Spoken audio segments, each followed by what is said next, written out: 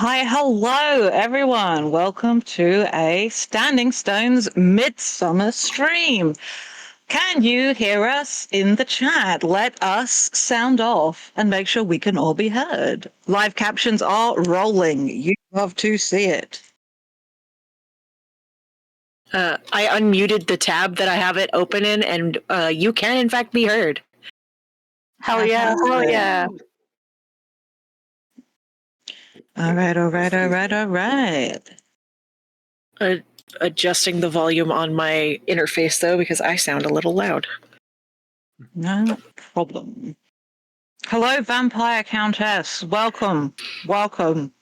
I feel like I have an inkling who this could be, but also.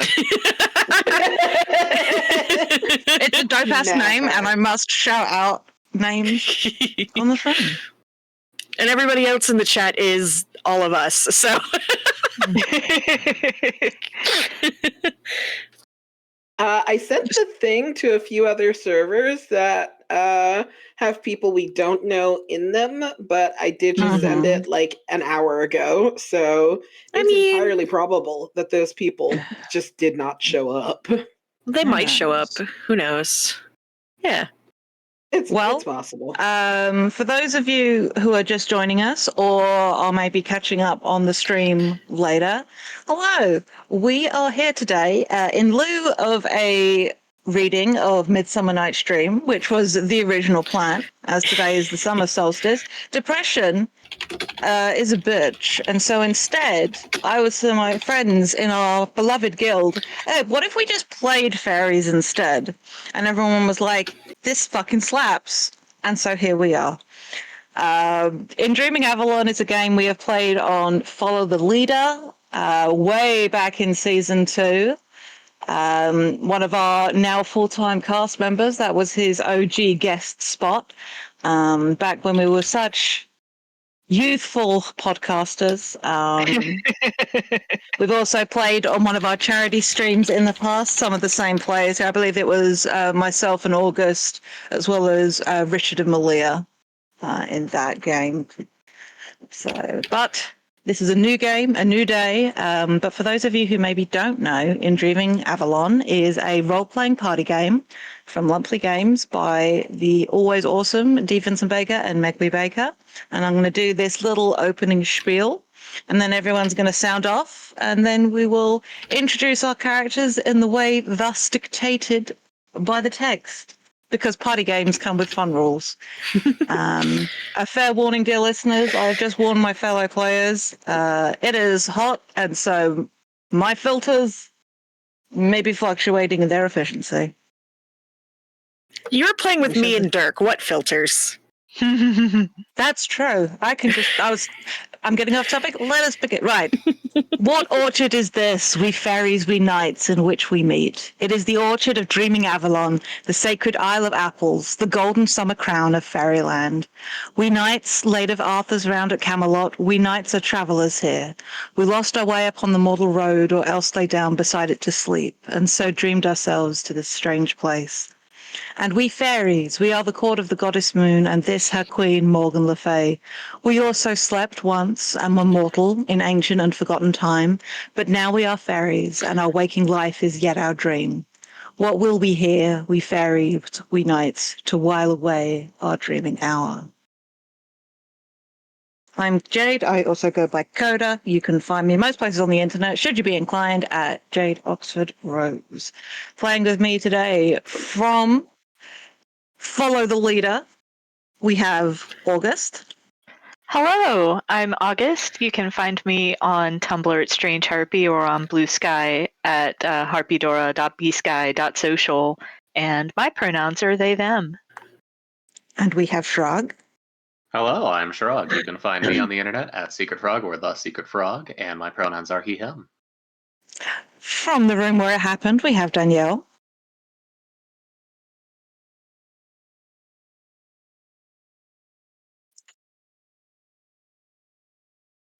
And then joining us today, our friends from the Hearthside Enclave, we have Izzy. Hi, I'm Izzy. I use CCR pronouns. You can find me on Tumblr and Blue Sky at Lotsadeer. And last but by no means least, we have Dirk. Hello, I'm Dirk. I use they, they, and he pronouns. You can find me in places at PFD. And we are all assembled. So, with that out there, where's that little safety note that I liked that I was going to give our listeners? Themes and content. In Dreaming Avalon is about love, romance, sex, vulnerability, and slight danger. I know who one of the characters is. We might have to just take those parentheses away from slight. We'll just pick those up and we'll just put it away. Yeah, use those later. All of the mini games are designed with the informed consent and emotional well-being of the players in mind. You'll find that the games allow you to engage with the other players at your own level of comfort, to safely establish your own boundaries and to play unguardedly without crossing the boundaries of others. Still, don't introduce themes or imagery that you know another player might feel troublesome. The object of the game is to fall in love, not to annoy each other. I mean, given two of the players in this call, those two things are not mutually exclusive from one another. No. But that's enough calling out my friends before we've even begun. We are set up. We have our list of games available in both our prep doc and in the Roll20 room for quick reference. But now we introduce our group needs at least 2 fairies and 2 knights, and we have a bevy of riches. We have 3 of each. So we have decided ahead of time who is playing fairies and who is playing knights.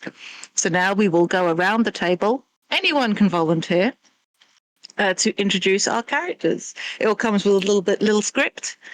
We'll alternate fairy knight, fairy knight, fairy knight.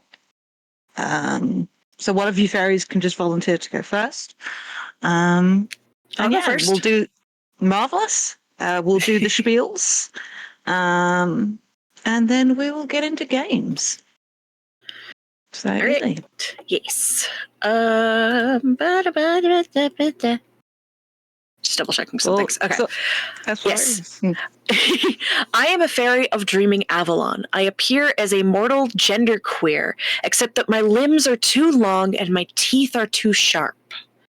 Otherwise, in appearance, I am a black man with curling hair and an undercut fade, tall in stature with yellow eyes and pointed ears. My skin is warm like black fur in the sun. I dress like the beast I am and carry that form in my movements. In character, I am impulsive and sly.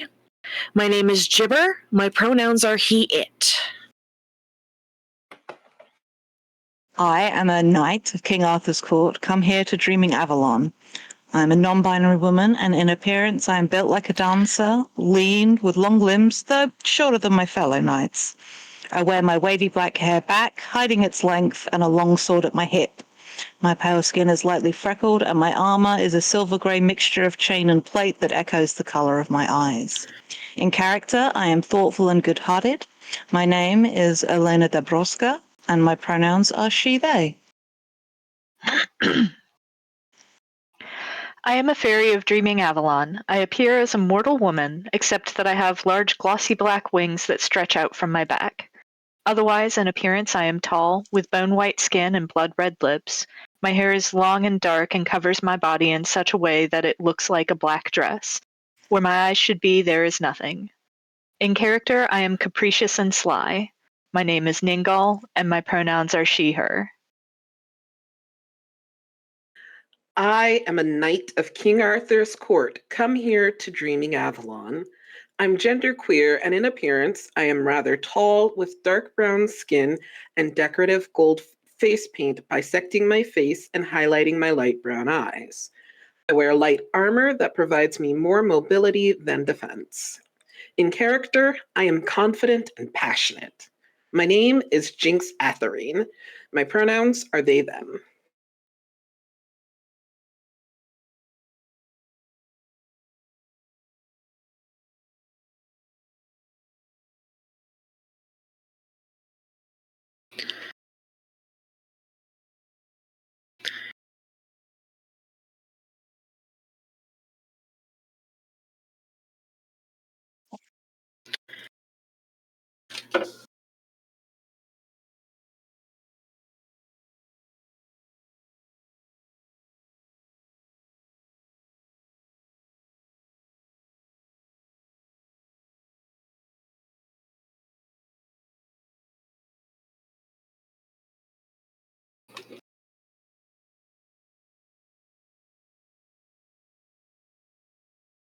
I am a knight of King Arthur's court, come here to dreaming Avalon. I'm a non-binary person, and in appearance I am tall and broad, with a generous stream of red hair framing my pale, angular face.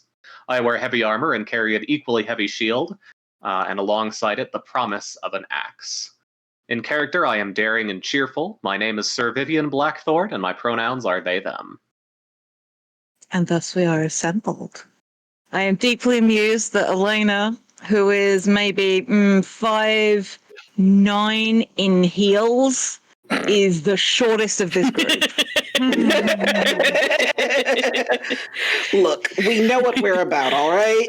Some tall motherfuckers in this group. Some tall motherfuckers in this group. Like, normally I am all about playing the smalls or the talls. Elena is an outlier and will throw off the mean height of my characters. So, it's suggested that you can play solitaire, to give yourself inspiration. But we all know our characters. Some of these characters are people we've played before. In fact, all of these characters are people we've played before in one form or another. Various live streams or playing significant roles in the wider lore of the Follow the Leader multiverse in some cases. So in which case, we can just dive in. So there are games much like Mobile Zero.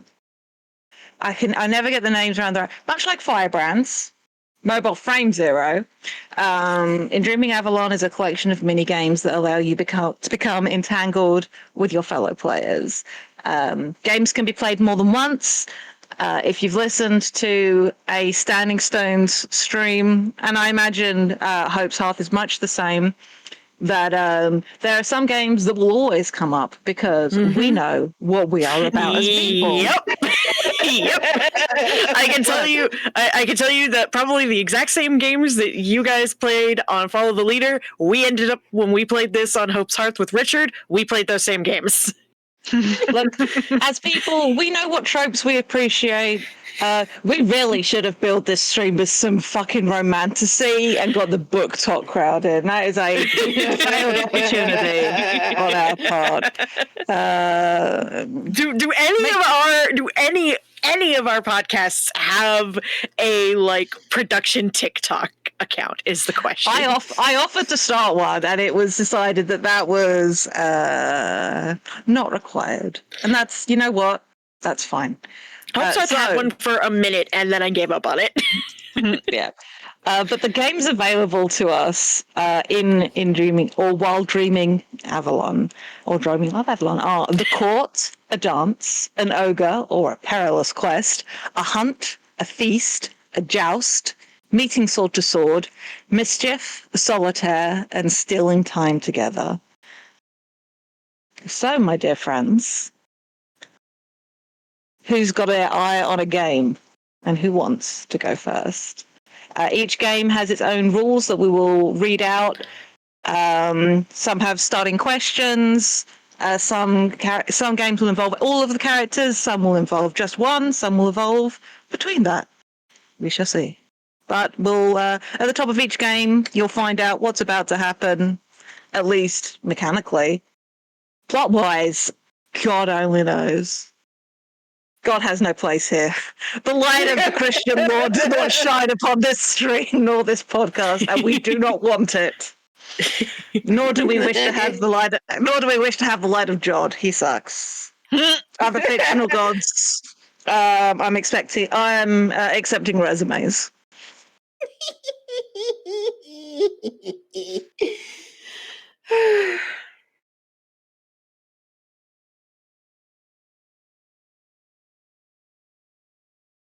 You want to start with the court? Starting Hell with the yeah. court. That's true. That's a good one. All right. So, do you want to read the text out for the court then, Danielle?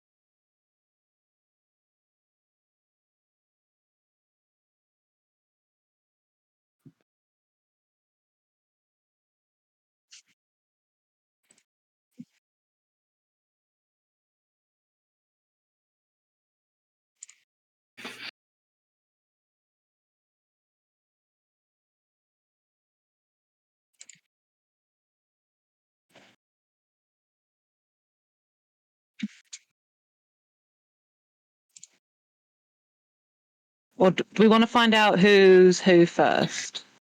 Who our captain and Morgan Le Fay are?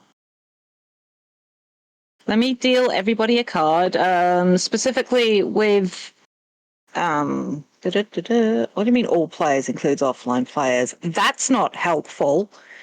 We are restricted to just aces and faces with our playing cards, which makes things a little easier. Let me just quickly do this. 1, 2, 3, 4. Is everyone here? Yeah, we're all in why? here. Mhm. Yeah, no, it's Roll20 being awkward because it's not giving me Dirk or Izzy to What? choose from. Rude.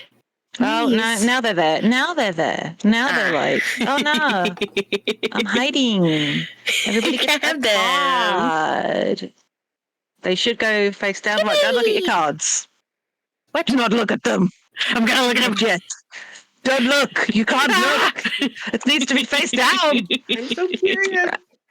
On the count of 3, place your card still face down in front of the player you think should be Morgan Le Fay. If you are a knight or the knight's captain, if you are a knight, you put your card in who you think should be Morgan Le Fay. If you're a fairy, you vote for the knight you wish to be captain. So, We're just going in blind on that one. okay. Given that in our Roll20 we have everyone's icons, the tokens I made, we can just draw our card and just let me just check that the settings of the deck will put them face down.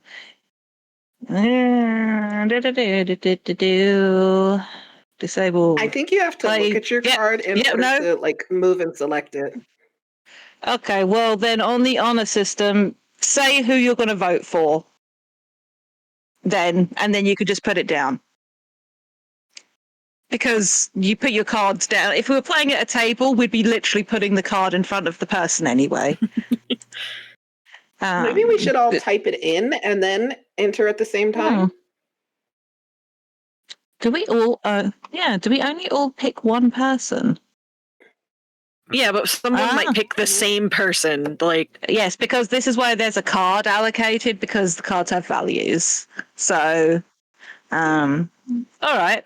Now here's the fun question, and one of the things we're doing in the court is how long have the knights and the fairies known of each other as these people, or is this? I just want to know why our characters are picking these other characters, because that's fun. And maybe this is part of what we notice about each other, or what people would notice about you, as per the wording of the game. What do you notice about each other? So maybe as we say our reasoning for giving for our nomination, and we can say what people recognize about us or notice about us if people like that idea. Before we do that, I'm really curious. Did we knights all fall asleep in the same place? Do we know each other? Because that sounds very fun to me, but I am curious. The text of the game suggests that you're all from the same court, we're all of Arthur's Round Table. So we could be out on a mission together and have just bedded down for the night, or we could have been on different missions and just all wake up here. All fun. Knowing each other ahead of time. But I like the idea that we're all known to each other as knights of Arthur's Round. Even if we're not buddies or weren't with each other when we fell asleep. Just oh, bitch, you two. Weird fucking dream, right? But I like that adds to sort of magicalness of it. All right, I'm picking on Izzy. Mm-hmm.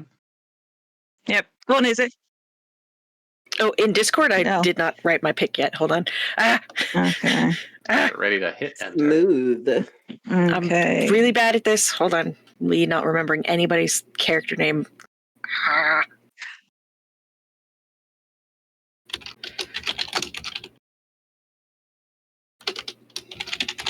I've just realised Okay. that we can all only vote for one person. So doing blind right.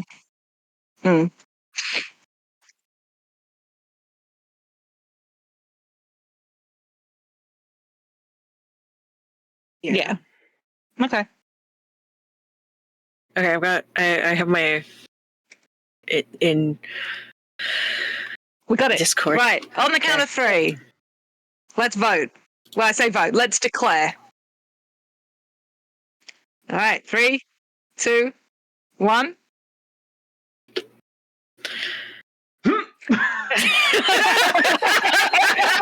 Everyone's on the same page. I must stress that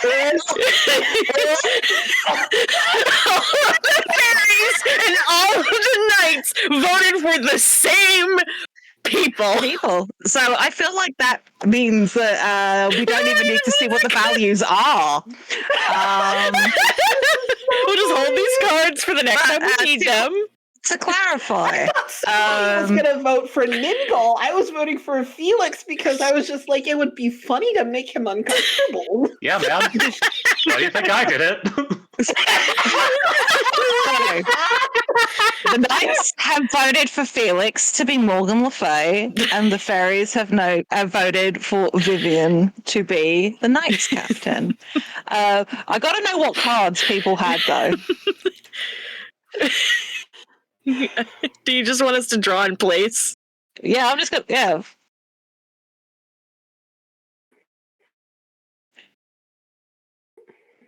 The slow little movements on the screen. Yeah. I know, right? How do I flip it?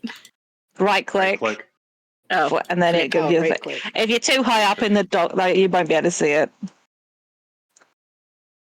You should put it to where your character portrait Why is there a because I little can't tell jack, whose is his. down by the...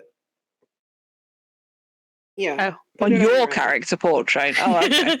Because we want to know what everyone had. Mm-hmm. Yeah. So, for the sake of listeners and sharing this very cool game written by D. Vincent and Megway Baker, so for Morgan Le Fay, the fairy with the highest ranking card in this order is a queen, then an ace, then a king, then a jack. And then if a tie of that, it's hearts, then diamonds, then spades, then clubs. So So it would have been my choice if we had disagreed, because I had an ace and none of the knights had a queen. Mm-hmm. And then the same for the knights captain, the knights with the highest rank, it's an ace, then a jack, then a king, then a queen. So that would have been August's choice. vote. So, But we all And voted there the we same, have so it. I think we just win in Dreaming Avalon. I think we won Dreaming Avalon. good work, everybody. We can wrap up the stream. Okay, good. Somebody messaged the Bakers on Blue Sky, like, guys, we did it. We did it. We won Dreaming Avalon. Okay, well then. So everyone, so we need to now tell, what do people notice about each other now that this has been established? If you are Morgan Le Fay or the Knights Captain, remember that you are. It matters only in court, but you should remember it for future courts. Felix has to be Morgan Le Fay forever now.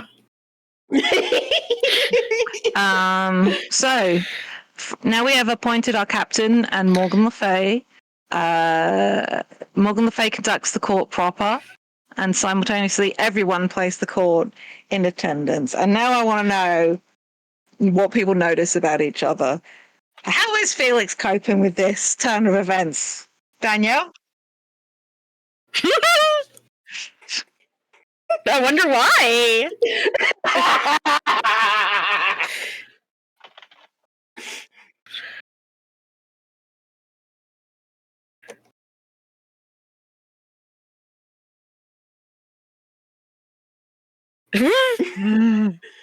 Oh, buddy.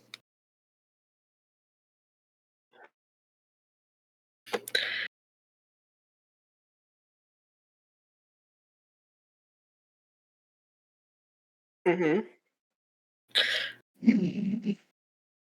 Wonder why. He wants to go slink into the shadows. He wants to go hide under the bleachers with the other emo kids.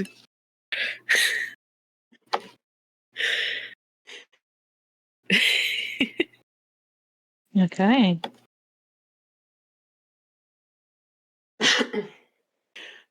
What about Do Vivian? you want to? Yeah. What? How is Viv? Well, I was going to say Vivian. I'm sure Vivian's fine. Vivian is just like deeply competent, generally speaking. I will point out in our doc that Shrug is the only one of the knights that actually made his knight a sir. Get good. Uh-oh. Uh-oh. Uh-oh. Uh-oh. Bryn in the chat says, "Oh no." What? How about now? Can you hear me now? You should be able to hear me now. This is really silly. Yep, you're good. Hi, I'm Danielle. I use she, her, they pronouns. You can find me on the internet at RedTailTalk90. Felix is deeply uncomfortable with this situation. He's the one that looks beat up with Griffin features. Basically the one you haven't heard anything about so far. Yeah, I'm glad the complete silence during the intro seemed normal.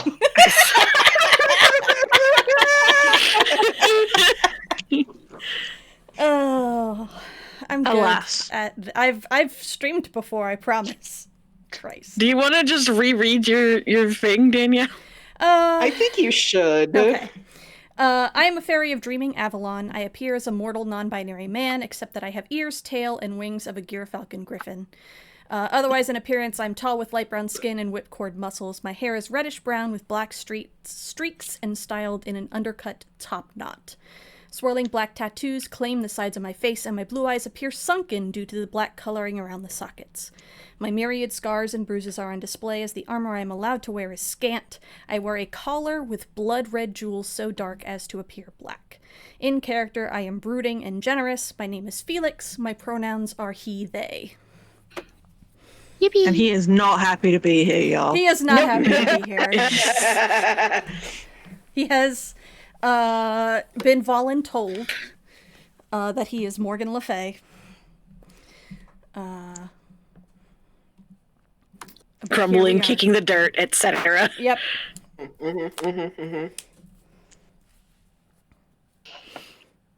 So how is Knights Captain Vivian? I think upon being chosen by the fairies, they just give a very genial smile and a nod.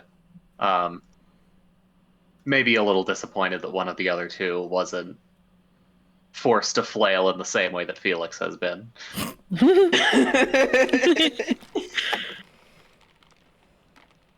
We need that juxtaposition. That should have been the way of the fairies. I think that Jinx is specifically out of the spotlight, has sort of like blended into the crowd. Not 100%, obviously, because they're still a knight, but it's definitely a matter of they are not putting themselves in the position to be voted as the knight captain and are very pleased that this has worked out.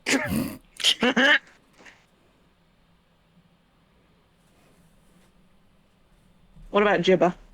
Oh, Jibber looks absolutely fucking tickled that this has happened to Felix. Is like sitting in like a seat, just sort of like legs crossed, leaned back, very much like cat face at Felix.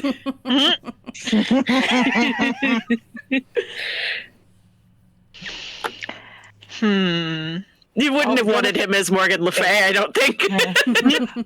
No. given some of the stuff we chatted about ahead of time, I'll leave Ningol for last if you like, August. Yeah, by all means.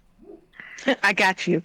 I think Elena is not surprised that the fairies chose Vivian, and is like very much like, oh yeah, no, makes sense. I'd pick Vivian to be the captain. I think there's like something like a flickering of guilt at how uncomfortable Felix looks. Given that she voted for them. I don't think she was expecting the vote to go that way. So here we are.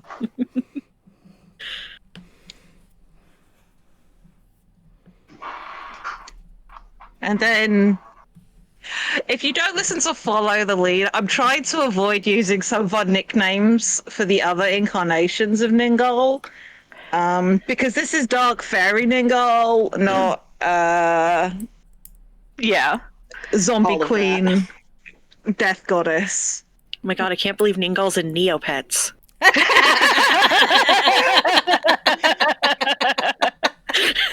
so glad that boy. Yes! Oh boy. She goes every day to get an omelet. Mm-hmm.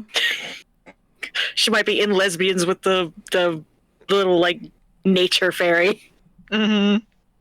What the hell? Oh, Neopets has some fun, weird backlore going on. Oh my god, it's just like Gaia Online. Never Yep. mind. Why? For the audience, Coda has just shared a picture of the Paradox Pokemon Fluttermane in the chat. Dark Fairy.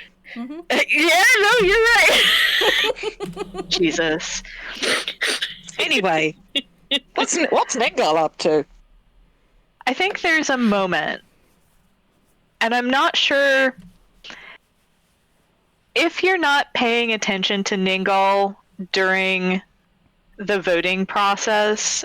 I don't think you necessarily would have caught it, but there is a moment after the votes are revealed where her face is just this mask of rage.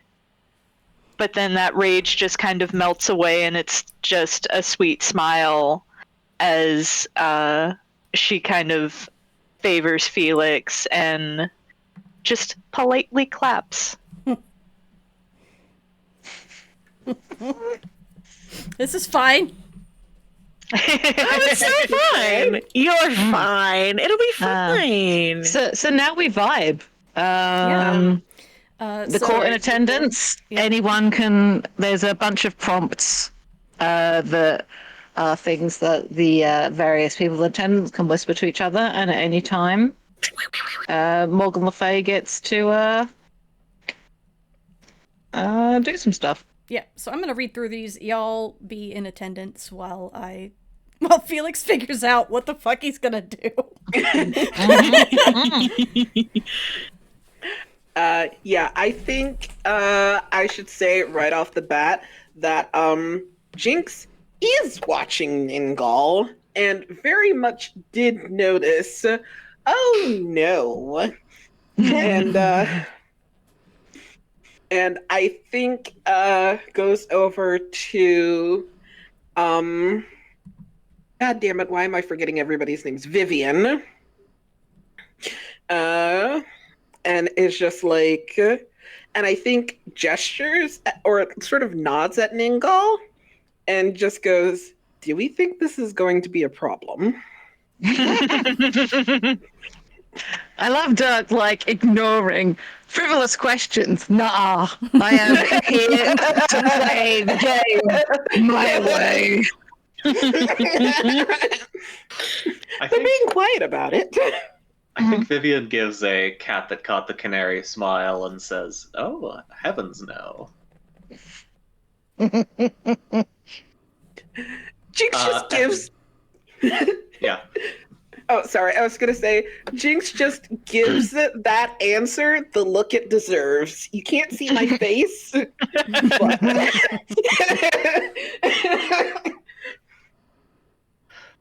Madam Ningle, who deserves a forfeit exacted of them if only Morgan Le Fay realized it?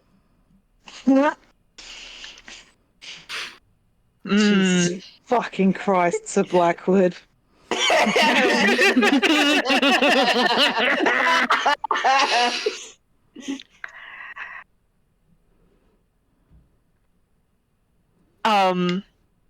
I think Ningal kind of tilts her head and says, "Ah, Sir Blackthorn, I would love to answer, but unfortunately Morgan Le Fay is speaking."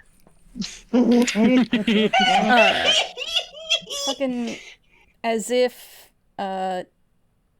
poked with a cattle prod. Felix perks up on stage from where they've been like perusing there's like this huge tome of like it's Robert's or not Robert's fuck, what is it?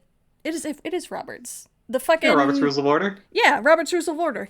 I wanted to call it Robert's Rules of Writing, which I think is a different book that I've read. Robert's Rules of Order for fairies. And he stands and like clasps his hands behind his back and says, I would like to open this court of Morgan Le Fay by welcoming our knights into our midst. Welcome to... Oh, fuck, I closed the fucking document because I'm not very smart. Welcome to Elena Dabrowska and Jinx Atharine and Sir Vivian Blackthorn. May you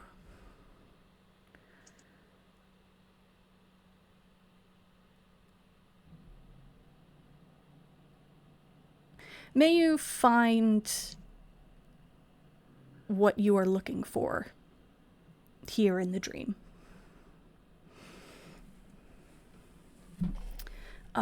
Sir Vivian, or Sir Blackthorn, if you would like to make a statement, you may.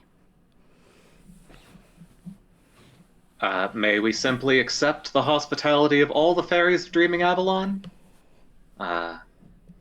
Many times in mortal life have we dreamed, but none, I wager, as sweet as this tonight.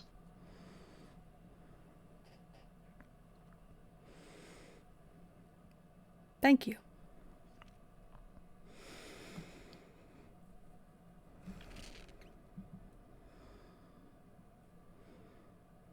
I like to imagine that Jinx is just standing next to Vivian and has just been giving them this look the whole time that is just like, shh, I bet you do.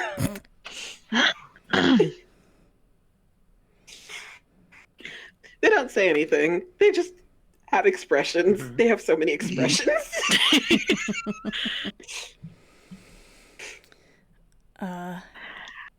Go ahead.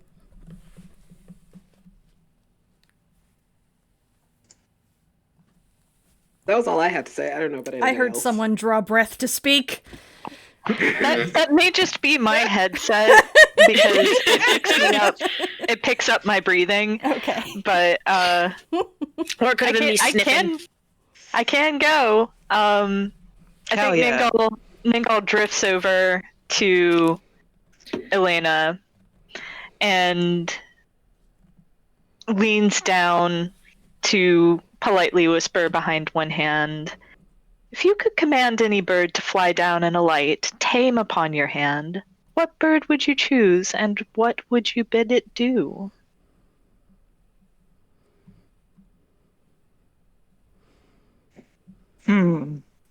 I think Alina starts a little, not expecting to have been approached, and sort of glances at Ningal and then looks away to look out over the assembled court and all the different fairy wings, how some are like gossamer and some are like birds and some are like Ningals, which is like you just don't want to look too hard and figure out what they're made of. Actually, I think I would rather not know. Um, hmm.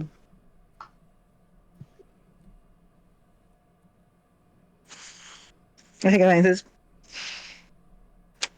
a magpie. I think they're considered lucky where I'm from. Do you feel that you are lacking in luck as it is? No, there's a rhyme that we're taught as children about them, and I've just always smiled when seeing them. And well, there's those stories that they collect treasures, right? So maybe I would ask to see what treasures it had. And she's polite in answering the question, but she's clearly like, I don't know how to have this conversation. It's weird, actually. And this is a very scary fairy next to me, actually.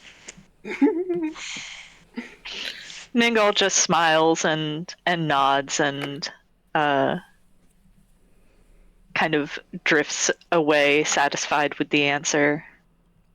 When Ningal drifts away from Elena,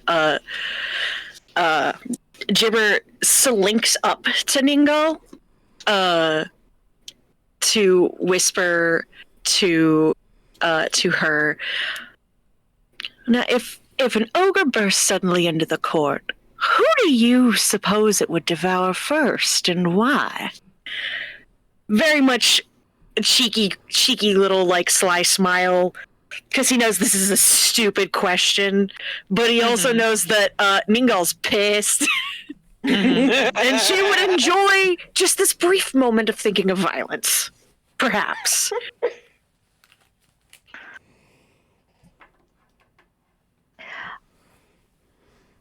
I know who I would suppose it might go for first, but I strongly suspect Sir Blackthorn would put themselves in the way first, which is unfortunate.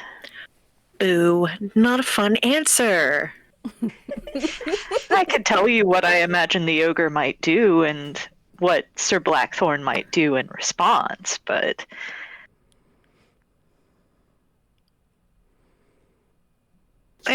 You've told me stories like that before. I guess I'll go get a more entertaining answer from somebody else. And he slinks back off. Ningal gives him a little wave. Yeah.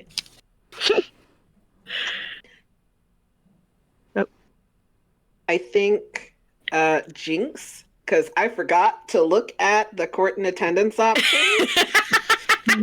Listen, there is an option that just says another question of your own invention.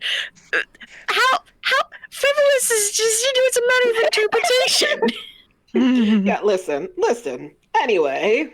It can be frivolous to say, hey, Vivian, what the fuck?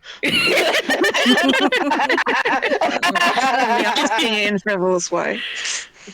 Yeah, no, I think now I'm going to go over and talk to Felix. Mm-hmm. And I am torn between two questions. Ooh, I think Jinx is actually just going to say this. I think, like, okay, question. Does Felix, like, have a seat or, like, are they standing? Or, wait, pronouns. Hey there, you're good. Whenever I play this game, I always imagine fucking like SCA court bullshit, which is just a bunch of chairs, and then up front is like fancy Like a meeting seat. hall. Yeah, like a meeting hall. Everyone on the same level, but there's a fancy seat up front. Mm-hmm.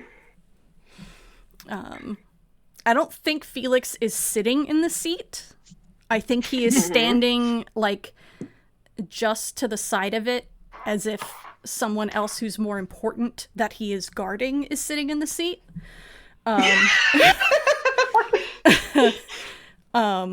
And he's kind of just like flipping through this fucking book as fast as possible.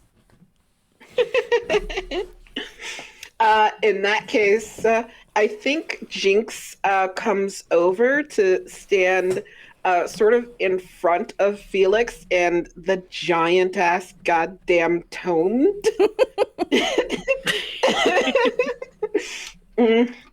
And it's just waits until Felix looks up, sort of does that like lean in when you're like, I would like you to pay attention to me now. And just says, well, you're Morgan Le Fay right now. If you could order somebody to bring you clothing, gowns, and robes of any material and cut, what would you like to wear?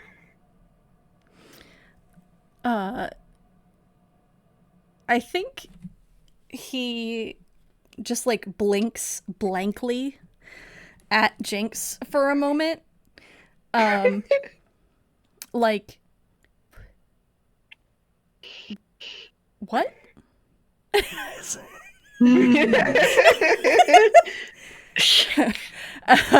I don't. You never look comfortable in your clothes. So I was wondering if you could pick something else, what would you pick? Fucking Jinx reading them for Phil. Felix just like mouth slightly open, just like eyes dart through the audience and then come back to Jinx. Was he looking at someone in particular, or? Yes, but I'm not going to tell you who. Rude. Jinx definitely tries to look. I used to prevail myself of a full suit of armor, but I have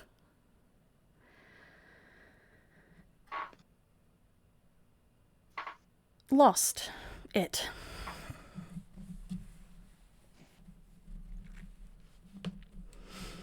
That's unfortunate. He gives like a really tight smile and then says, I believe now is time for everyone in attendance to bring forward whatever gift they've brought for the seat. Does not imply that it's for him.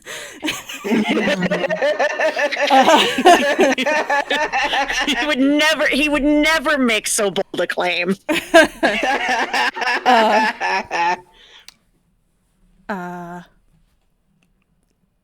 We can start with our knights if they are amenable.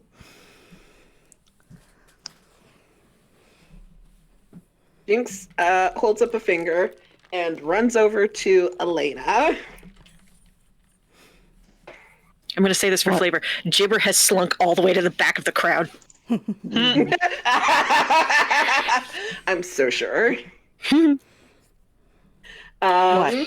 So, like, as Jinx and Elena's just like, given what just got announced, Elena's just looking at, what?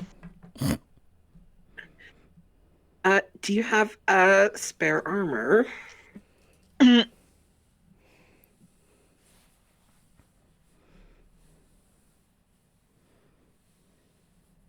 I look at you.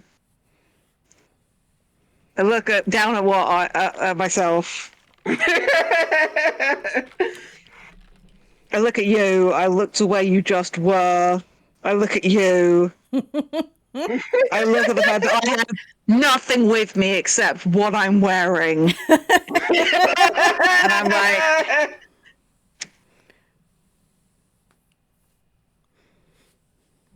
Jinx, what makes you think I have spare anything?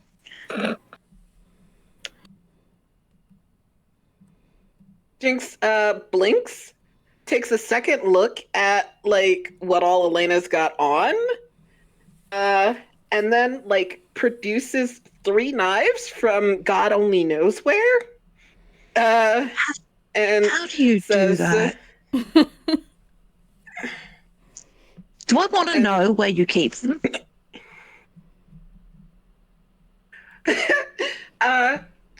Jinx does not waggle their eyebrows, but there's definitely eyebrow waggle in what they say next. Mm-hmm. I don't know. Do you?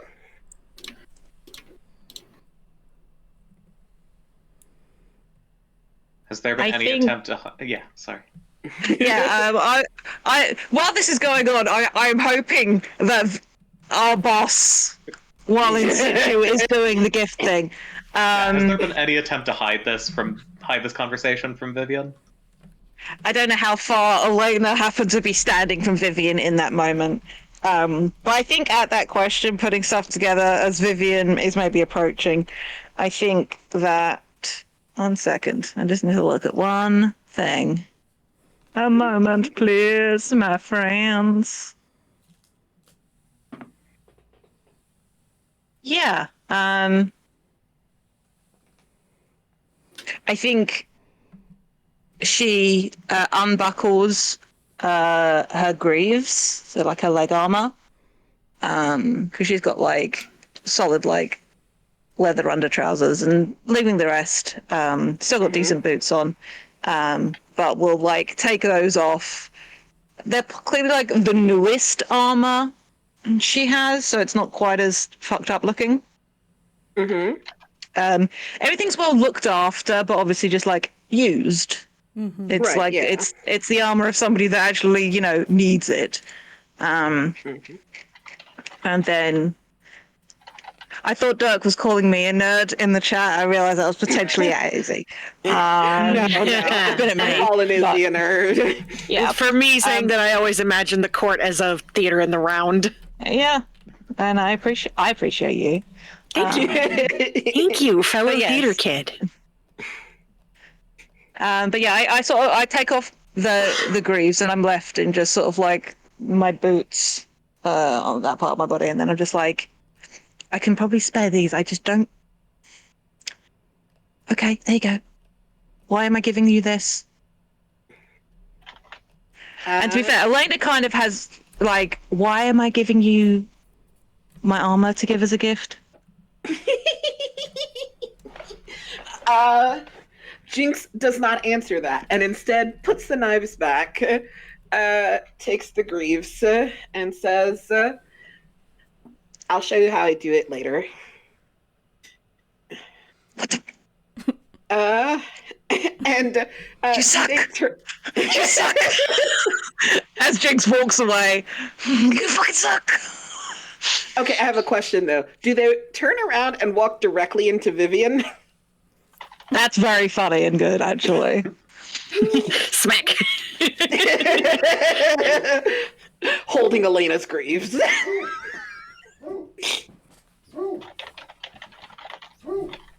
Okay.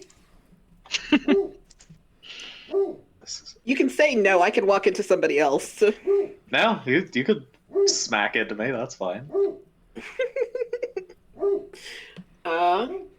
So yeah, smack. And like they take a half step back and say, "Oh, good. You wouldn't happen to have any spare armor, would you?"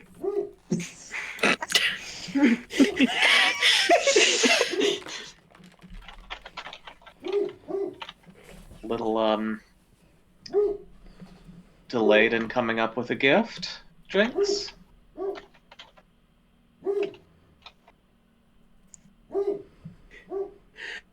Dirk. I'm just sitting here thinking, rude.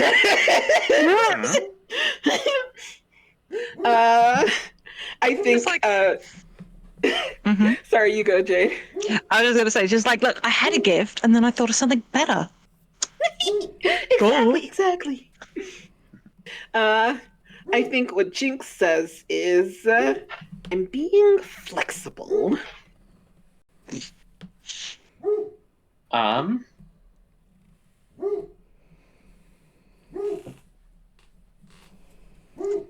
Yeah, I think in that case, Vivian is going to approach the court, and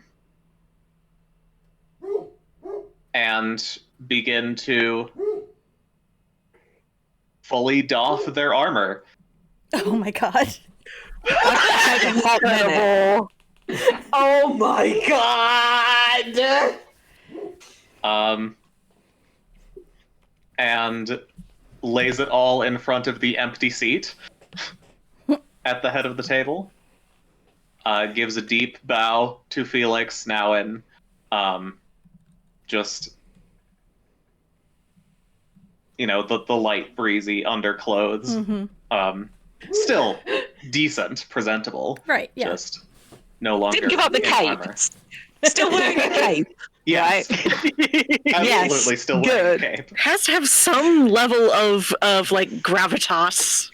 Still, that's what a cape gives.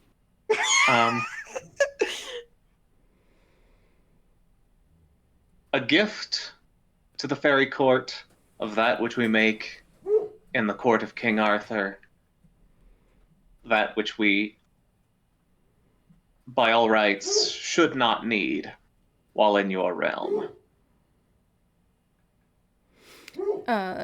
Felix, I think, Vivian, you're close enough to see Felix first look stunned before he smothers it and just kind of like bows his head in thanks.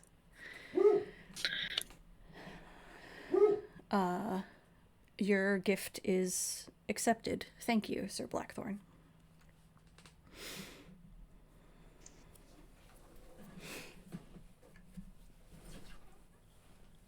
Shrug, that's fucking rude.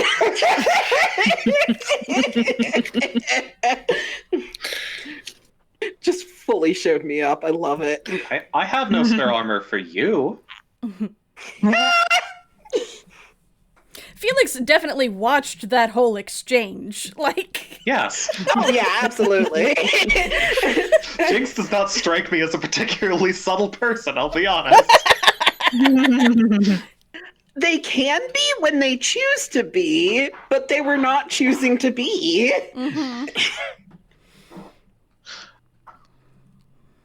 Do you still go give Elena's greaves? No. No. I think Elena sees Jinx watch Vivian do this. And then they just turn around and say, I'll hold up the greaves and say, I can help you put them back on. I'm good. Just sort of like sit down and put them back on. And then once they're back on,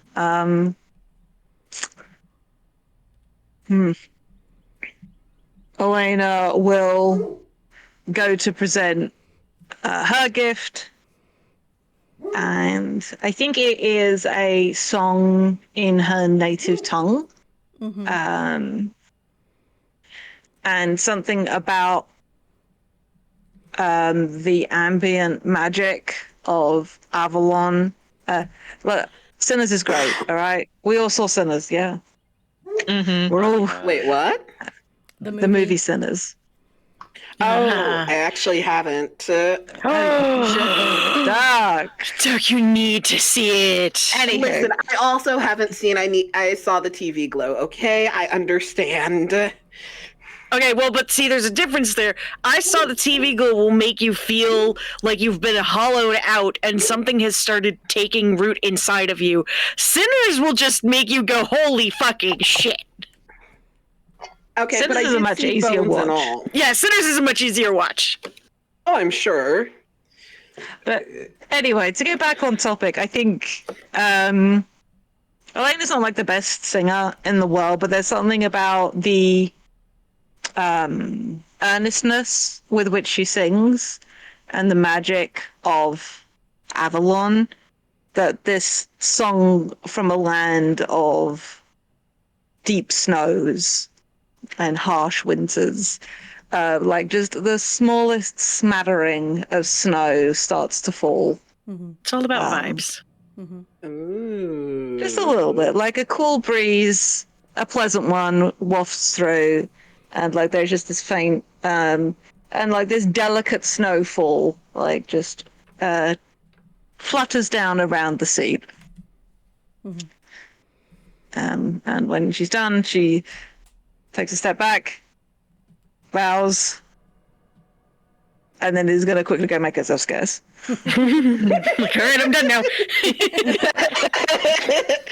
Since everybody bit. keeps stealing my ideas,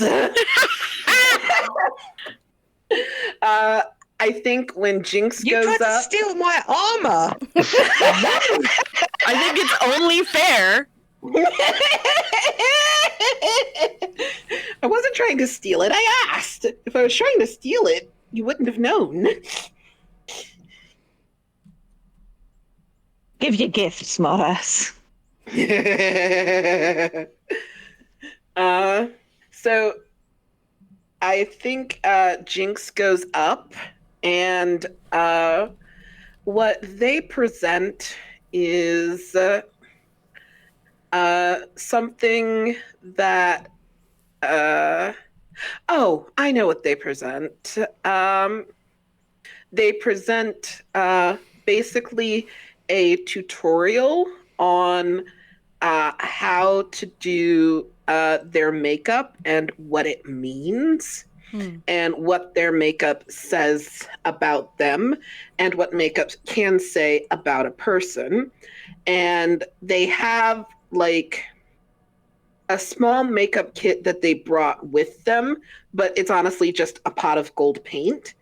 And they also have a little bit of makeup that they have brought with them. And they do offer to do Felix's makeup for him, but they also just offer this little, it's like a little palette of makeup.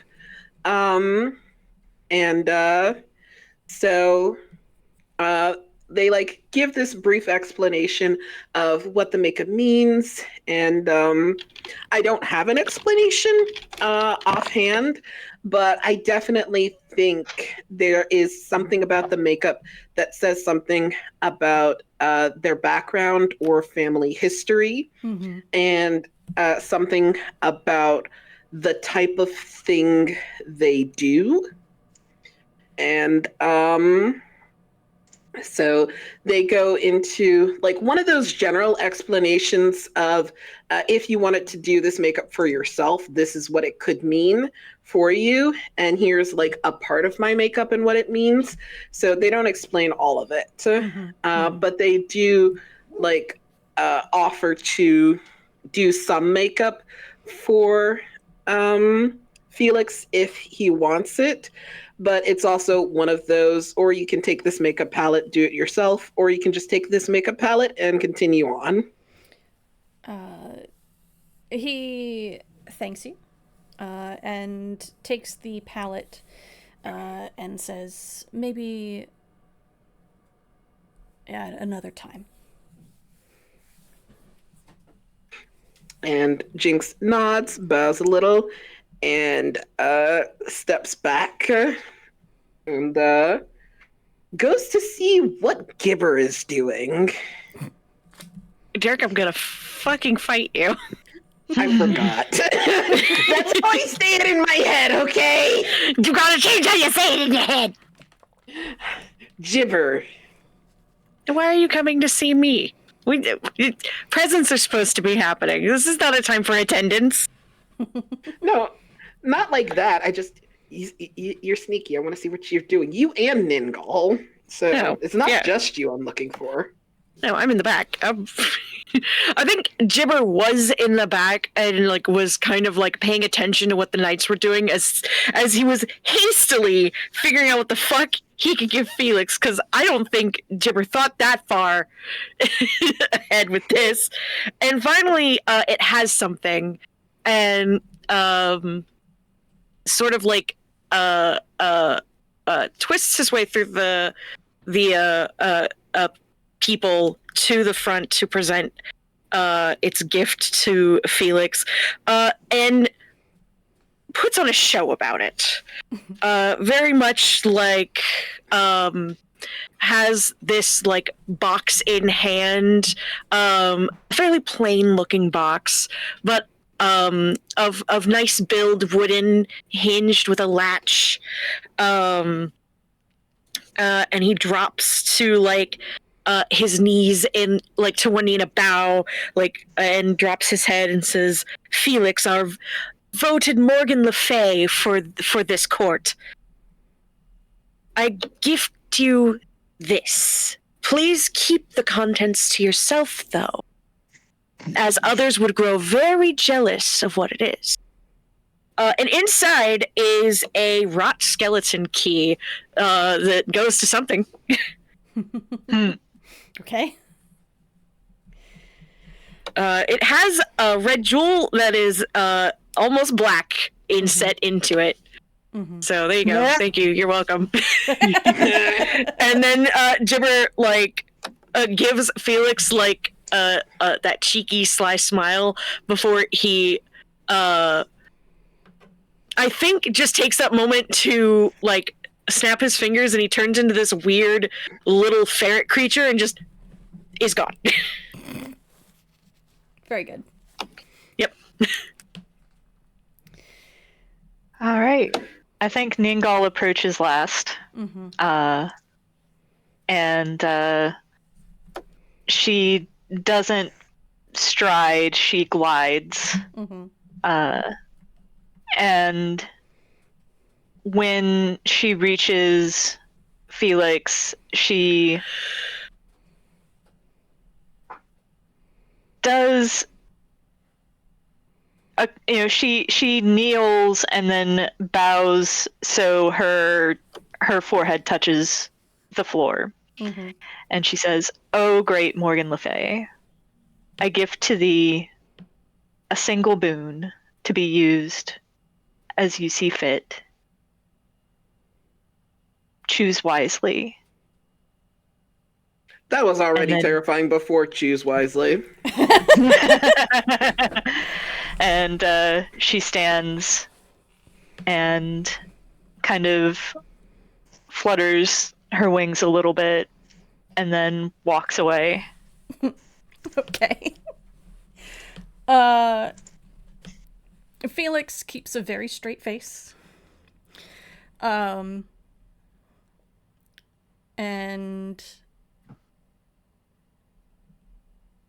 says, the court of Morgan Le Fay accepts these gifts in the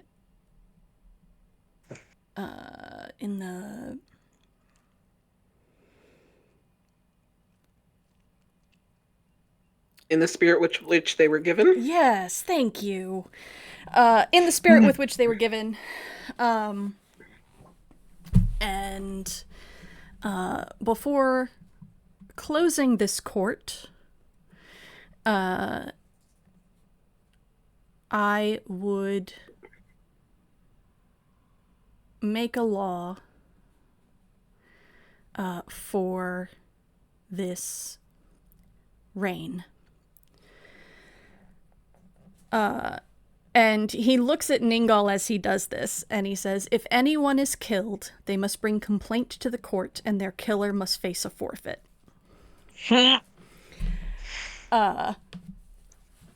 This is also the boon he is asking.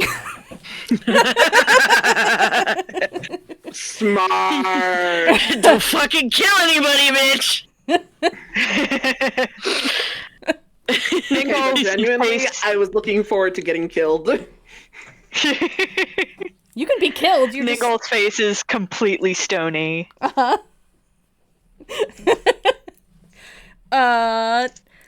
The court is satisfied.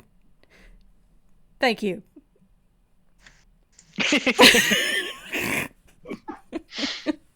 Amazing. Beautiful. Wonderful. Poor Felix. I know exactly what we should follow up court with. What's yeah. that? A feast. Okay. Oh, thank God. I was thinking the same thing. Yeah. I think Gibber actually is just like, all right, court's adjourned. Clap, clap. It's time for a feast. Are you still a ferret creature? when you do Yes, that? obviously. Like, I've gotten up onto like the top of the back of the chair, like the throne Beautiful. chair thing, and it's just Beautiful. like as sounding at normal volume and not weird little creature volume says that. Amazing. All right. All right. Izzy, do you want to give the description of a feast? Yes, if I can fucking find it. There we go. Page 8 of the PDF. Yes. A feast. Everyone plays. Obviously, we start off with what do we notice about each other. During the feast, anyone can ask anyone for details about the setting, occasion, and circumstances. The object of the feast is to play to find out about each other's hearts and histories. When conducting the feast, everyone gets a turn. We go around the table. On your turn, the chef sends forth a dish for all to eat. You create the dish by choosing from the lists, either a knight's dish or a fairy dish, your choice. Each dish ends with a question to the assembled feasters. Everyone answers every question by show of hands or other act of acknowledgement. Make note of others' answers as you like. Once everyone's had their turn, all together toast the chef and the feast ends. All right. You got an idea of what the feasting hall or space looks like, is it? I While people do. desperately start looking at the dishes, relieved they only have to pick one. I think the feasting hall is where the court may have been something a little bit more outdoors. I think the feasting hall is in an actual like long building kind of thing, with like great tables and like chairs, not benches, chairs, because the benches are reserved for fairies not invited to the feast.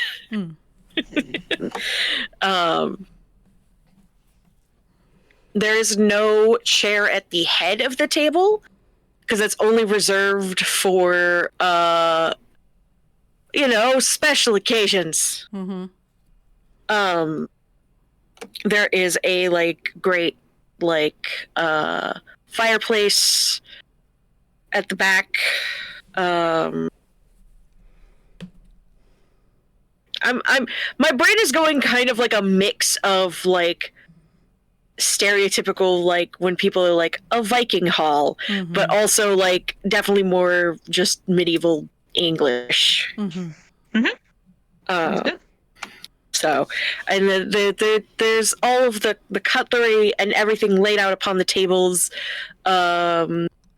like goblets and cups and all sorts of things. I don't think everything matches, and I think that's on purpose because some fairies prefer some things, some prefer others. And yeah. Dig it. All right. Anyone got a dish spotted? Well, what do we notice about each other first? Oh yeah. For Gibber, who is sat towards the middle of the table, but more forward middle, you notice that he still seems like that sort of like kind of cocky attitude but he seems a little bit more smug about it now. And is very animatedly like chatting with other like people who are around him. What about? Probably nothing. Wait, sorry. Can you say that again, please? The whole thing or just the last bit? I think the last bit. He's talking with the people around him. What about? Probably nothing. Ah, okay. Yes.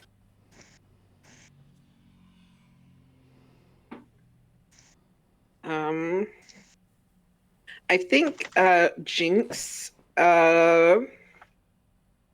finds a seat.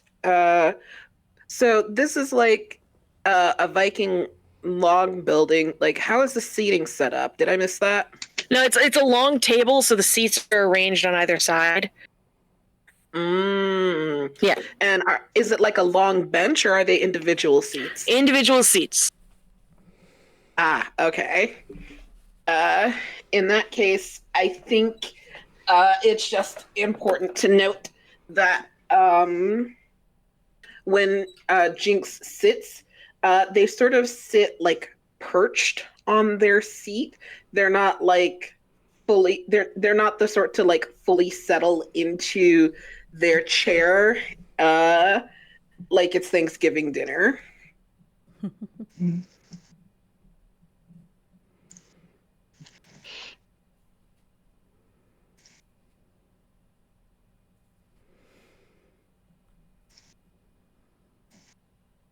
I think Ningal is.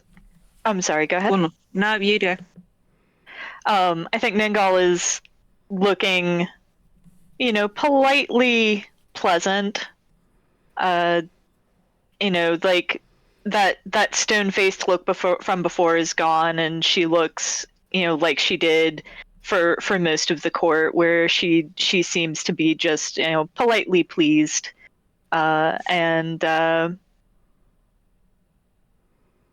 I think even though she doesn't have eyes, you can tell that she's just sort of not scanning, just sort of observing the people around her. Like, you get the feeling of being watched, and when you look, it's, you can see Ningal, and Ningal smiles. Elena is sat sort of at the far end of the table, the empty seat at the head that Izzy mentioned. Like, Elena's down at the opposite end, so she can sort of see up the table and at everyone eating without having to like turn her head. She could be looking at anyone there. But her body language is fairly open. She's clearly like pleased to be here.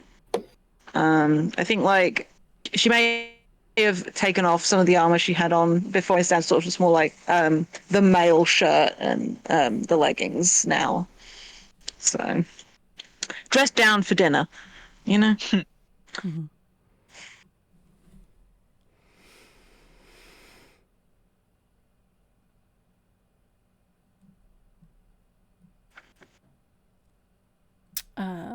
I think that as Felix steps away from the throne and into this hall, the glamour of Morgan Le Fay falls away from him, and I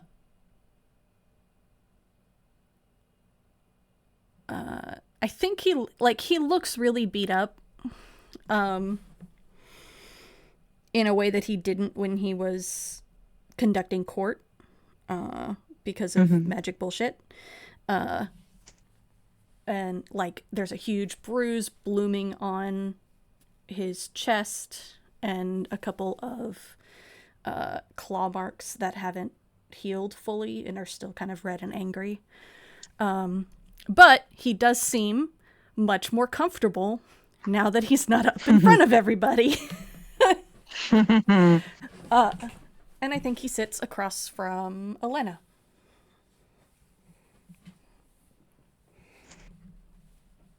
So Felix is also at one end of the table. Yes. Vivian obviously looks a lot lighter without a full set of armor on. Still probably has their tower shield like across their back. Mm-hmm. Vivian is going to put themselves between Felix and the other fairies. Oh, buddy. Oh my god.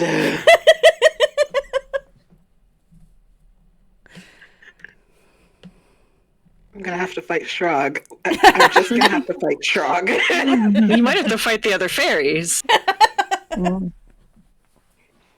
And now we feast.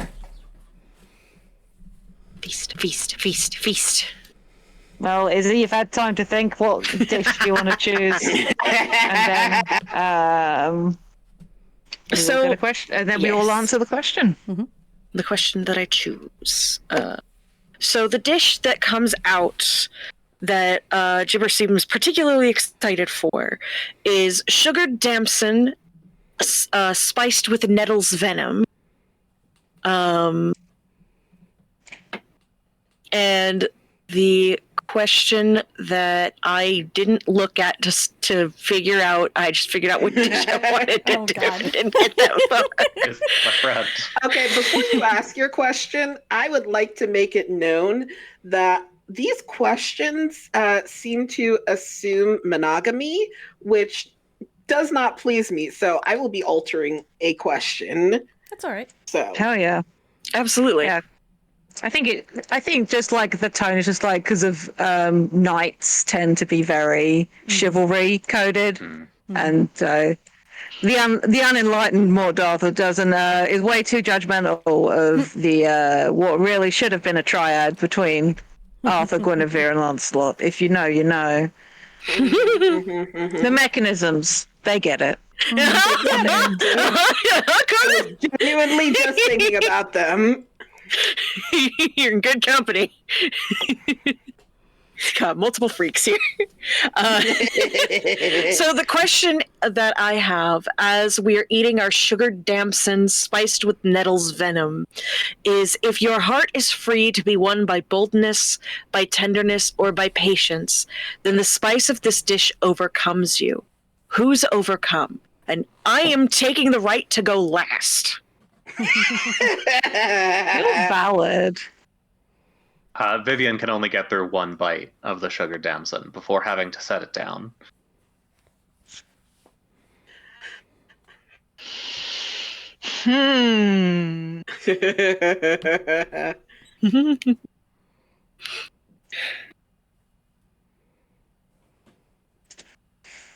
Gibber is here So to many cause different problems always. options, though. Hmm? I said that's so many different options, though. Boldness, tenderness, or patience. Right?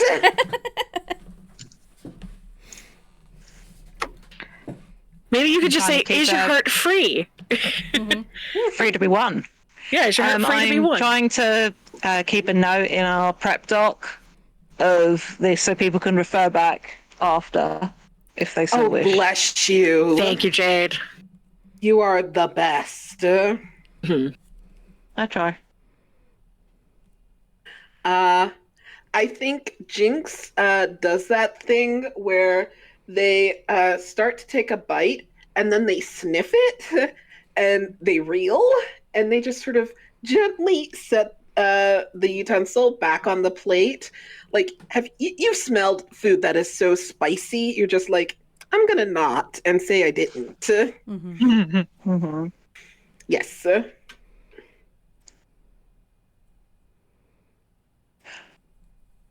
I think Ningal similarly catches a whiff of the dish and her nose wrinkles and she says, I do not believe this dish is suitable for my palate, but send my regards to the chef anyway. I am keeping a note of people that pass on the dish without tasting it. Fascinating. Felix is that person who, when eating spicy food, just like full crying and like running nose, looks fucking miserable while eating it, but continues to eat. Like somebody's like, "Are you okay? Do you need to stop eating this?" And Felix is like, "No, this is delicious." Yes.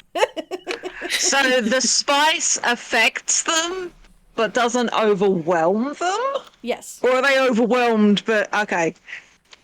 Affected but not overwhelmed.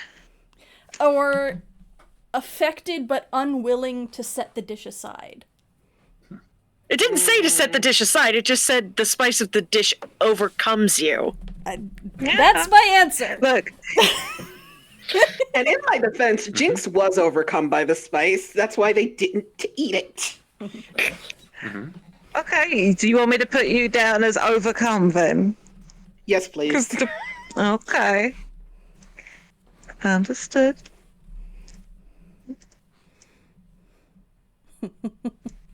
Who's next? I need to. Okay. And I know Izzy wanted to go last. Yes. 1, 2, 3, 4. Yep. It's you. Yeah, it's me.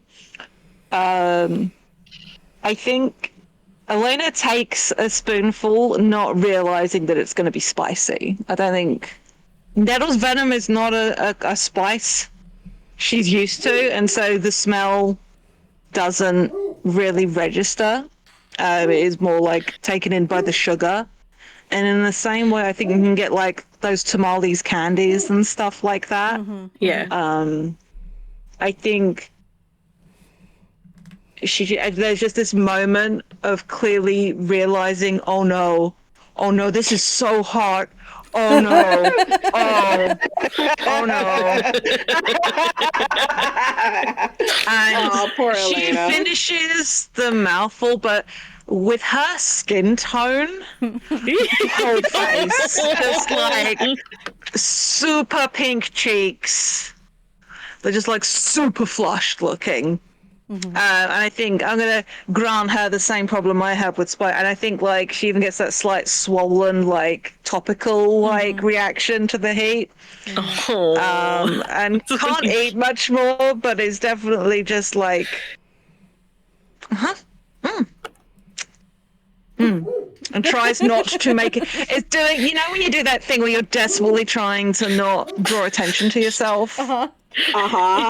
She's like Very much so. slowly reaches for the drink, chugs it.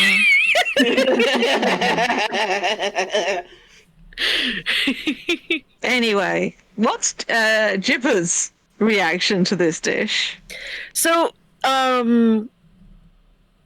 Gibber, blah blah, blah blah blah. My mouth was like words. Very no. coherent. Yeah, I know, right? Gibber is like the dish comes out. Gibber loves this dish so much. Like generally, if it's at a feast, Gibber is like consuming so much of it. But it's weird. He gets through maybe half a plate and has to stop. And outwardly, it doesn't look like anything is wrong, but you can see that there's some sweat on his brow, and his like tone has shifted as he like clears his throat and like excuses himself from conversation to take a drink, because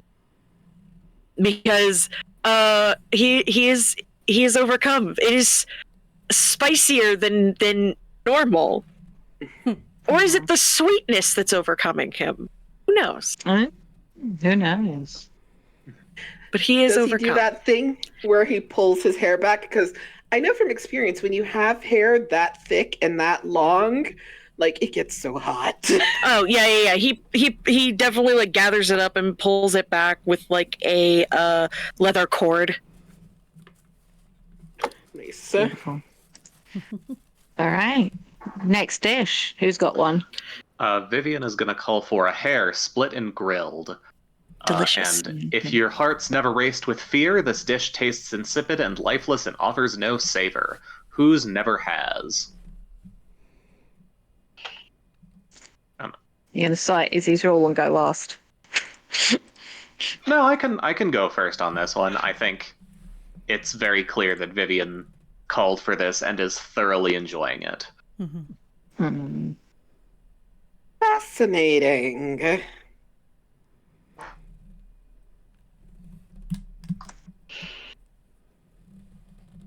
Jibber got a whole leg, fully expecting this to be fucking delicious because it smells delicious, and it just tastes like nothing in its mouth. It gets a bite in and then does that thing when something is bad flavor, bad texture, and you just go bleh. Immediately just bleh. So then go cheap food fall back on the plate. It's bleh. Ningle gives Jibber a look and then tries the hair herself, and then just you can tell that she's having the same reaction, but she does not go blit. She gets a napkin and puts it in the napkin and puts it to the side. Yeah.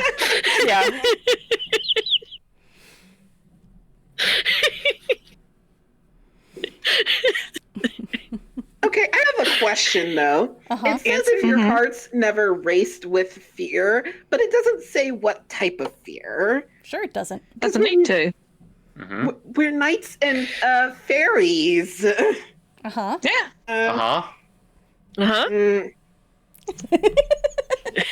Anyway. And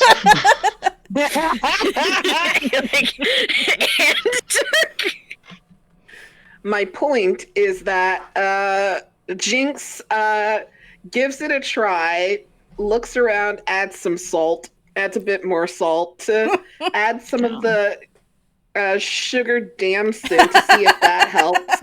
Decides the sugar damson is far too spicy to be adding to anything, and just pushes everything aside. F.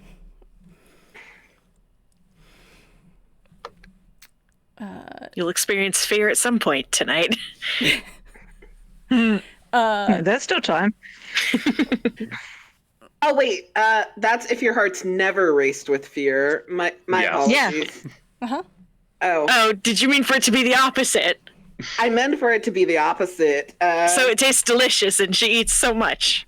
They eat so much. Sorry. Yeah, they eat it all. Mm-hmm.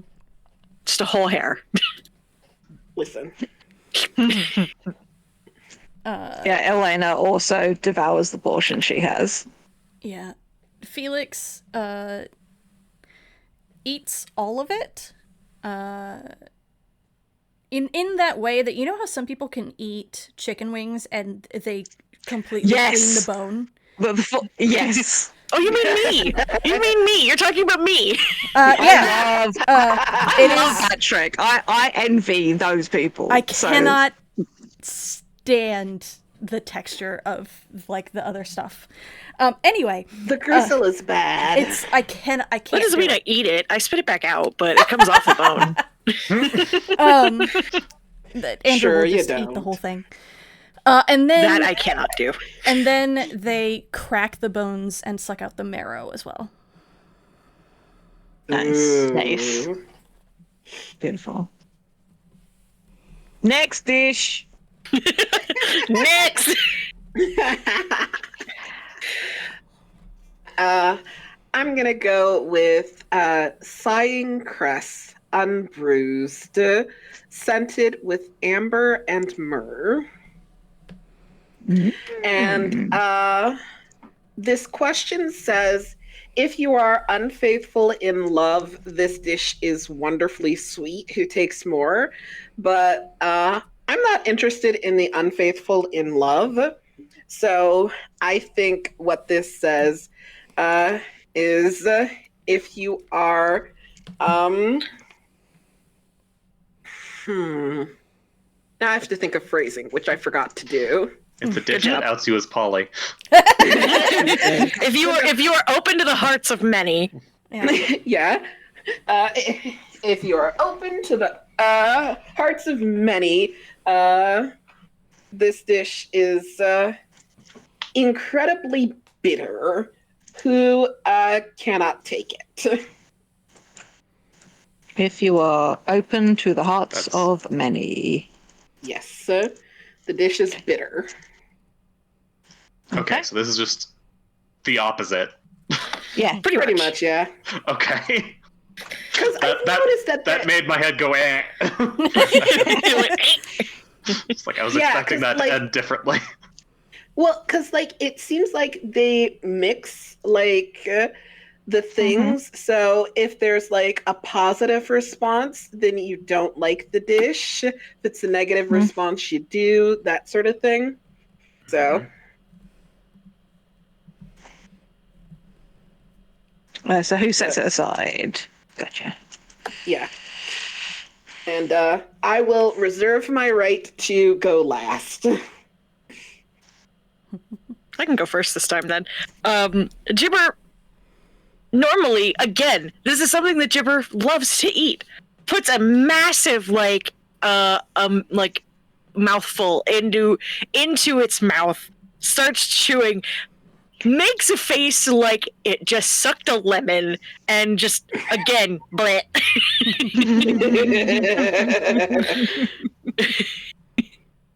And shoves the whole plate away. Like, that's disgusting.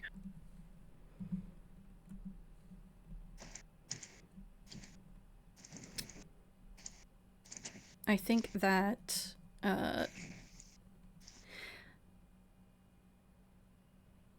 Felix eats a bit of it, politely, but eventually sets it aside.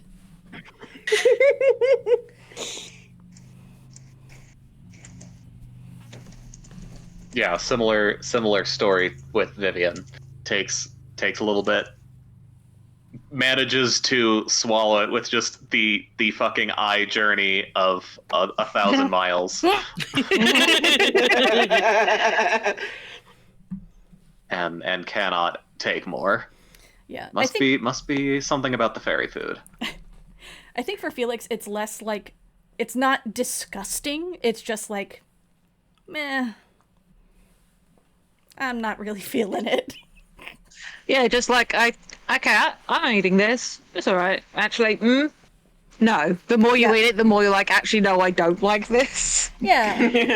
It's one of those bitternesses that builds. Yeah.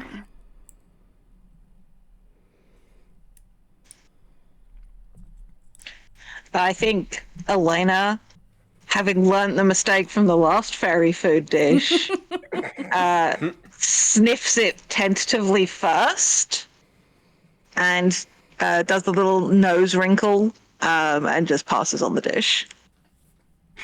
Doesn't even taste it. There's just something about it no.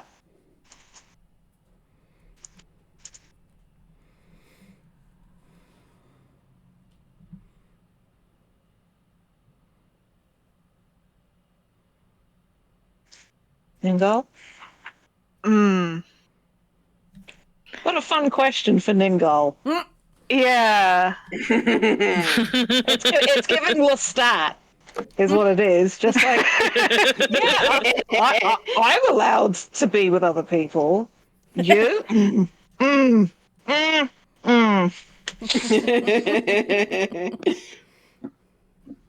Yeah. You could just say that Ningal doesn't share and chows down happily on a plate of sign cress. Yeah, I think Ningal is, finds the dish quite pleasant. She does not have any sort of negative reaction to it, and when she finishes, she very delicately dabs at the corner of her mouth with a napkin, and kind of. She doesn't arch an eyebrow at the others, but there's that vibe. The smug monogamist vibe, yes. Familiar.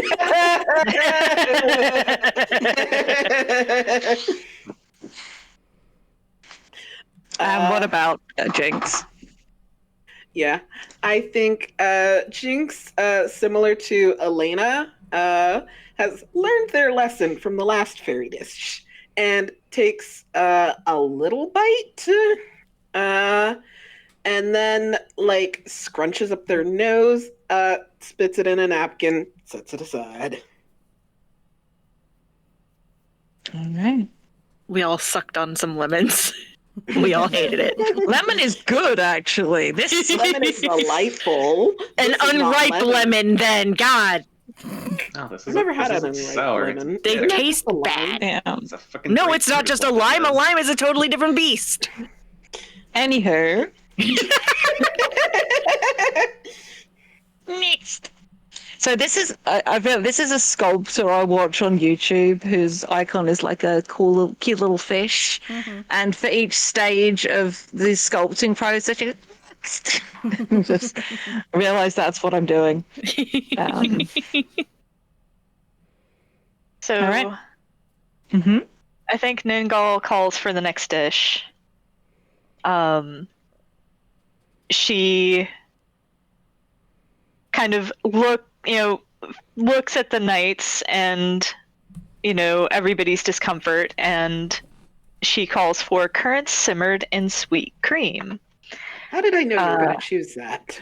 I also Because you- immediately. Y'all have known me for years. It's fine. We've played with you before. Yep. And the question that is associated with this dish is, if you've never prepared breakfast for a lover on a cold spring morning, this dish dazzles you with its freshness and brightness. Who hasn't? And I think I'll go ahead and go first. Everybody is surprised by how pleased Ningal looks with the dish. Like, not necessarily, the players aren't necessarily surprised by this answer, but, the characters... Some of the fairies have might not- also be.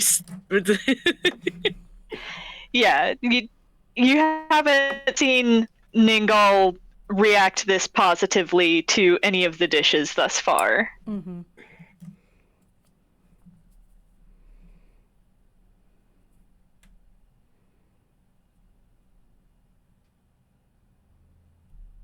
Well, I guess I'll go second since no one else is saying words. If you know how Chowgiver feels.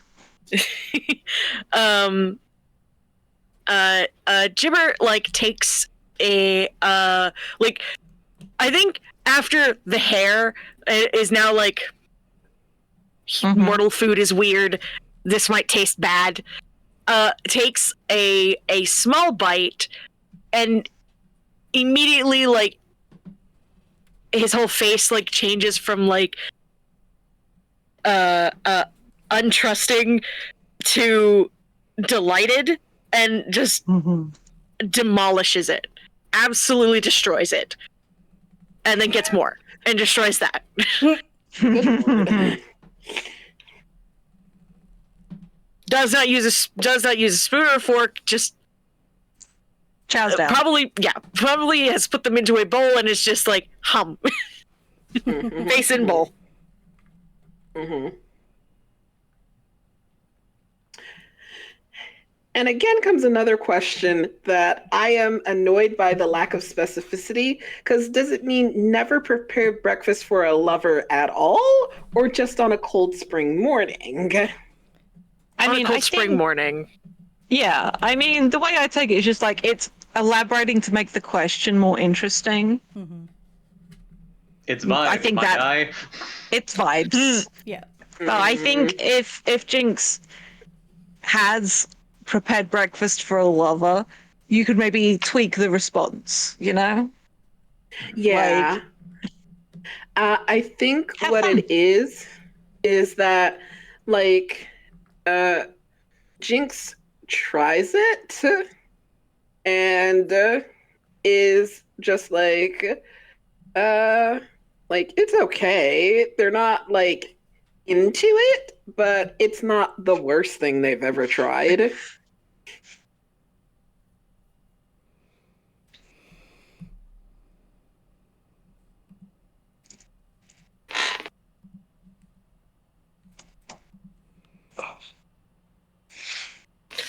Forcibly assigned. Shrog, go next. You heard the deer.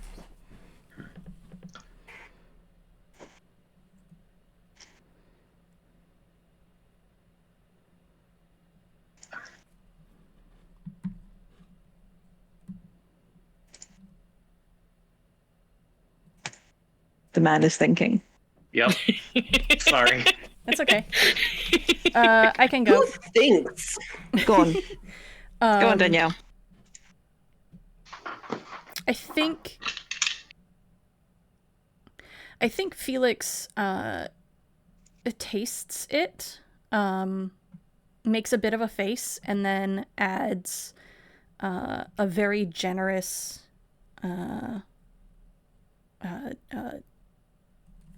drizzle of lemon to the top of it, and then resumes eating.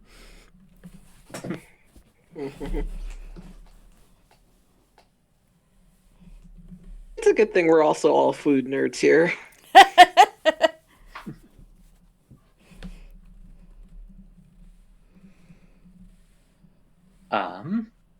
Yeah, Vivian is going to take a very hearty portion and devour it all. Hell yeah.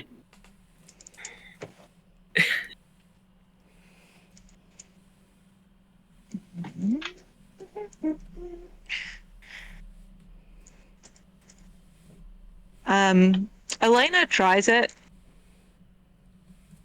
and has a moment with it. And it's like, and then only has a very small amount and like murmurs to Vivian across the table. She's like, didn't you find that super rich? I could only have a little bit.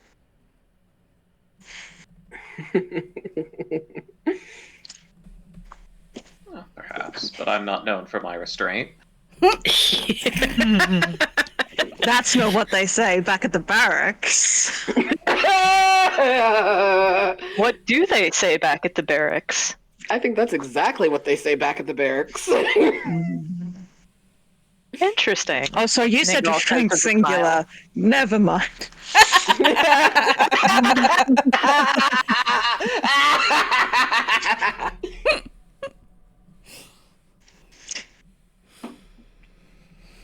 All right. Incredible. Who's left? Me and who? To make a dish, you and me. Okay. You got one? I'm still fighting with myself, so if you've got one, go for it.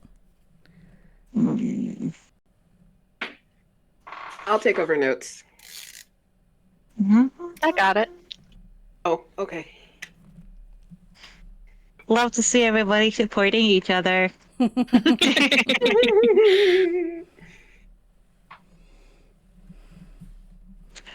Let's say, as we appear to be on a dessert, actually, no, light motes from dancing water. That's the first part.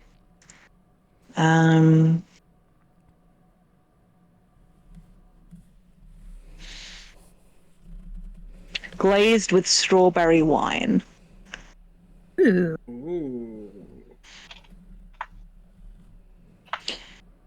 If you intend malice to one here present, you can never eat enough of this dish to satisfy you.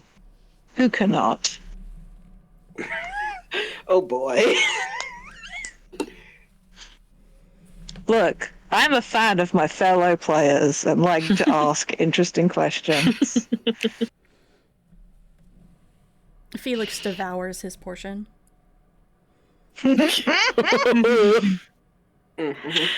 Ningal glances at Elena and says, "This is my favorite dish. How did you know?"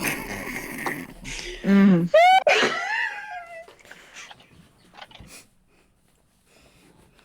how much does Ningal eat?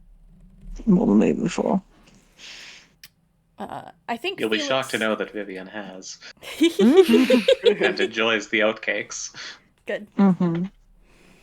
Yeah, I think Elena does too. Like, this is one of the first, aside from maybe the hair.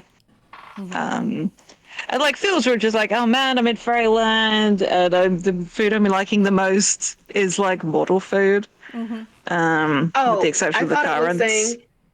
I thought it was saying if you've never eaten mortal meat before, this dish is not pleasant to eat. Correct. That is what it's saying. Yes. Yes. So these Yeah, two and who that- have eaten it before enjoy the dish. Yeah. Oh, I'm dumb. You're not dumb. You're not dumb. It's The written double negative. in a very, I was Yeah. gonna say, it's a verbose question as well. But yeah. It's tricky. Yeah. In that case, I think Jinx also enjoys this one. Gibber consumes it with gusto, licking his lips in a way that maybe implies that the triple entendre is true for him. God. Mortal meat is quite delicious. And so are these oatcakes. I'm gonna fight you. Does it look at the knights or anything when saying that about mortal meat out of interest? Absolutely! Straight at them! Incredible. Beautiful. Ningal similarly grins at the knights as she consumes several oatcakes. Ningal and Gibber just mentally high-fiving across the table. Yeah. Terrifying. And what about Felix? Felix savors his dish, eats it slowly, like clearly focusing on eating every bite. And when he's finished, he says, that was my mother's favorite. Oh, buddy. I love him. I'm here to make things sad. Gibber voice, you can't make things sad. This is a feast. This is Danielle's subtitle in Discord really should be, I'm here to make things sad. It's true. We've all had our turns, so together we toast the chef, and the feast ends. Hell yeah. To the chef. To the chef. To the chef. Delicious. And we'll take a short break, because August needs to walk the dogs. Walk the buppers. Them buppies. But we will Yeah, be I will back take a bio. soonish. Yeah. Please stay and hang out. Feel free to chat shit in the chat, Excuse me. and we'll catch up with you guys soonish. Yeah. Alrighty.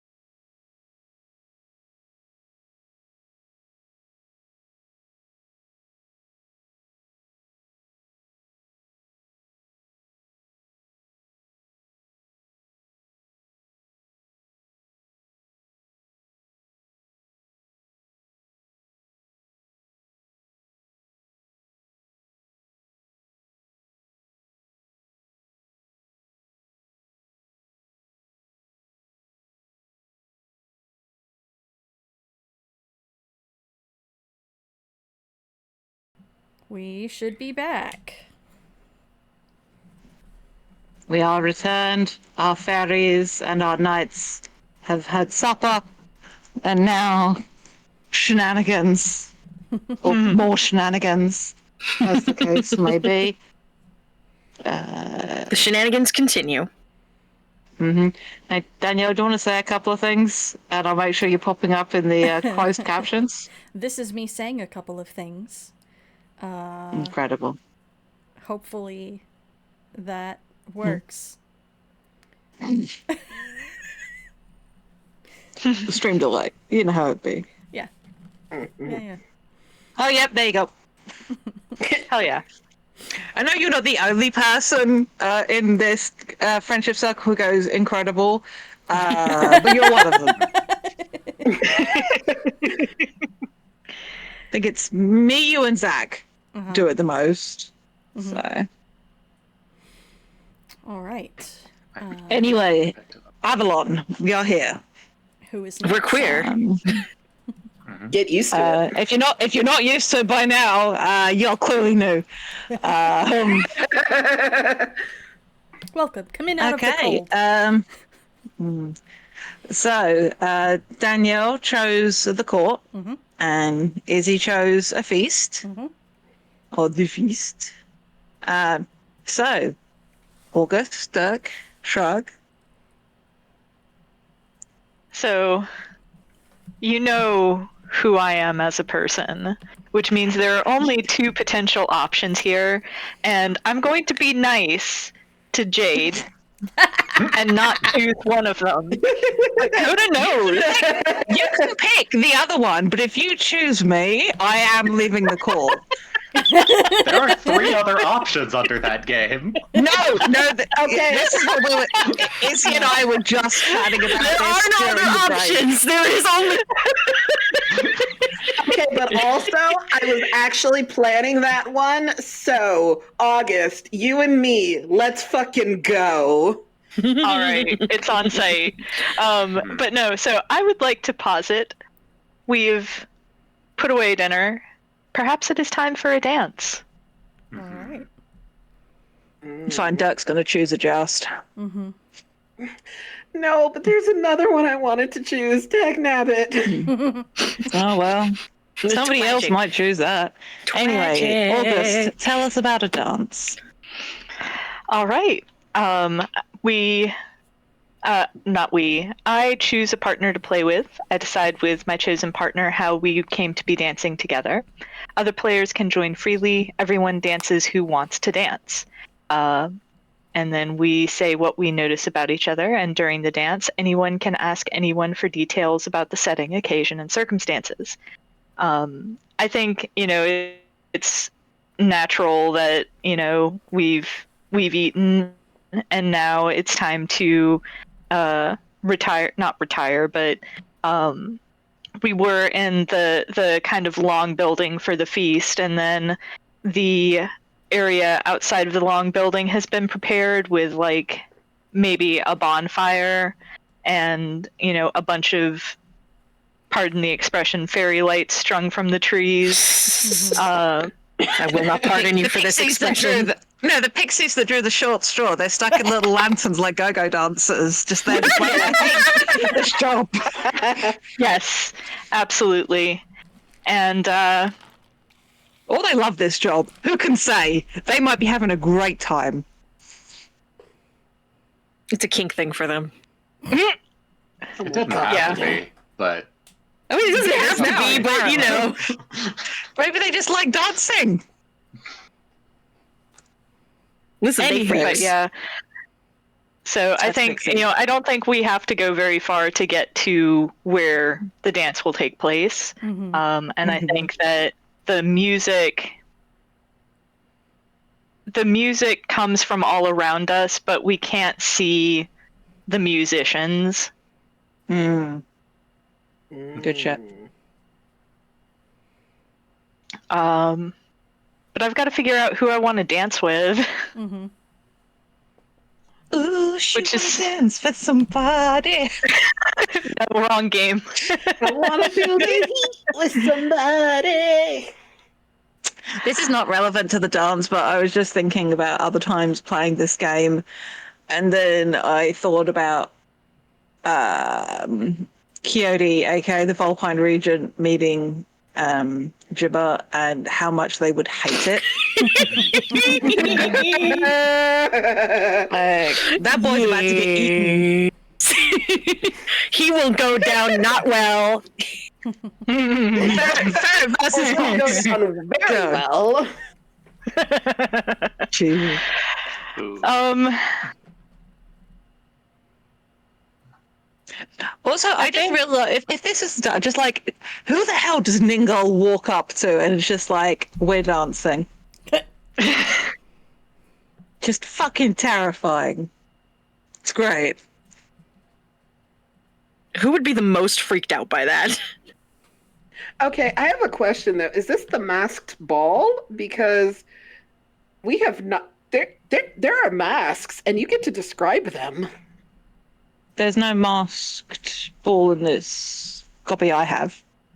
Yeah, this is just the dance. Oh, I'm looking at A the mask. e-zine version. Okay. Which is more Oh. recent, to be fair. Yeah. Like, if you want to describe it, if we want to make it a masquerade, then absolutely we can make it a masquerade. Like, there's like masks people can choose from. I love that idea. Yeah. Yeah, everybody describe what mask they choose if they choose a mask while I try to figure out who I dance with. Oh, here. Let me send you guys a thing with what it's. Yeah. Here. Is it a I will PDF take or a physical zine? It's a PDF. But I can send you a screenshot of what it looks like in the thing, so that at the very least you have the options. Sure, but Putting it- also you could share the whole PDF, was my point. Well, I'm gonna do that, but Beautiful. Oh, this isn't everyone can play, but anyone can choose to sit out. So this is different from a dance. Yeah. Mm-hmm. yeah. This is a different game. Mm. Still good. We're combining the two. Yes. Because we win it in Dreaming Avalon. Mm-hmm. Yeah, we won. It's true. Yep. We can do whatever we want. So, Yeah.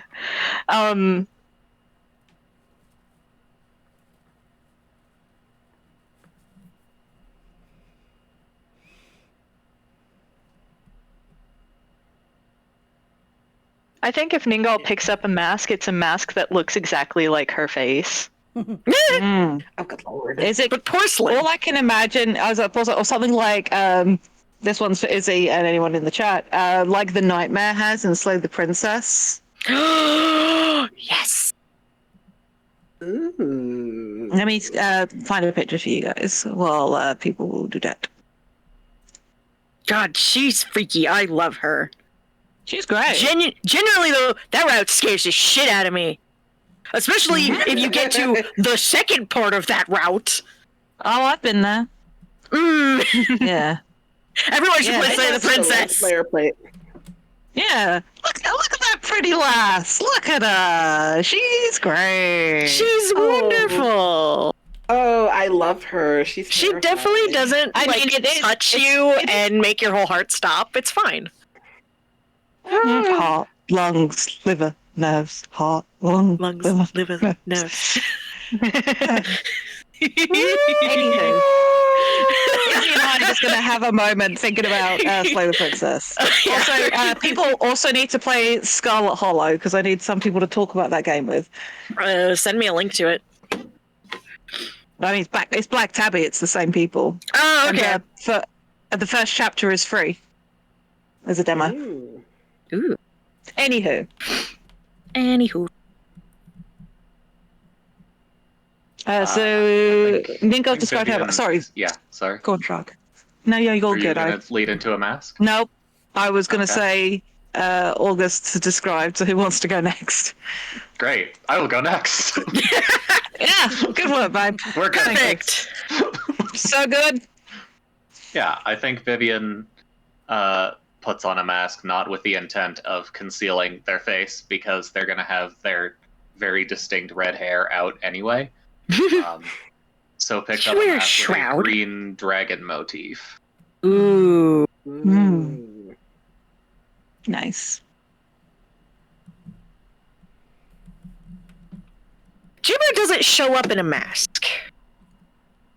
Because there's another option here. Or instead of a mere mask, you're fully transformed. Describe how.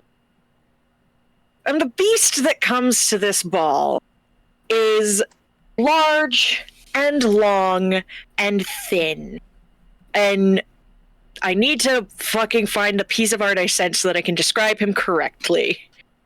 There he is. He's a tube. He's not that long, but a little bit ferret-ish, with a long tail with long fur akin to a squirrel, very long arms that have long clawed hands, horns that curl backwards, and a jewel set right in the middle of his forehead, and tusks that come down from his long, almost deer-like snout. When he walks into this ball like he fucking owns the place.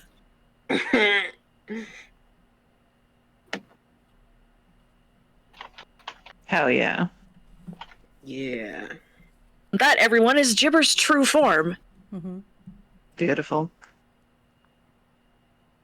He's sexy Elena- all around. Elena, I think, is wearing even less armor than before, and is wearing just now like undershirt and leggings, and has let her hair down. It sort of cascade, nowhere near as long as like Nengal's hair, but it's still like falls to like her lower back, and picks up a mask that looks like a sort of an abstraction of a night sky, and over one like there's a crescent moon around one of the eye holes. And then the rest is just like scattershot with scars. It doesn't particularly conceal her identity, but it is like in the spirit of the masquerade. Oh, hey Loki, are you here to trip over cables and knock my drink over? I bet you are. Oh, it's cooled down. I can harass you. And I'm like, Cap, please. Please don't harass me. We're mid-thing. I think that Jinx disappears for a little bit.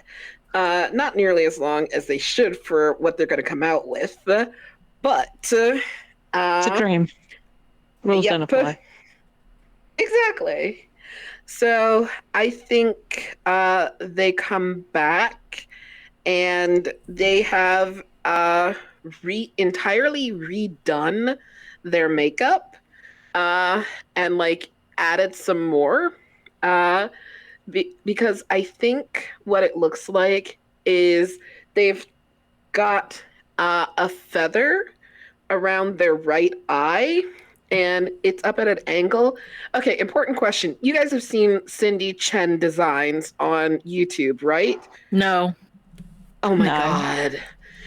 She's this incredible YouTuber who does face paint shit, just the wildest shit, makeup wise, and like fully transforms her face into genuine works of art.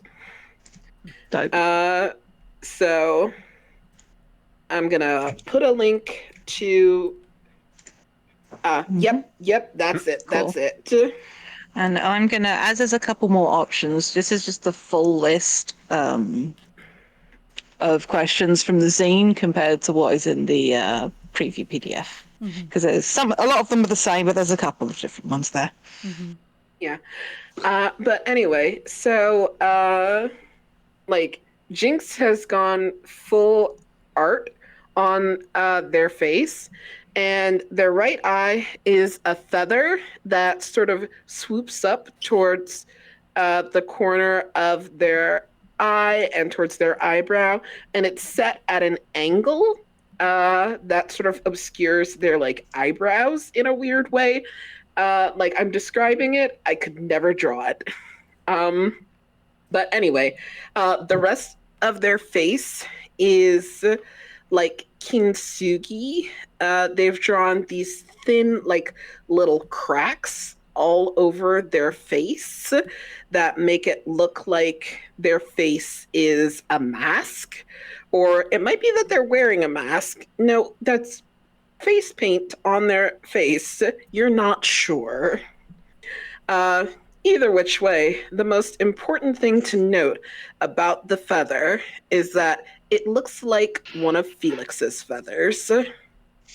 Now, where did you get that? It is drawn on there. It is not actually one of Felix's feathers, but it sure fucking looks like it. Careful attention has been paid.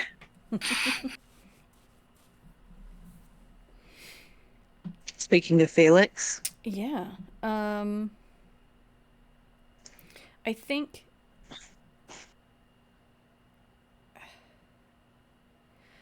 when Felix steps out into the clearing, his outfit changes from like this scant armor to scanter clothing. He's got like these billowing loose pants that kind of shimmer a little bit, but just no shirt. And he's wearing a mask like the Nameless Mother's mask. Or no, I'm sorry, not the Nameless Mother, like the Raven Queen's mask. So it's just a plain white mask with no mouth. And a couple of like hairline cracks in it.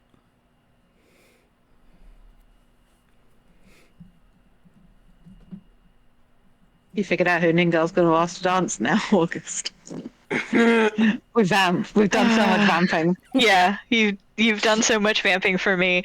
I think Ningal is going to glide up to Vivian and be like, Knights Captain, if I may. They bow graciously.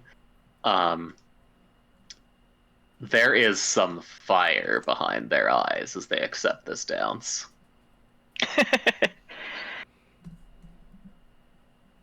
You can't see Ningal's face for her face, but you can tell that there's a amusement about her. Let's see. So, who among us is the worst dancer? Vivian. Okay. Well, then you get to ask first. Okay. I should look the extended list of questions, huh?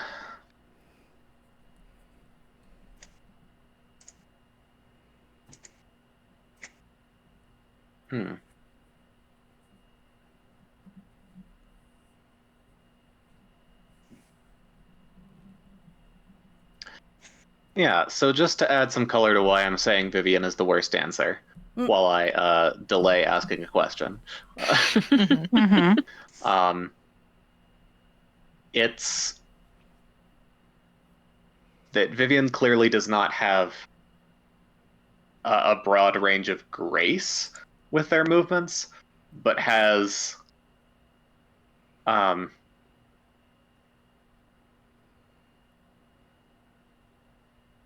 the presence to pull their limited range off confidently. Like, they're not a very practiced dancer,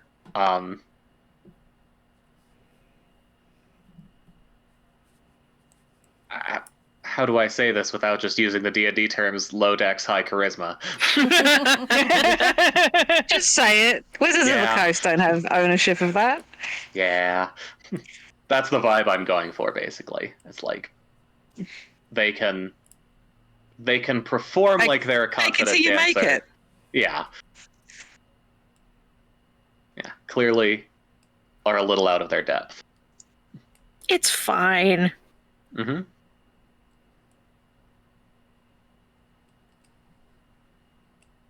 And with that in mind, I think I'm going to take one of these questions from the zine version. I take the lead, sweeping you, if you'll trust me, through the figures of the dance with dizzying, giddy abandon. Are you exhilarated? Do you resist? Or how do you take it instead?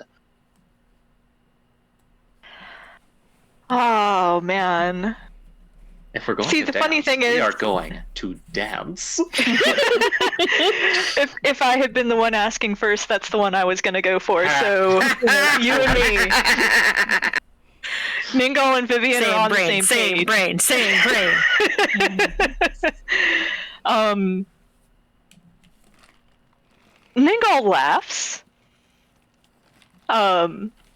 A very throaty, very amused sound, and she lets herself be swept off for a moment. But I think that there comes a point in the middle of the dance when the beat switches, and Ningle will attempt to take the lead back. And, play an Uno reverse here. Uh-huh.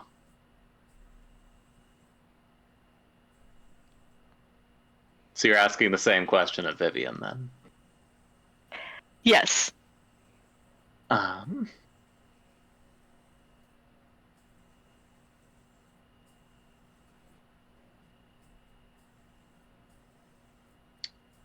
Yeah, I think turnabout is fair play. And Vivian will follow your lead as best they can. It may not be exhilaration, per se. Mm-hmm. But it's more so, I will keep up this appearance.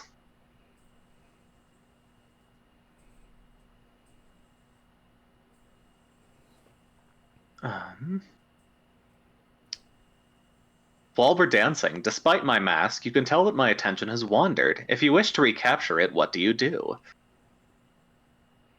What's your attention wandered to? I I can ask for details must about I say? circumstances. Is it clear?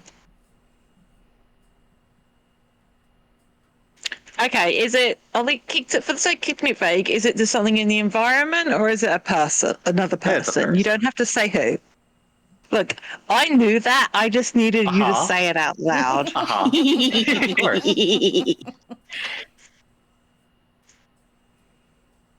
You gotta. Mm-hmm. Look, if August wants to pursue, that's August's right. Yeah, no. I have my suspicion. Ningal has her suspicion. And I think the way that she tries to recapture your attention is to lean down and whisper, "A boon for your thoughts, Sir Knight." A boon for my thoughts. Fascinating. Which of my thoughts would you take?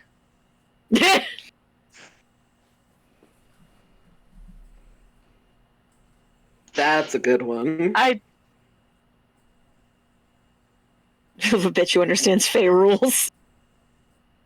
I take only what's freely given, but I trust you to understand the weight of what's being offered and to trade fairly.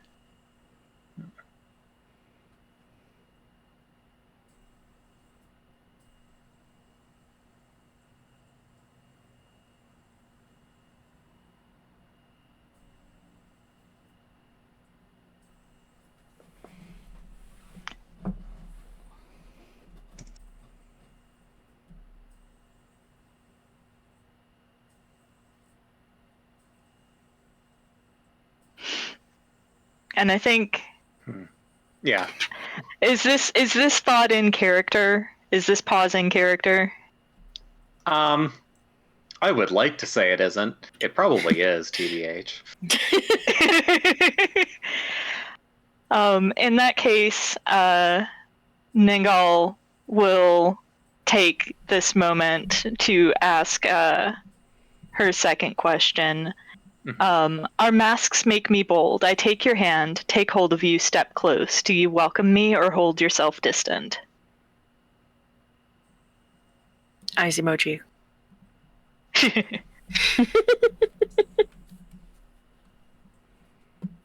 You know the expression, keep your friends close, but your enemies closer?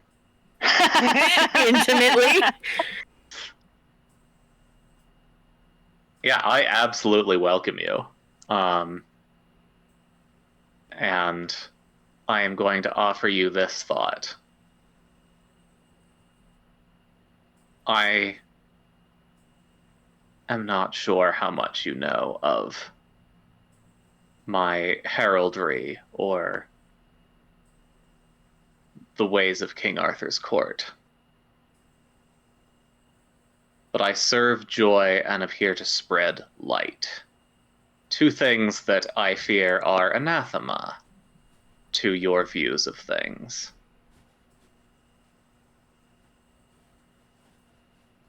I wouldn't say that. I take joy where I can. And I step away, bow deeply, and melt into the rest of the crowd to leave you standing there.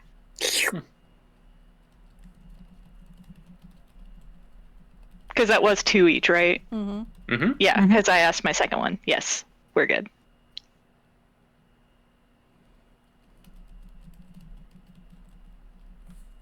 Alrighty. Is that the end of our game? It can be. If unless anyone other else people wants to dance, they can dance.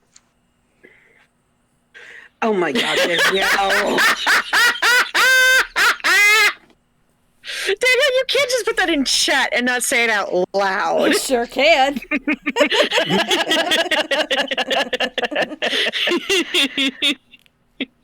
No, that's games later. That's later. True. I think that I think once Shrug, I'm about to pick on you. Yeah, please. Once fun. Ningal has like melded back into the rest of the fairies at the ball, Vivian finds words. Finds themselves with, a creature before them, bowed so that his head is more at eye level with them, long limb extended, a hand out, like, now may I have this next dance?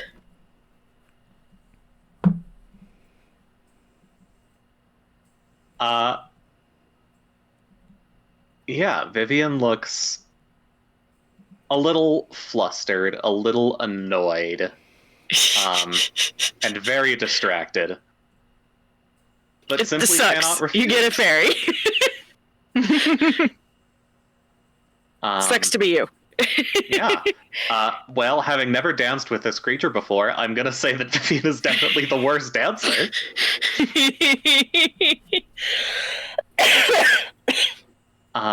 Yeah, I'm just gonna immediately lose my place in the dance. Do you let me stumble or do you draw me back into place?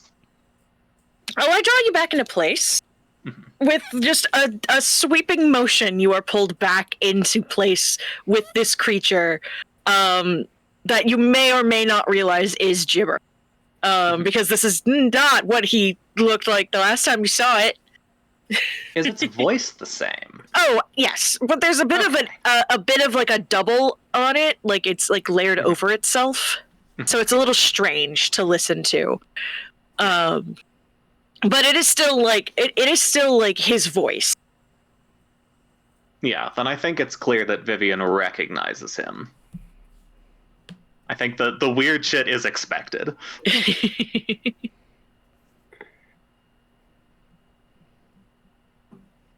Look at these questions. Ba-ba-ba. While you're looking at just a little detail I'll offer that's happening in the background. Off to one side, I think Elena has been sort of dancing with some of the smaller fae. I just got the visual of, that one scene in Tangled where the little girls braid her hair for her? Oh. Aww. But just like a bunch of like small fairies like playing with Elena's hair and doing like this big elaborate set of like tiered kind of like y'all know what I'm talking about. Yeah.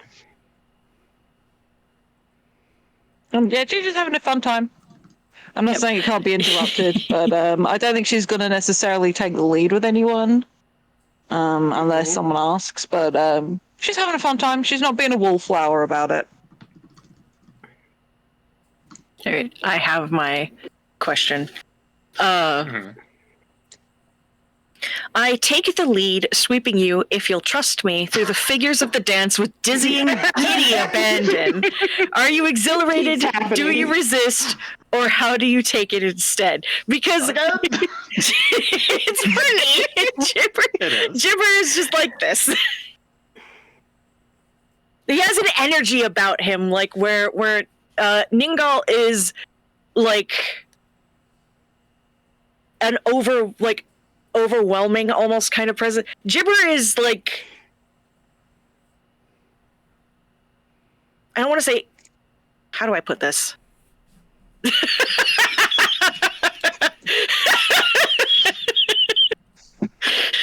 Okay. The gift of the ferret is yes. Just if you've ever seen like a ferrets just like playing and frolicking, they are like, it's incredible to watch. Just like watching electricity pass through a string of spaghetti. It's like, wah. That's pretty much Gibber, yeah. But it's the energy is there is like a subtle danger because Gibber is still a fairy, but there's a sense that he is not here to. Like, he's here to bother Vivian, but he's here to bother Vivian the way that he's here to bother everybody. You know? Like a cat bothers a person. It's not necessarily malicious. It's just like, you're here. And I want to bother you, and this is fun for me. So let's go! Whee! Yeah. I think it is still a similar vibe of, I am not going to resist this. You're just gonna get because I'm not gonna let you have this.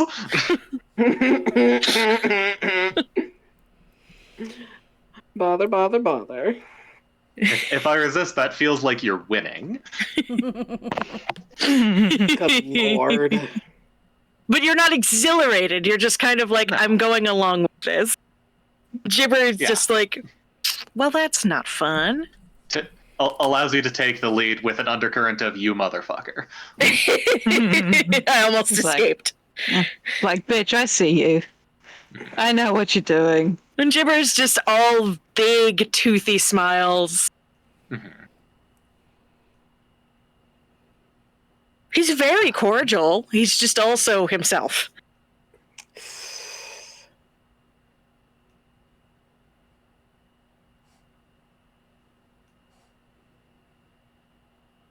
The dance's figures bring you to dance with someone else. Whom? When the dance brings you back to me again, are you pleased or disappointed?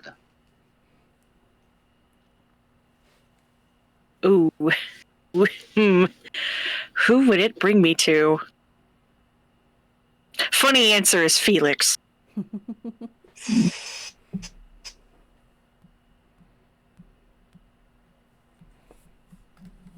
can be Felix. Yeah. The funny answer is Felix, so it's it's Felix. Gibber, like, they part with like this big sweeping motion. Gibber, like, just basically just snatches Felix from the sidelines into a dance. Get caught up in it, bitch. takes him through some of the motions, releasing him back, probably a little dazed, and coming back with Vivienne. And blah, blah, blah. Gibber is not disappointed to be back with Vivian. It's more like this is just fun for him.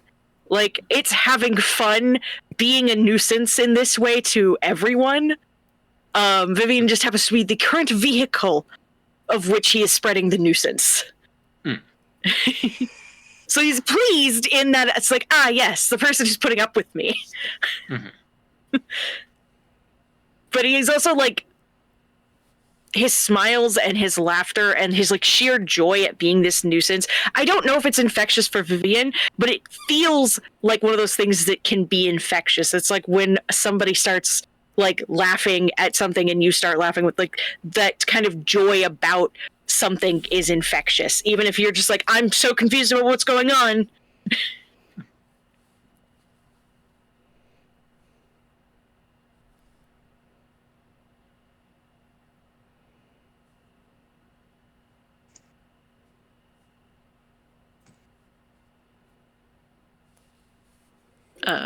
So now it is my turn to ask a second question. Ha blah blah.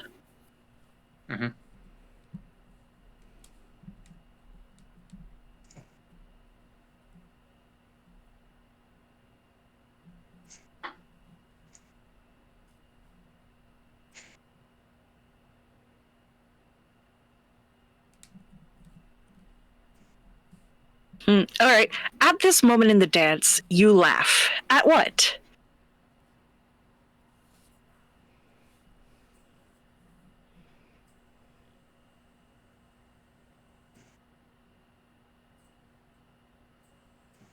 I think it's a moment that Vivian did not expect, where this is gonna sound mean. No, go for it. Do it. Do it. That Vivian does not expect that Gibber is trying to be funny and it works on them. He makes like a dumb face. Like some other fairy is being snooty about something and he makes a face mocking them. Yeah. Because Vivian also has this like rebellious prankish streak in them as well. Just like, so it's not like they're completely immune to they're not Gibber as a immune to the being. charms of Gibber. Yeah. He'll get them. No one is immune to his charms. Except maybe Ningal. And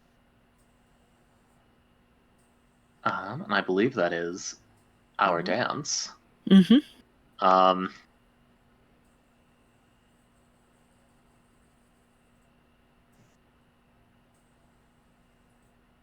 Now, would anybody else like to dance? I would. But yeah, before we move forward, would anyone like to dance with someone other than Vivian?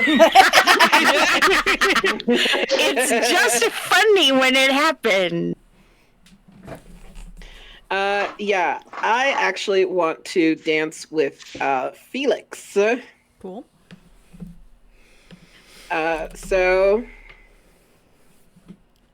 what I think this is after Gibber. God Thank you. damn it. You'll get there. After Gibber happens to Felix, I'm going to go with this first question before we are technically dancing together. But something about me catches your eye and your look lingers. What is it?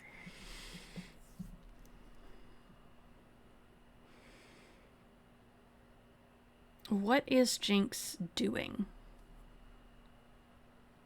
I think Jinx is probably laughing at the fairies doing Elena's hair. And they were definitely like making their way on the dance floor through it to, well, a direction uncertain currently, but no, not uncertain. They were aiming for Felix, and they got distracted by the fact that fairies are doing something elaborate with Elena's hair. Mm-hmm. So they're laughing, and they step away, and they look towards Felix and find Felix looking at them. Mm-hmm. Yeah, I think your laughter drew their attention. And they seem to be in fairly good spirits, honestly. Like, I think they were startled by Gibber's dance, but also, like, had fun with it. And were themselves laughing a little bit, and so they come off and they see Jinx laughing, and they have a moment of like, yes, good. I'm glad other people are also enjoying themselves.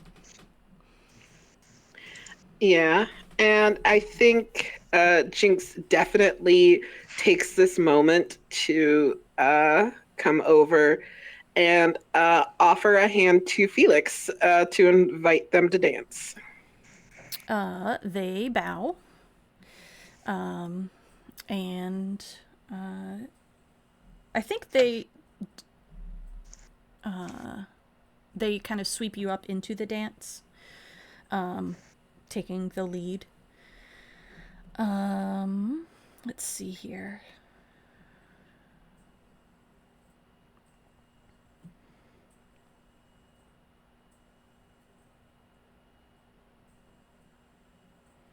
You may at this moment in the dance place your hand upon my elbow, my shoulder, my waist, or my hip. Which do you choose?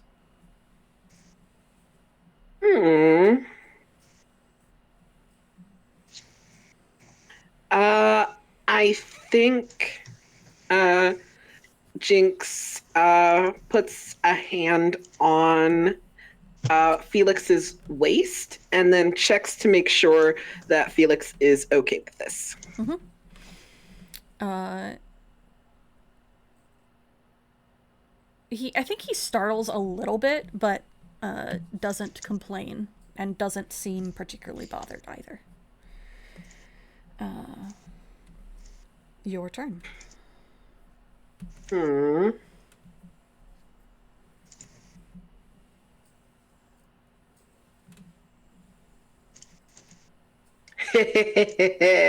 gonna do this one. So this is from the e-zine. For this moment, I'm in your power, captivated by you. Am I safe with you? Yes. I think since being here in the dream, I don't know that Jinx has felt as safe as they do right now. I'd love to hear it. That's so gay. Listen, we know what we're about. I'm listening. That's probably why you called us gay. Anyway. All I hear is Happy Pride Month, bitch.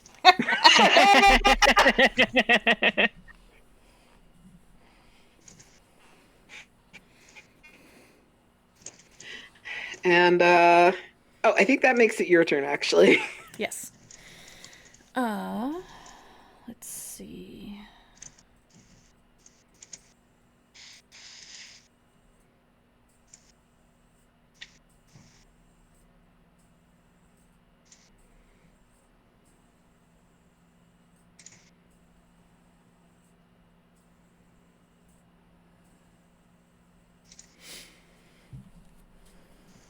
I think while we're dancing, despite my mask, you can tell that my attention has wandered. If you wish to recapture it, what do you do?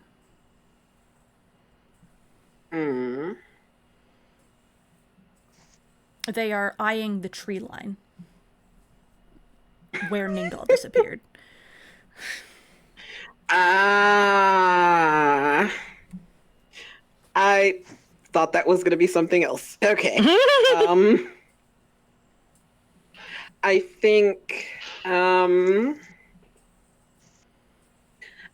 Jinx does that thing where they give Felix like a light squeeze where they're holding, just, to catch his attention. Mm-hmm.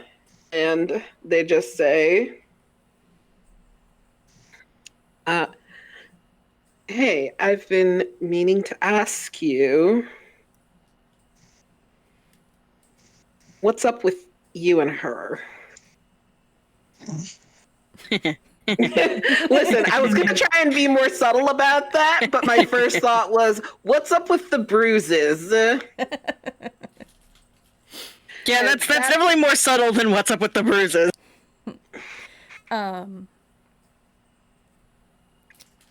Felix blinks back down at Jinx and says, "My apologies. I did not mean to be distracted." And then Jinx asks this question, and excuse me. You can't tell behind the mask because the mask itself is expressionless. But there's a bit of a chilly air that comes off of them. And they just say, "I am her champion." How did that happen?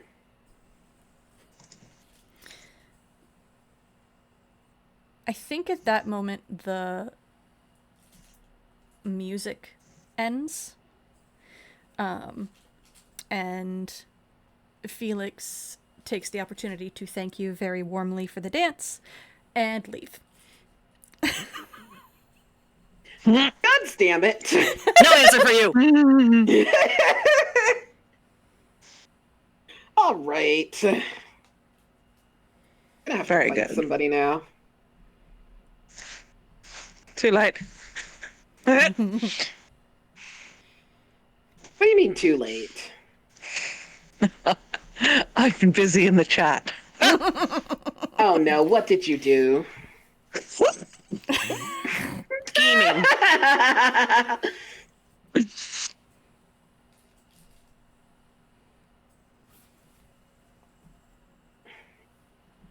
God damn it. Everybody's stealing my ideas. Stop having good ideas. I refuse. Look at all those mischief you could be doing. You could steal time acting like you never get to do anything fun. This is true. I could steal time. Also, Shrug needs to pick a game as well. Oh, yes. I thought you were It can be set either. up with I don't have to go Joust. next. Yeah, no, mine doesn't have to be next. I just wanted to put it out there because I had the thought while No, I meant I Well thought done, Dirk Mr. had Karen. Joust on lock for next, which is why I was assuming. Oh.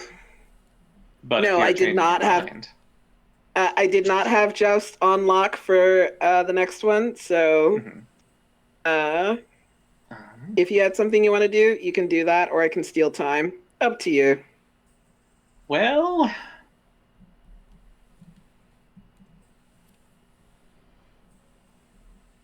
okay, if you have a thought before I do, go, because I am torn.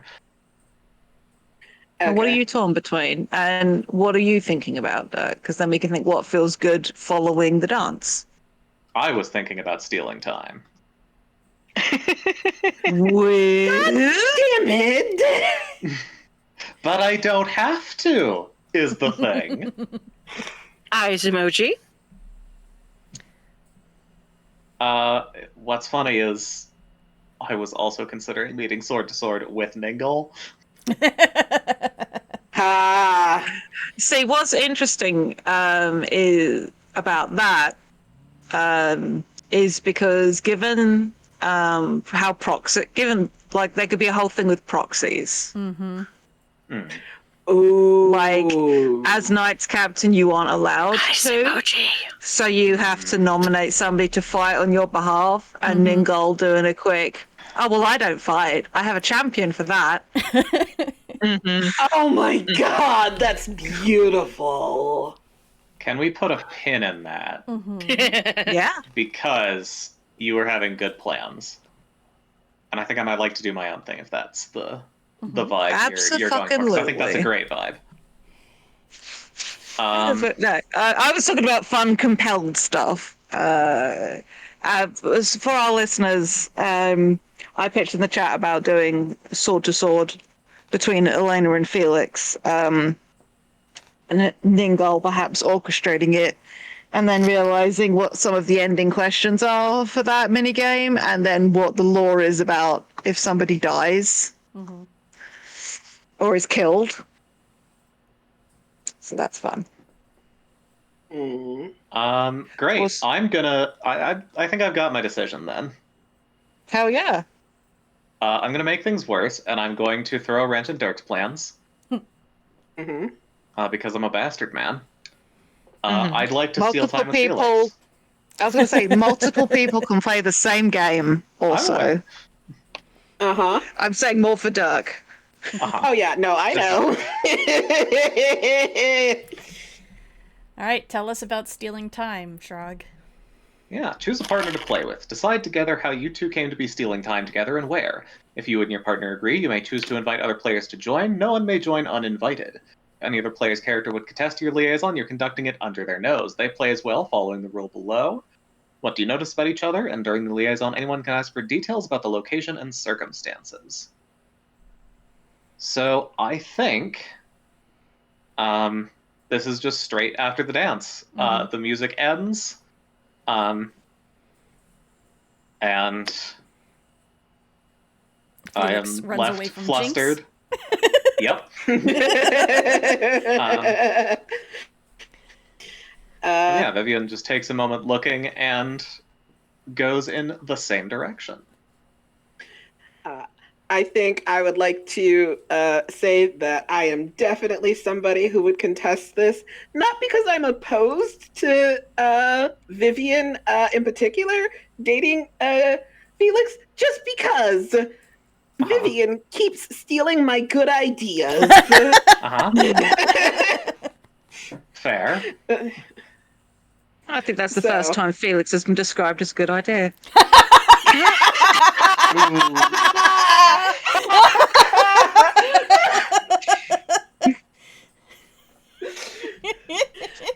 Now listen You here. got-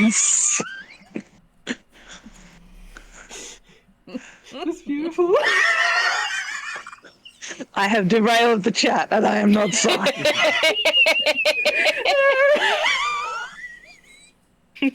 Go to like brush his shoulders off. I've done my job.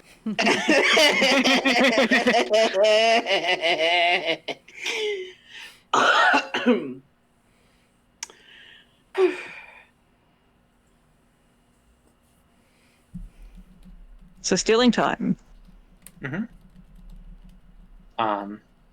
So I dash off after the dance to find Felix. I discard the mask. I think it just evaporates into mist as I take it off. And yeah, where do you think I find you? One sec. Because Jinx is making problems on purpose. Any player, not just Dirk, after any answer in the stealing time scene, can make you guys draw a card. If it's red, the liaison continues uninterrupted. If it's black, you're caught out, discovered, exposed. Fun things to bear in mind. I think that Vivian finds Felix. They basically kind of ran off in the opposite direction of Ningal, for whatever that's worth. Into the trees. And I think that Vivian finds them, like, leaning up against a tree. And with, like, a hand on their sternum, just kind of like deep breathing.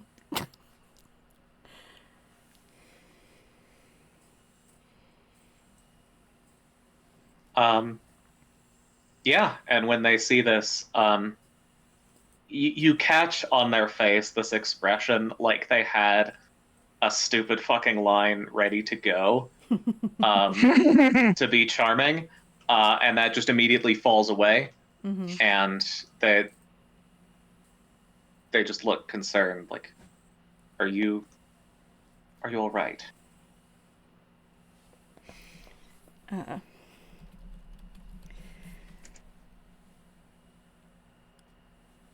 I think they kind of straighten up and take their mask off, kind of throw it aside, and clasp their hands behind their back.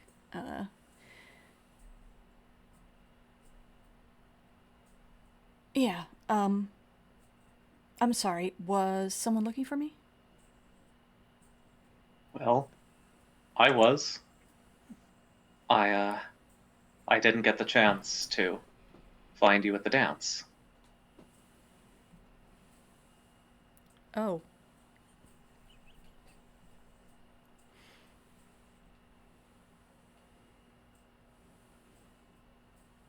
Do you want to dance?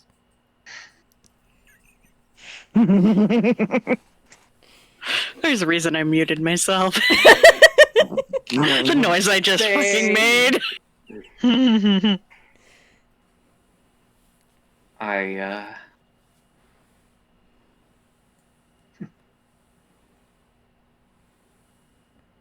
I suppose I'm more looking for an excuse.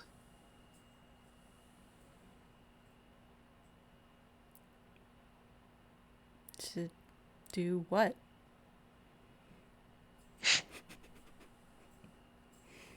To speak with our illustrious Morgan Le Fay. Oh. And he kind of straightens up again. Bless. I think at this moment I touch your cheek, may I?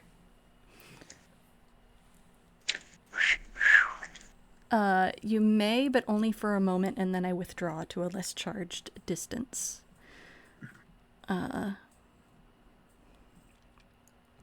He kind of like inclines his head a little bit.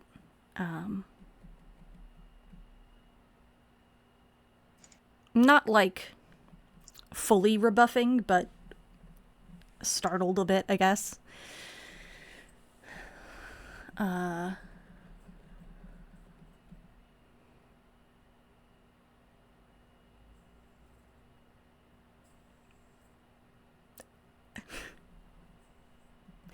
How may I be of service, Sir Knight?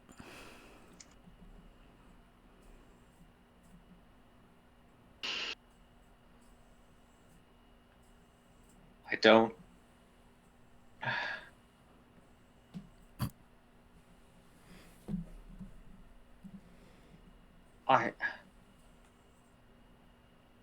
I would prefer if this were an instance where neither of us needs to be of service.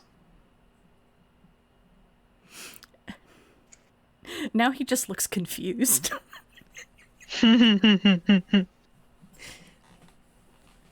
You have seemed extremely tense. I was wondering if maybe you could use a friend.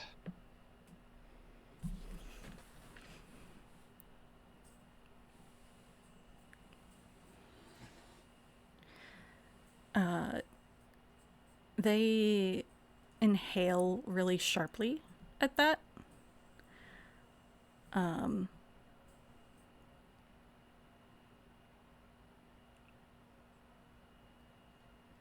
And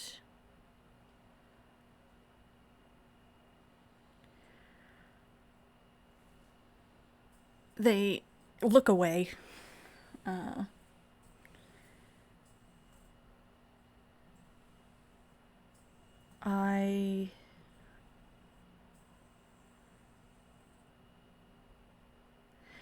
I am not often in a position to be allowed friends.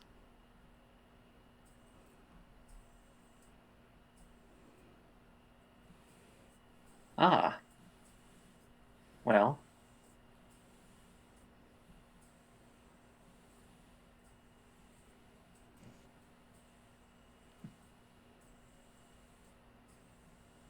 Fortunately, it is my job to spread light and friendship, and damn anyone who says otherwise.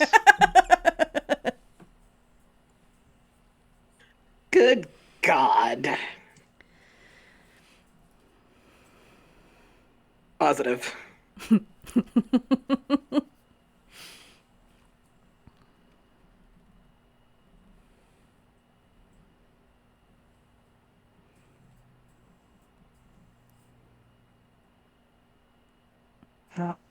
I'm not going to do this at any point, but it did occur to me that under the nose would also probably apply to a certain possessive winged entity.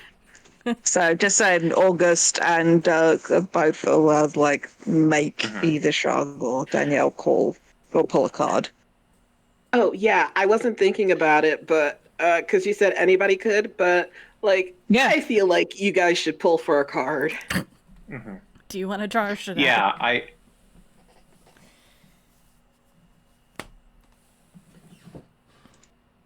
Go ahead, Charg. What are you going to say? No, it was more like, yeah, I think drawing a card is good in the circumstance. It doesn't feel like a moment where I would try to touch Felix. Mm-hmm.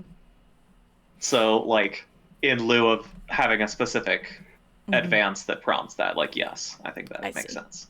Well, I think... I mean, there was an advance earlier as there well. Was one earlier. So, Yeah. There was. I think Felix... I touch your shoulder. May I? I should actually look at the phrasings of the answers. Oh, did you draw a card already? Not yet. We're going to right after this. Yeah, I think Okay. just you may. Okay.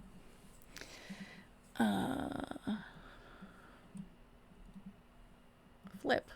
It's black. Motherfucker. We're caught out, discovered, and exposed. So by whoops! So Felix reaches out and touches Vivian's shoulder. And then who breaks them apart? Well, Dirk made you draw the card. Yeah, that's what I was thinking. I made you draw the card, so it should probably be me. Mm-hmm. Yeah.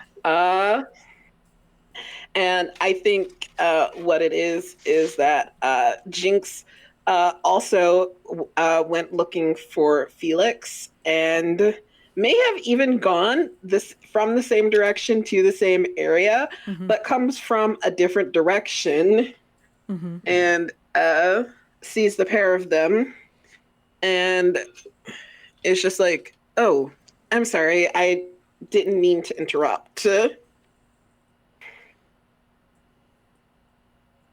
No, wait, sorry. Let me take that again. Because always got to make it worse, and I am not making it worse. True. So I think what this is going to be is that Jinx comes out, sees the two of them together, and then looks at Vivian and says, I need to talk to you.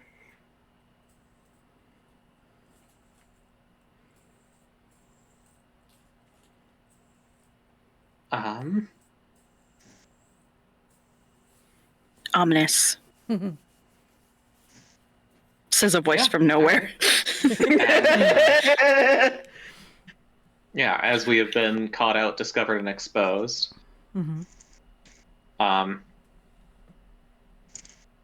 I think my arm pauses as I was about to put a hand on Felix's. And I managed to tear my gaze away to Jinx. Mm-hmm. Just a very tight-lipped smile. Bitch, your timing couldn't have been worse. Naturally, Sir Atherine. And I'm going to propose the next game, which is a joust. Mm. And I'm going to shake things up a little bit. First, I will read the thing. So, a joust. Choose a partner to joust with. Everyone else plays as judges and onlookers. Decide together how the two of you came to be here, a horse, lances in hand, thundering towards one another upon the field of glory. What do you notice about each other? And during the joust, anyone can ask for details about the location and circumstances. The object of the joust is to play to find out which of us will win and unhorse the other. God damn it. I forgot that judges and onlookers pick the game. I mean, if you want to pick the game, you can. If you want to voice a preference. Yeah. Yeah. Which game do you want to play, Dirk? Which game? Dirk, say it. Yeah, say it out loud. Say it, Dirk. Which game do you want us to pick for you? How good do you think this is going to go for you, Dirk? Much better if I don't do the fucking Sir, how will you take my lance? But that's the one you want to play, and I know it's the one you want to play. No. You can't lie to us. I want to play one of the others. I haven't actually read them yet. Give me a second. Because we never play them! Listen, I knew I didn't want to. Well, no. Okay, before it was against Vivian. Well, there you go. Listen. This is why you should have chosen to fight Gibber. This is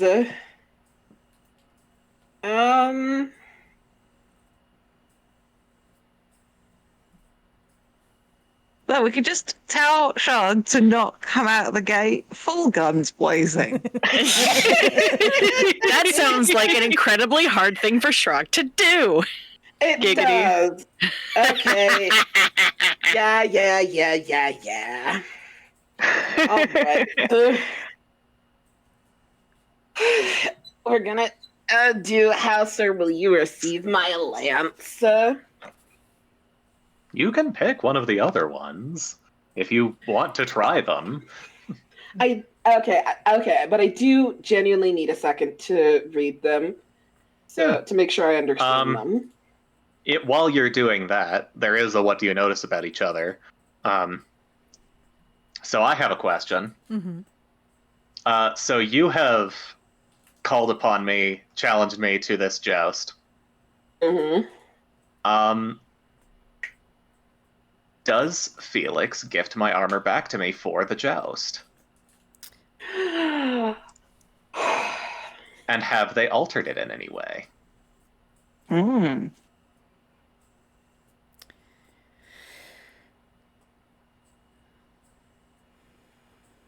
Or am I given a new set of armor for this joust? Well, I don't really have armor. So I think the thing is that immediately after the court, Felix gave the knights gifts, such as they are, to Ningal. So she has Vivian's armor. Very fun. Very distressing. Quite upsetting. But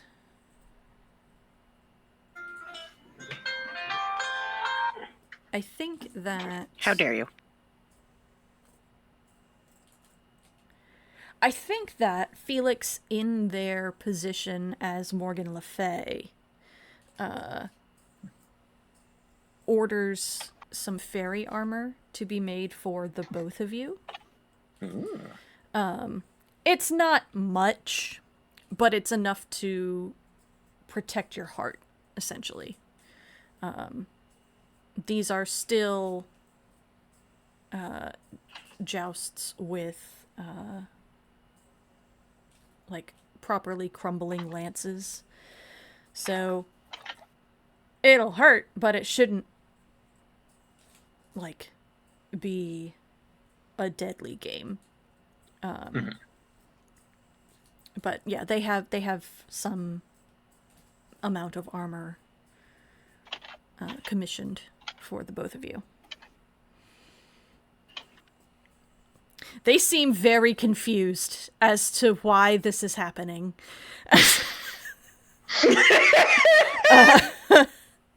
Buddy. Incredible.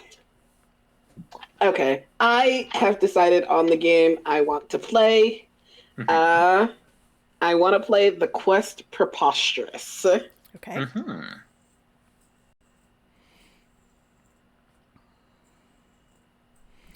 Ooh, fun. Us judges I and know. onlookers, do we agree with this proposition? I agree. Yeah. I think that's absolutely. fun. I guess. So, the quest preposterous. Judges choose who takes the first turn. The combatants take turns. The combatants must recite up the alphabet, the first A, the other B, and so on. On their turn, each combatant must recite a sentence following this formula. I am on a quest to place, where I will add verb, and the adjective noun. Where on all the places, the adverb, the verb, the adjective, and the noun begin with the appointed letter. For example, I am on a quest to Avalon, where I will avidly amuse an angry acrobat. The first combatant who cannot accomplish this in good brisk time is unhorsed and loses the joust. Not that I think we'll get too far into the alphabet. Can we agree on some letters that may be skipped? What letters would you like to be skipped, Shrog? I mean, I don't think we'll get as far as X. Yeah, that's the only one I was thinking of is X. I think we would have to skip. Possibly Z. I am amenable. I'm also amenable. Yeah, I also don't think we're going to get that far, but I guess the just rest are on the probably good. Yeah. Okay. So August and Izzy, because Danielle has stepped away for a second. Who we going for? Who we making go first? Dirk. Yeah. Yeah, Dirk. that's fair. Okay. Go first, idiot. Affectionate. I don't even like you. You love me. Lies and slander. Okay. So,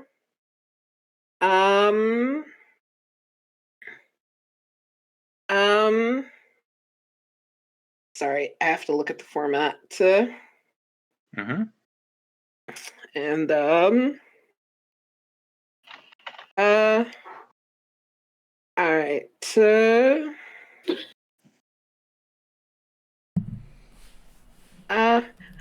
I am on a quest to Anaheim, where I will augustly attack an avaricious ape. I am on a quest to Boston, where I will boldly battle a brutish bear.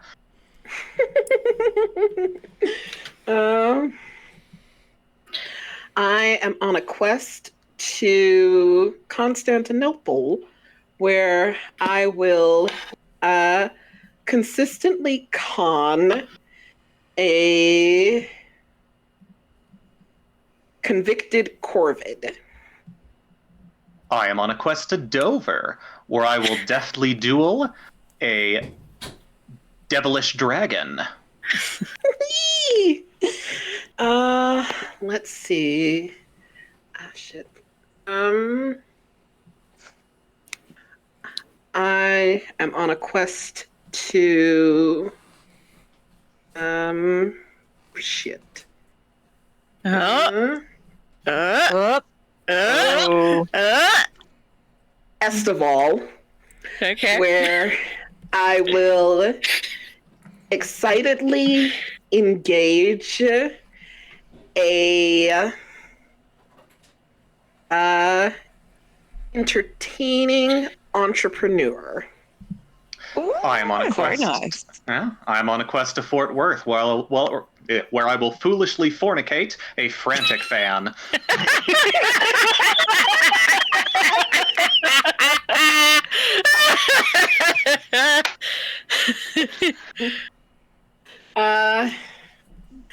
I am on a quest to Georgia, where I will giddily goad a great god.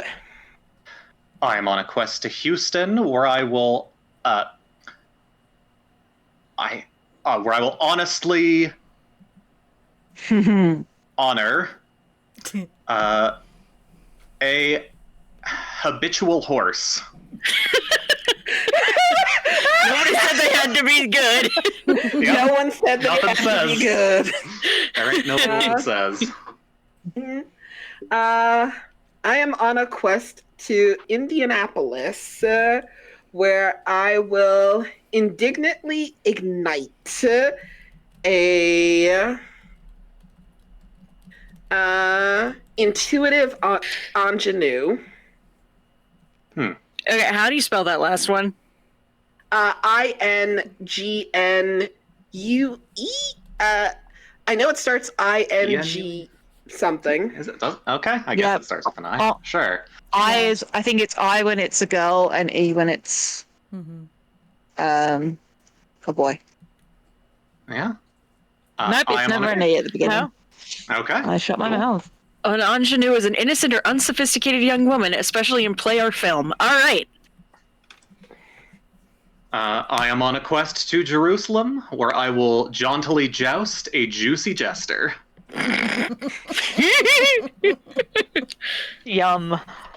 I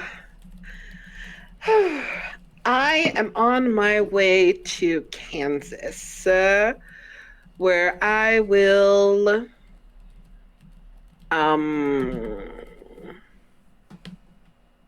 Oh. okay.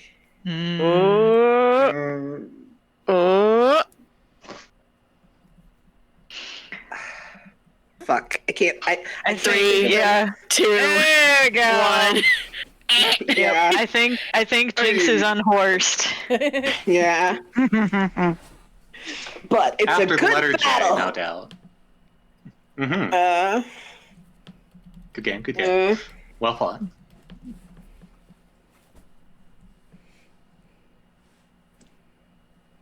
So Jinx but yeah. is unhorsed. Get unhorsed, idiot. I will say Ningal looks a little disappointed with the outcome. Jibber was having a great time, was like watching and just shouting suggestions that were very wrong.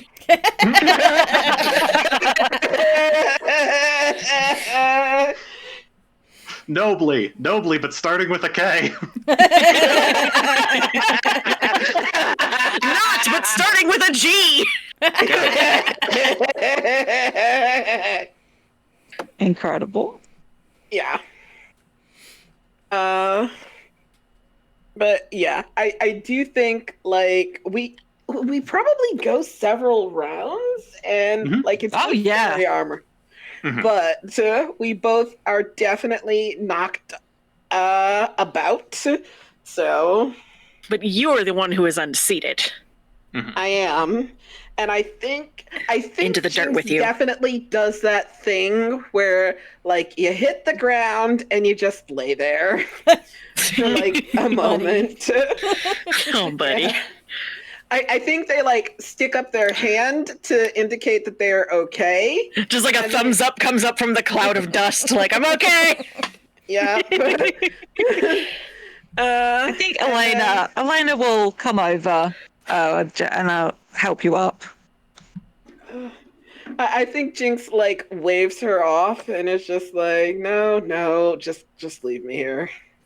Vivian No, would offer to help Jinx up as well. Yeah. But like, no, you don't get to just They don't lie in want the it. dust. Up. Come on. Walk it off. You're better than I'm this. being dramatic, Elena. Leave me alone. Look, you could also dramatically walk away from the jousting ground. You could slam something. No, I can't. Have you seen her biceps? They're the size of my Wait, what are we- thigh. What are we talking about? Vivian. I mean, like, you could... Gibber yelling from the sidelines, get off the field! I think Jinx throws a knife at Gibber. It's very well aimed. Gibber. I'm so... You want to slam Vivian? No! Oh my god. Sends Jinx into getting up. Elena was just like mildly perplexed. Like, I mean, I was talking about like slamming something against her, but then you were talking about Vivian's biceps, and I'm like, you did lose me there as well. there was a moment, there was a misgender which threw me for a second until I clarified, because I was like, who are we talking about biceps here? So, but it's all good Wait, and did I hilarious. get Vivian's pronouns wrong? Vivian is they, Vivian. them. Oh, okay. I forgot. That's on me. No worries. No worries, no harm, But, no foul. yeah, no, I think the point You're was not getting that- this was knife just that- back. It's mine now. Yeah, They Jinx have honestly more. wasn't. Yeah, they do. They really do. No, Jinx's point was just I wouldn't be as impressive slamming things because I'm not as strong as Vivian. Because Vivian would be far more impressive slamming things, and I would just not be as impressive. It wouldn't look like I'm doing anything. But your clothes are all swishy. Swish, swish. I'm gonna see if I can sweet talk Gibber into giving my knife back. Oh. Okay, good luck. Make sure it hasn't eaten it. You both look over at Gibber mid, like, holding the knife up. And it just it sees that you caught it, and it just, like, doing that, and it, like, immediately whips it behind its back and whistles like it wasn't doing anything. Gibber is a fucking cartoon, okay? Yes, he is. Great. So still feeling kind of confused, Elena will then go to Vivian and being like, well thought. Well done. Yeah, Jinx did well. But You both they did. just had to tangle with the Jester of Jousters. Shrug, you cannot say that sentence to me. Gibber from the sidelines, boo!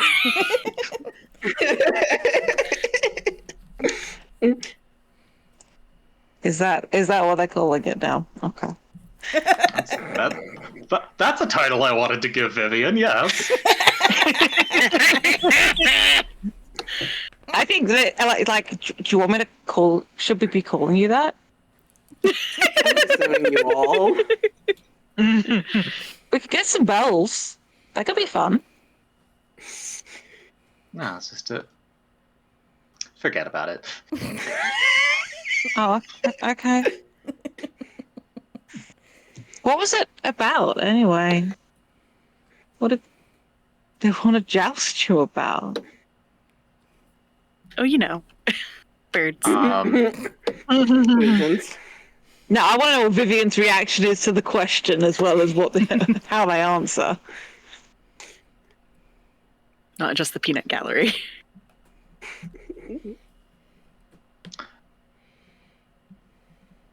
I think Vivian puts on a very fake version of their normal cocksure grin. Mm-hmm. It's like, well, I guess you'd have to ask them about that.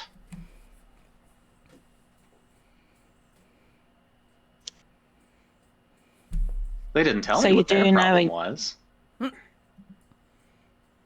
Yeah, but I feel like you know.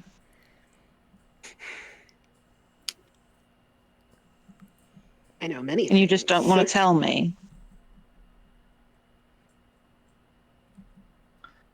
Elena, I trust you very, very much. But secrets are very valuable here in Dreaming Avalon.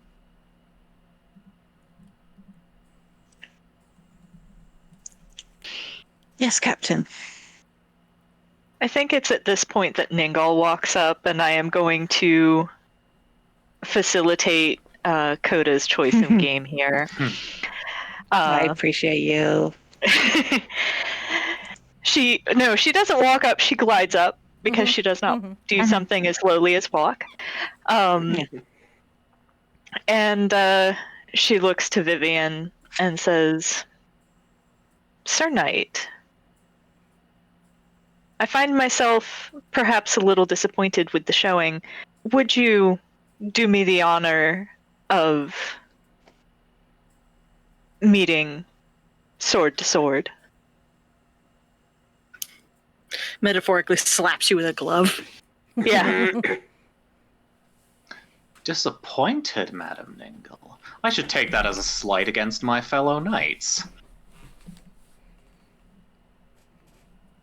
But I would be thrilled to meet you sword to sword. You're both gay. Gibber in the stands now has popcorn, like, ooh, this is getting good. Nobody knows where he got it. There is no he popcorn in Fairy. he just has it.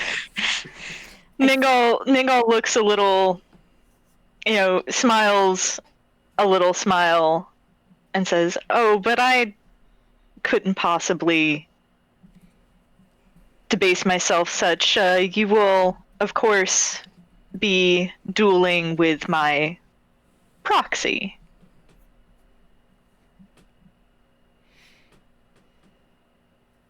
Felix watching from the stands, head in their hands. Like, you walked right the fuck Gibber into that. elbowing him, like, hey, that's you!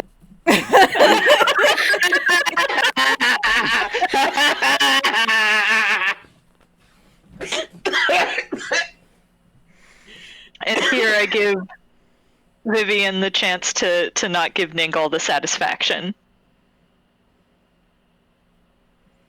Yeah, there's just a look of rage that crosses Vivian's face. At this, just... Ah. I see. Well, if we are selecting proxies, I must confess, myself not the best swordsman among us three. I should go as the captain and find my own proxy in that case. You motherfucker.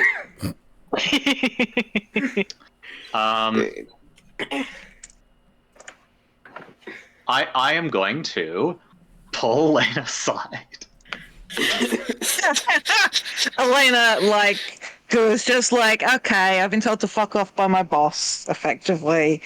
I'm just gonna go get a fucking turkey leg or whatever you do at the gym. Yoink! Elena, I'm very sorry. I lied. I will tell you what's going on, but I need a favor. Okay. Of course. What do you need? I went to go have a chat with Felix.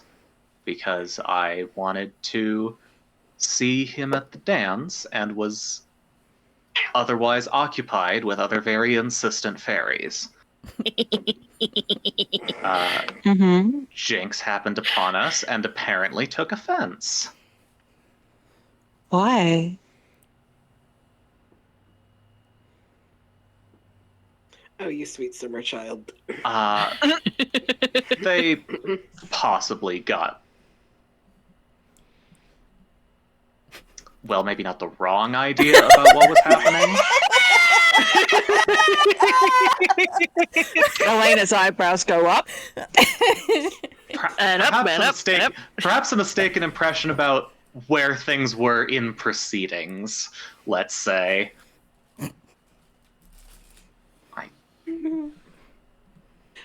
Isn't Jinx like courting two different people at the castle right now?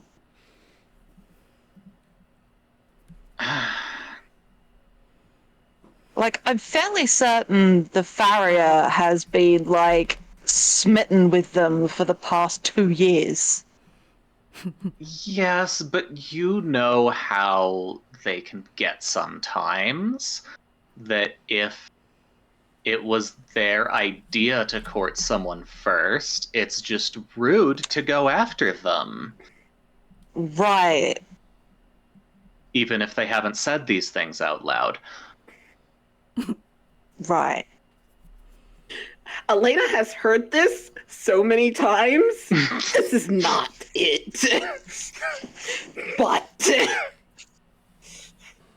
Okay, so, right, so Jinx thinks something happened that hasn't. Okay, and what's the favor? I mean, they're one of the most dramatic people I've ever met, so of course they decided to have a duel about it, a joust about it. Uh-huh. Well, I thought I was about to be dueling Ningal, which I would have absolutely loved. Unfortunately, she gets to designate a proxy. Uh-huh. Cheating, IMO. So why aren't you fighting her proxy? You'd win. I'm sure.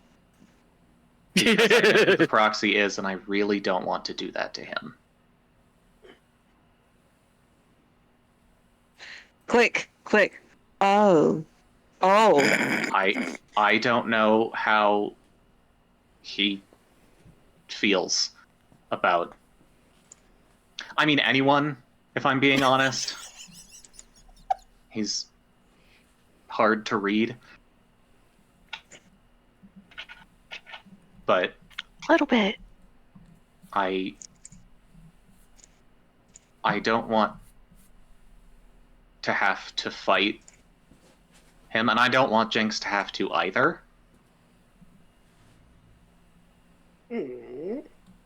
Wild out there thought. Gibber. Gibber is your proxy. If it ever crossed Vivian's mind that it would say yes. Okay, so so you want me to do it? You're good with a sword? Yeah. Look, I'm being selfish. No. Yes, please. I want you to do this so that I don't have to. Okay. And I will do you whatever favor you want. Okay. Okay. And Vivian would like to give you a hug. Aw. The hug is gratefully received. So, meeting sword to sword. Choose a partner. Only you two play. Decide together how the two of you came to be standing alone, sword to sword, and where. Well, I think we all know. The question is, how public does Ningal want this to be? Oh, so public. So public. The most public. So public. Dingle tells Gibber so that Gibber will tell everyone. Gibber's there. Yep. Gibber saw what happened. Okay. Yes, but Dingle is like, you have to tell everyone. And Gibber's like, got it. No. The real way to do it is for Dingle to tell Gibber to not tell anyone. Then everyone will know. Yeah, true. I need you to keep this a secret, Gibber. Got it? Tell everybody. Okay. So, important question, and this I kind of know the answer, but I'm working up to something. So Elena arrives at they're told the duel is happening or whatever. How is Felix dressed for this fight? Or I should say, how has he been allowed to dress for this fight? I think he's wearing the same thing he wore to the dance, except without the mask. And he has a belt on to have his sword at his hip. So just billowy pants. Yeah! Oh my god. So I think Elena sees that and does a little nod and starts taking off all of her armor. So she is she is barefoot, wearing the leggings and an under shimmy, chemise. And then reattaches a sword belt. I love Elena so much. I need you to know this. I would kill and die for her.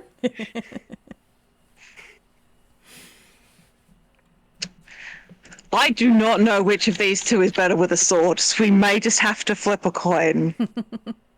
I think, to be honest, I think Felix might be, but just by a little bit.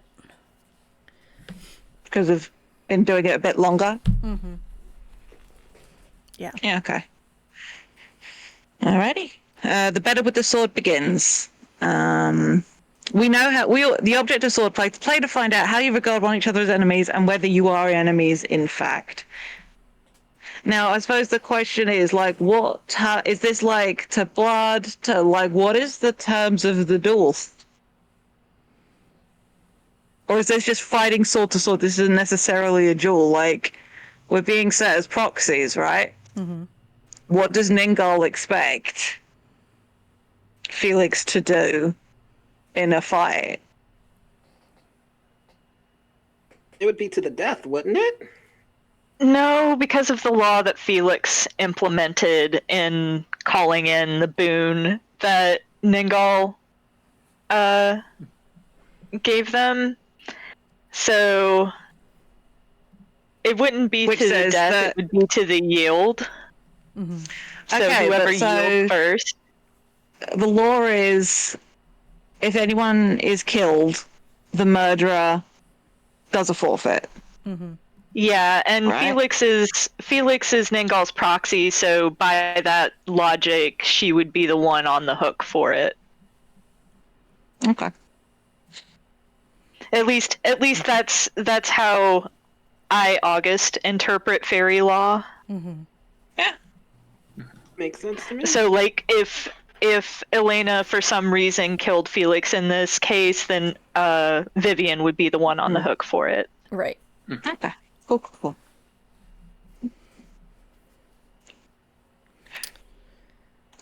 I promise I am not just being a shit when I say so. So what are the stakes of this duel then? Because otherwise, why wouldn't they both just yield rather than fight?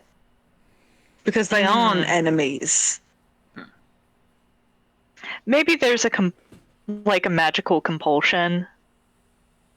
And to- that Felix is fun. can't just yield because if he just does God, that, yeah. Yeah. Ningal will know.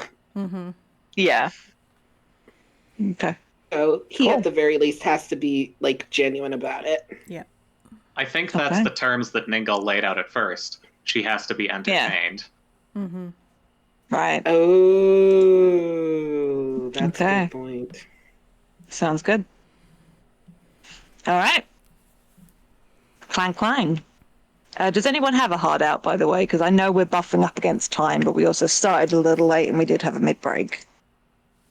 No. I don't think I have. I think I can probably go for another hour or so. Brad? But I may Cool. need to walk the dogs again, but that will only take No like 5 problem. minutes after this game. Okay. Just wanted to check that nobody had to like run away for anything. No, I 'Cause am. I don't think we'll be here for an hour, though. No, yeah. No, I To be mean, I'd fair. love no, to keep I have no heart out. My brain is just starting to lose focus. Mm-hmm. No, I get you. So we need to keep Izzy entertained. Gotcha. Before they turn into a pumpkin. Understood. It's warm. I get it. You gotta keep Gibber entertained, or else he just sort of is like, I'm gonna start causing some fuck shit around. Alrighty. Love it. All right. I launch a sustained attack with my weight behind it. Do you give ground readily or grudgingly? Sorry, I've just lost the list of questions. There we go.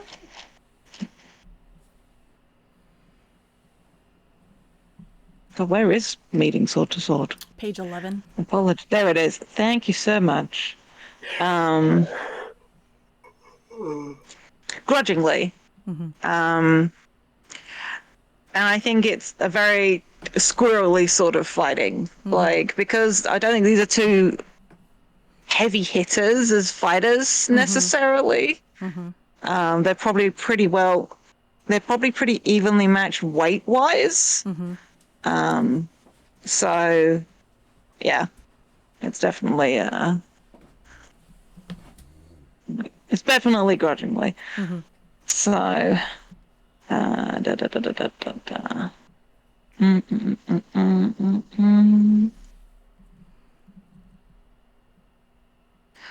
Blah, blah, blah, blah, blah. We circle, sword tips touching. What do you say to me?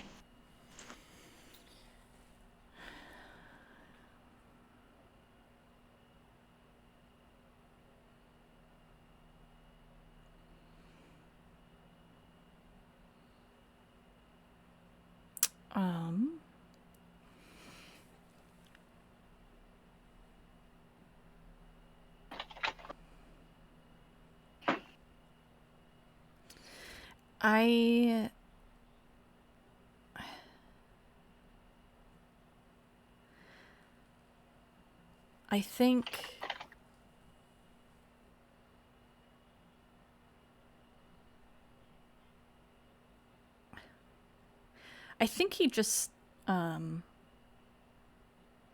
he just says I'm sorry you were drawn into this.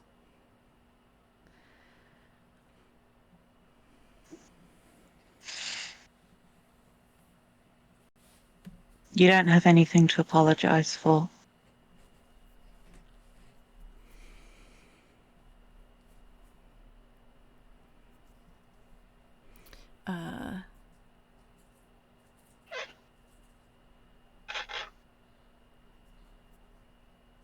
You touch me, cutting me along the rib or across the arm. Do you press your attack or give me a moment? I give you a moment, but I do like sort of a little flourish. Like I make a show of what I'm doing, which gives you a moment. And I think you recognize it as such, but somebody less versed in sword play wouldn't.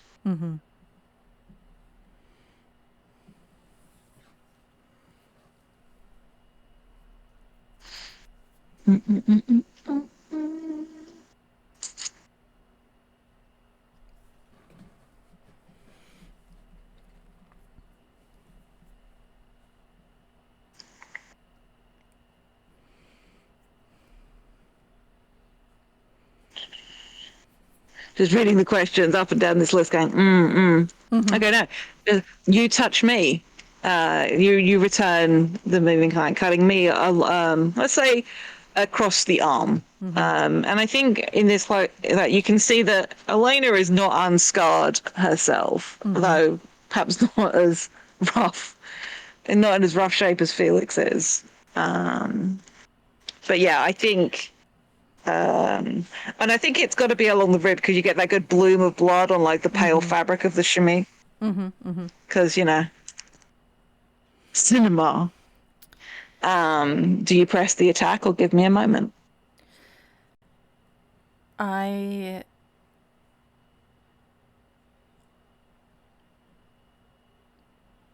think I press the attack, but I do it in such a way to circle around so that you're no longer backed up against a wall. Yeah.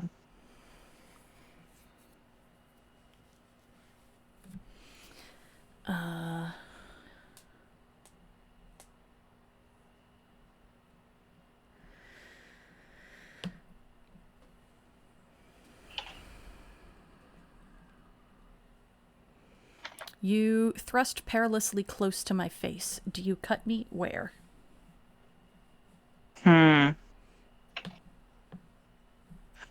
Yes, I don't think I was expecting to get into your guard, and at the last second, I turn, I twist the hilt, so it's like the barest little slice, rather than being like it might have gone through your cheek otherwise. But I turn enough of the blade so you just get like a glance right across the top of the cheek. I think it might like take a feather off the top of your ear, just to cut running up like into the undercut section, just like up that way.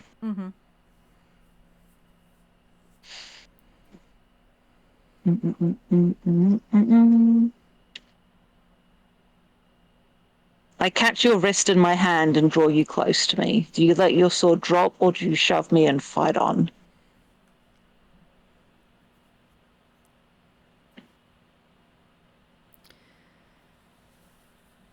I think as I do so, I also go like, I think I do whisper to you, "Are you okay?"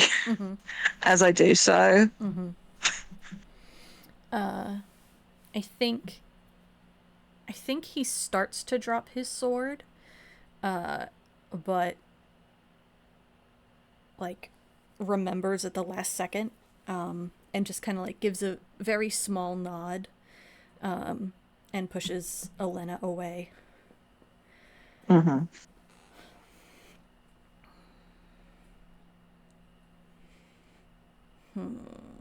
That's 3 rounds.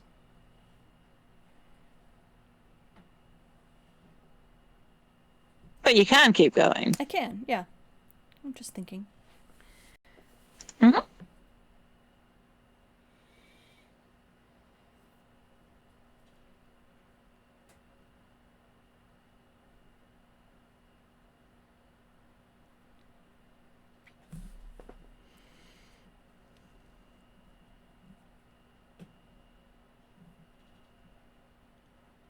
How's it going in the audience?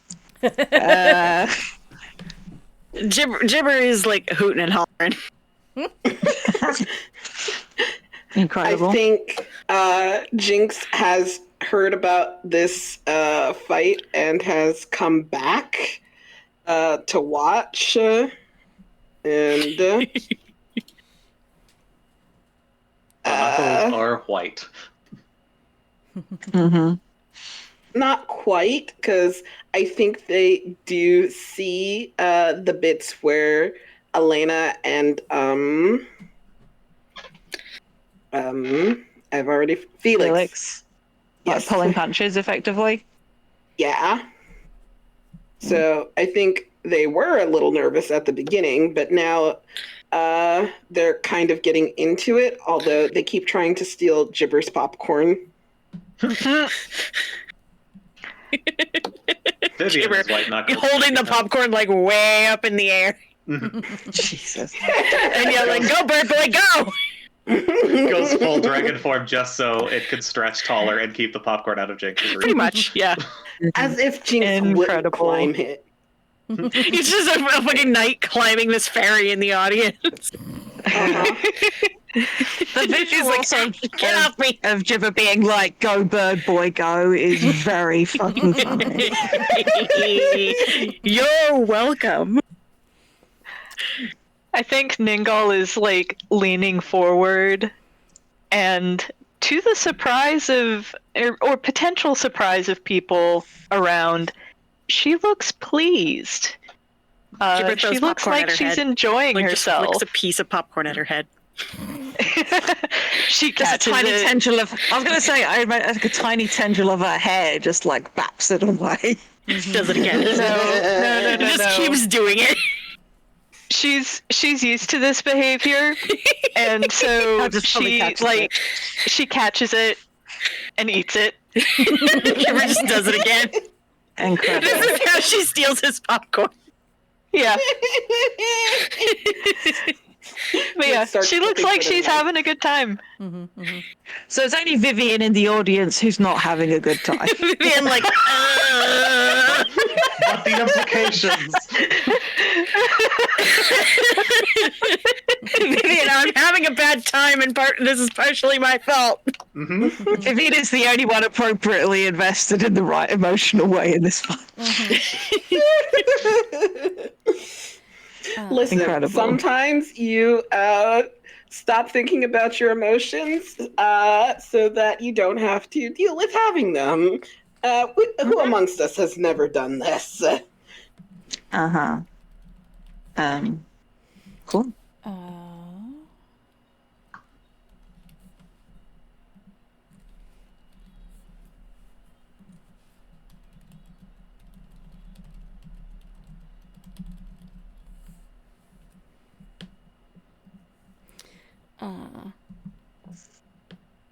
I thrust and you barely turn it, a fraction slower and you'd been cut through. Does it exhilarate you or chill you? Danielle, I was looking at that question going, man, I hope they ask. Play games with your good friends. Can recommend. I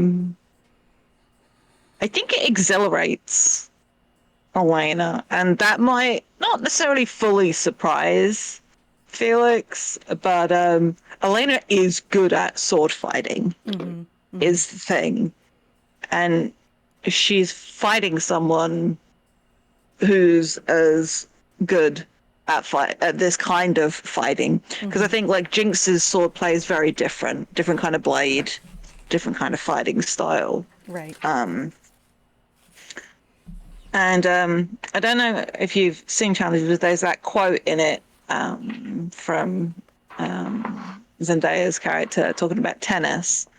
Just like there were 15 minutes there where we were like playing perfect. And I think it's like that. There's this moment. Elena and Felix didn't dance, but this is like that. Yeah. And I think there's this moment where like the fight's happening and Elena's cheeks are flushed in a not the same way as they were from the Spice Fit, but and like pupils are a little bit dilated, like this is a good fight. Good time had. God,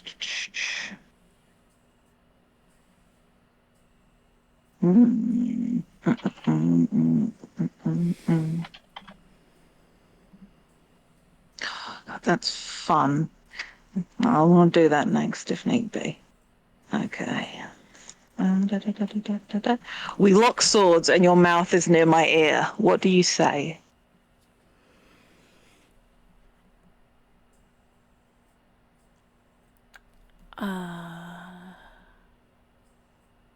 Oh, good. I do know this.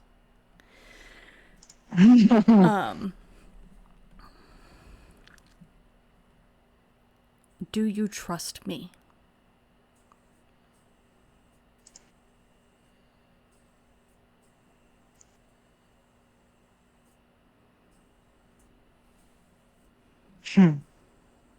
People keep asking me that today.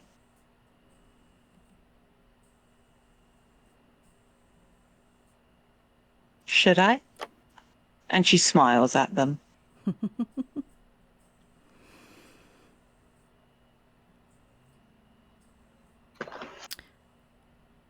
I don't know if you should, but I want you to.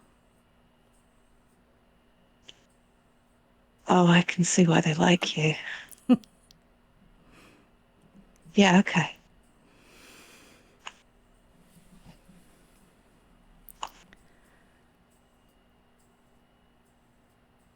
All right. And that's your... All right.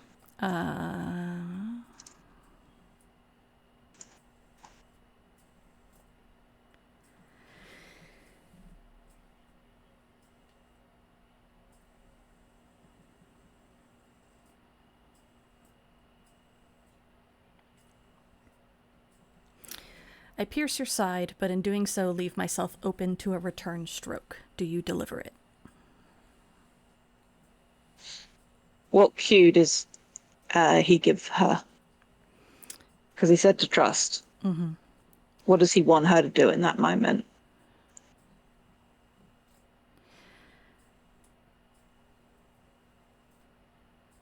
I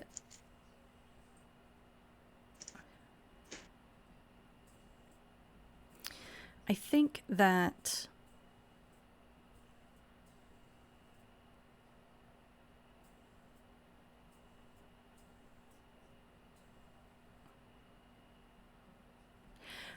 that he's asking her to die.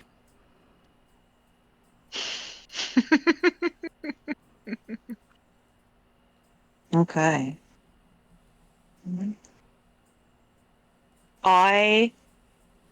Feeling that, I catch your eye, and I give you like a, and that, what I'll do is I return the stroke. But I purposely don't do it when one. What I do is I go, and it would look to the audience like I was aiming for like the meaty part at the top of your wing. Mm-hmm. But it just goes between feathers. Uh-huh. I don't know enough about anatomy, Danielle. I'm very sorry. Yes, that but could it be doesn't. done. Okay, wicked. Thank you. Like a little bit lower down. Get like, sliced. but it. Mm-hmm. Yeah. Mm-hmm. Mm-hmm. But yeah, I think I do that, but I sort of lean into what you're doing in the process. Mm-hmm. And yeah, and that's when I sort of drop down. More blood. Mm-hmm. Mm-hmm. Also, like the leggings that I wear are like a light sort of dove grey as well. So I think I'm just like blooming red from the cut earlier on one side, and now on the other side there's just like there's a lot of red going on. I'm very pale and my clothing is lightly coloured. Looks weirdly like Ningal's lipstick. Go figure. Mm-hmm. But I think there is a lot of blood now staining the ground. Mm-hmm. And I think Elena's sword clatters to the ground. I think Felix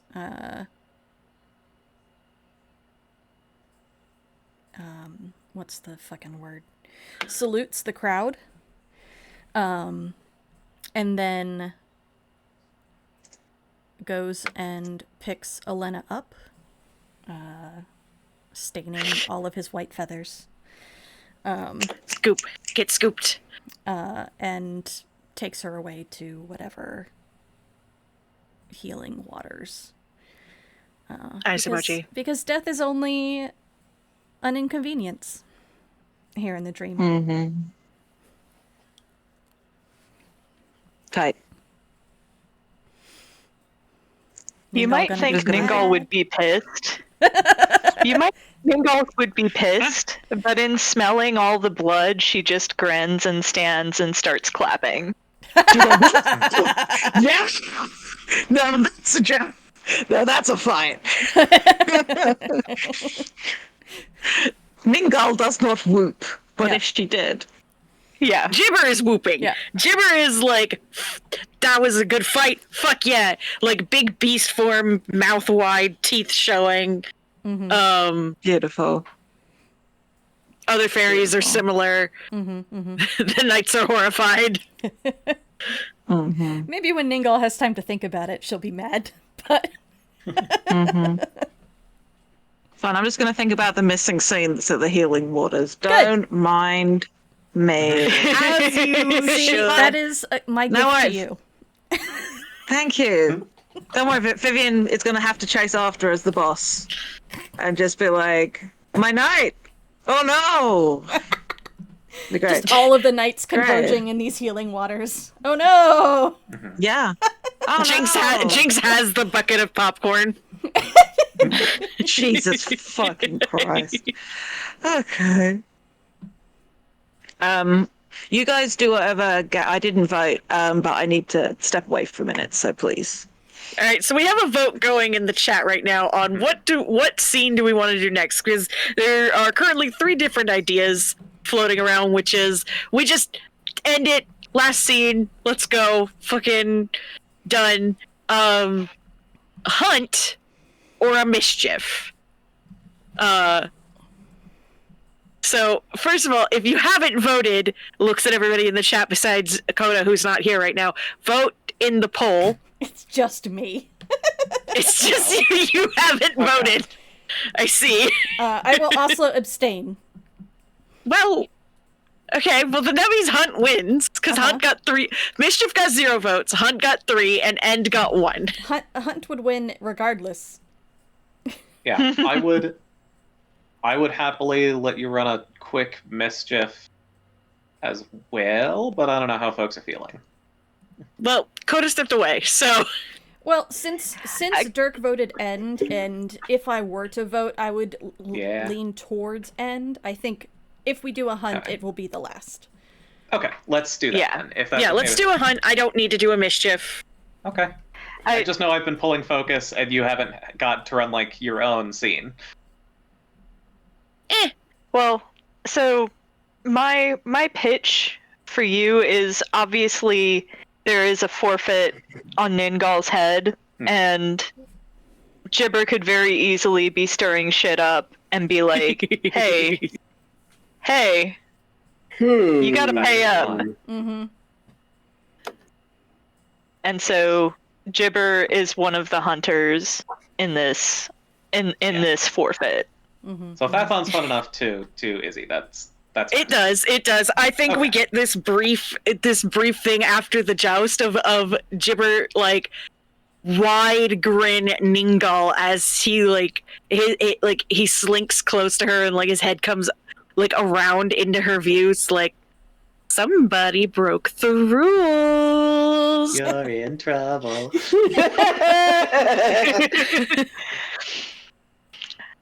Ningal just kind of smiles at Gibber and is just like, it was worth it. I hope so. As you better get ready for a hunt. Do you want to read the hunt, Izzy? I can. A hunt. Choose a partner to play with. Obviously, that is Ningal. Choose which of you is the hunter and which is the quarry. I am the hunter and Ningal's the quarry. Also, everyone else gets to be the hunter. We're all doing this. Mm-hmm. It's time to have fun. Well, 4 people can be the hunters. Mm-hmm. True. Because there's 4 challenges and admissions. True. So it's Gibber and Vivian probably. Yes. Yeah. At the very least. Would Felix like to join in on this? I think Felix recuses himself. That's fair. What of Jinx? I need it myself to eat. I think Jinx would also definitely participate. Oh, yeah. Okay, and Let's get her ass. Coda's not here, so we've got three hunters. So yeah. Decide together how the hunt began. We've just done that. Other players can join freely as hunters. So we've got our other players as hunters. What do you notice about each other? And so what? And then during the hunt, anyone may ask anyone for details about the landscape, what's ahead, what's behind, and of course what the hunt might take. So what do we notice about Ningal? She is unrepentant. She is absolutely unrepentant as she prepares herself for this shindig. Nice. I am begging her. You don't want to do that. Deserves. I don't. I really don't want to do that. Gibber looks like this is the most fun that he's so excited for this. Like he is wandering in like his beast form, just basically he's been trying to convince other people to join him on the hunt, and finally he talks to the knights and they're like, oh yeah, no, absolutely, we'll join you on this hunt. And he's like, yes. Yes. Sicko mode. Yeah. Vivian, for their part, is thrilled to take advantage of Gibber's mischief for the purpose of kicking Ningal's ass. Jinx is much the same and is checking their knives. And also stretching. So the object of the hunt, play to find out whether the quarry is ultimately taken, and if so, by which hunter. Conducting the hunt. The quarry conducts the hunt. First, say where you are and where you're going, and draw 4 cards into your hand. Coda, if you would also like to be part of the hunt, you can. No, I'm good, but thank you. I will happily vibe. All right, cool. Lead the hunters through a series of 4 challenges and admissions. Choose freely, except that at least one must be an admission. Each of your hunters must answer each of your challenges and admissions in turn in the order you indicate. After each challenge or admission, judge for yourself which of your hunters has given you the best answer and give that hunter a card from your hand, or else declare that none of them have given you an answer good enough and award none. Either way, you remain free or win free again, and the hunt continues. So, where are you? Where are you going? And draw 4 cards. I have 4 cards in my hand. Yippee! I think that this starts at the edge of where the joust took place. There's a very subtly hidden path that when Ningal stands at the trailhead of it, you can now see. And she looks at her hunters and smiles and says, "May the best of us win." Thank you. I will.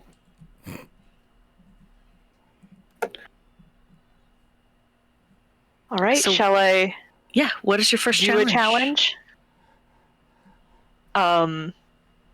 I am a hare, dashing away in a zigzag course, close to cover and close to the ground. Can you track me? How? What order would you like us to go in? Let's do Discord order. So Dirk, you, and Shrog. Okay. I think I keep track of you because this is what I actually do. I never said it, but it was always in my head that Jinx is very much a scout type, and they use daggers a lot. So they have practice looking for small movements and aiming for small targets.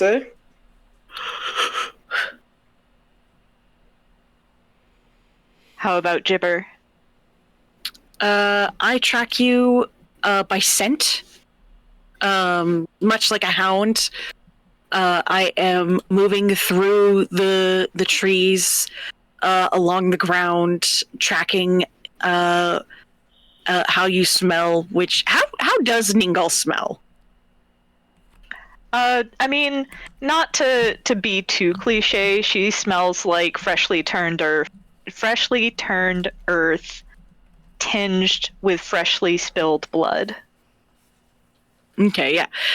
Gibber is tracking that smell along the ground like a hound. just kind of weaving through the trees as it follows.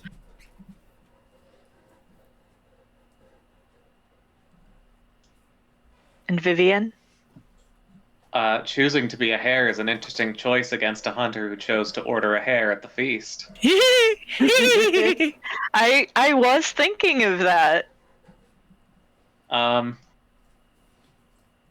Yeah, I think it's just that Vivian has chased hares before. It's not fancy, and it's not from a particular magical skill or talent. It's just I know how hares move.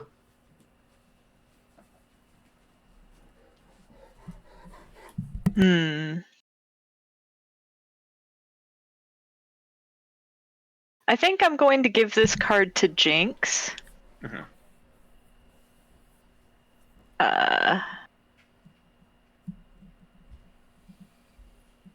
You have to. There we go. Yeah, I was trying to see if I could 'Cause- type anything in there.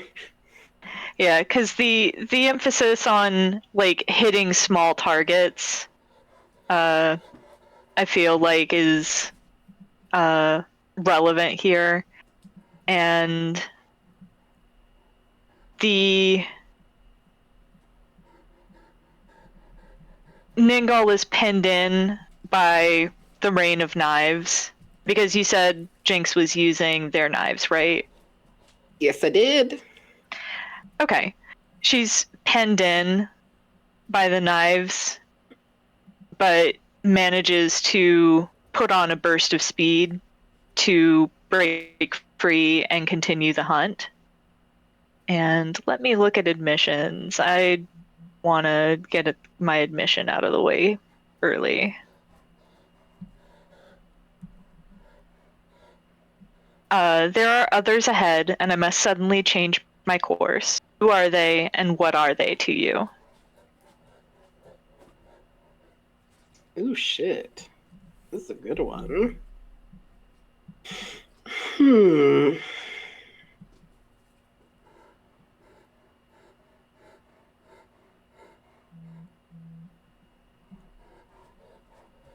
I think... God, who is ahead? Oh, I know. So Elena and Felix are not participating, but there's gotta be some place that people can watch, like, racetracks or motorbike races, that sort of thing. Mm-hmm. And I think we find Elena and Felix in the same spot. Maybe Felix is like checking in on Elena after the duel. Maybe Elena's checking in on Felix. Maybe they're just talking. Maybe they're just both nervously watching to see what happens. But either which way, I think Jinx sees both of them together and sees the evidence of the duel they just had together, and that causes them to redouble their efforts. Mm-hmm.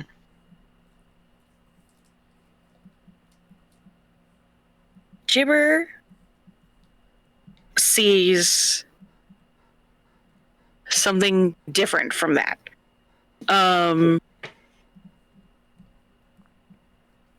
Gibber sees ahead in the trees. To his eyes, they are like mist. People that he has left behind in his path forward. And a face stands out clearer than the others, and he has to turn away from it because he can't bear to face her. Not right now.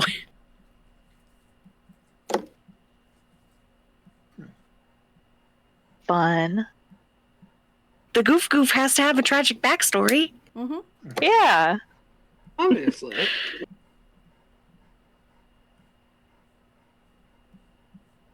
I think I'm going to add on to Dirk's. Then in addition to, like, there's evidence of the battle in what's ahead, and that makes you change your course. I think it's not just that. I think there's a shadow of the weight of Fey law in this space that forces you to change your course.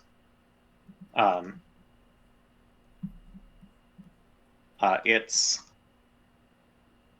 the outline of the true Morgan Le Fay.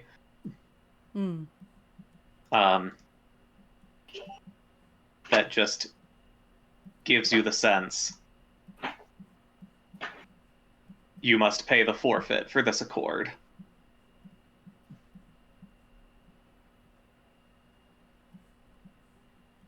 That's good.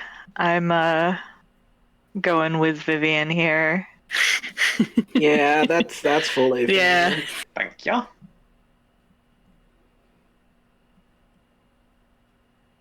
So now Ningal is caught no matter what. It's just a matter of whomst does the catching. So my next challenge is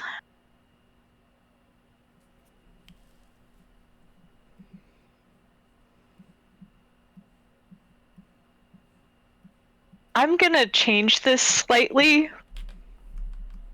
Mm-hmm. Just to rub salt in the wound. Instead of being a peregrine, I'm a gyrfalcon, soaring high above, invisibly small against the sky. Can you trace my course? How? Rude. Extremely so. Oh, it started raining.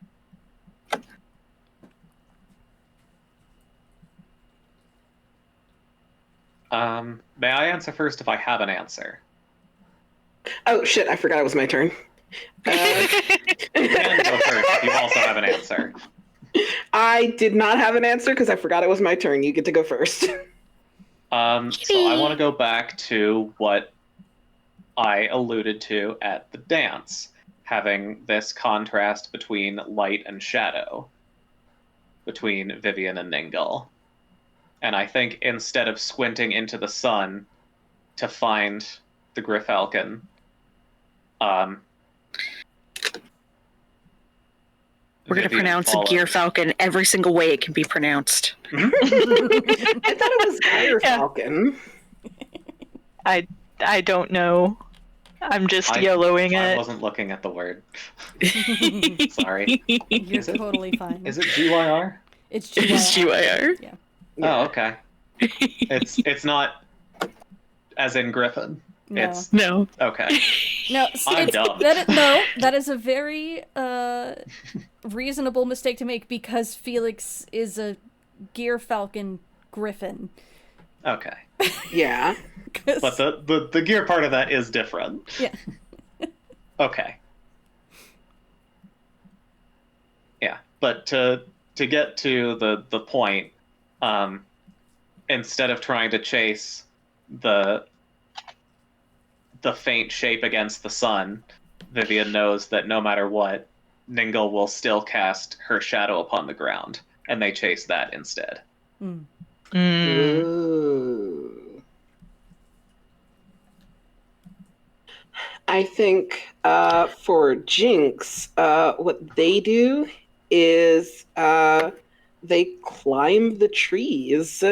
They are an agile, nimble person by nature and by trade. So I think they Tarzan that shit. They climb trees, they run across trees, they climb through them, they jump from one to another.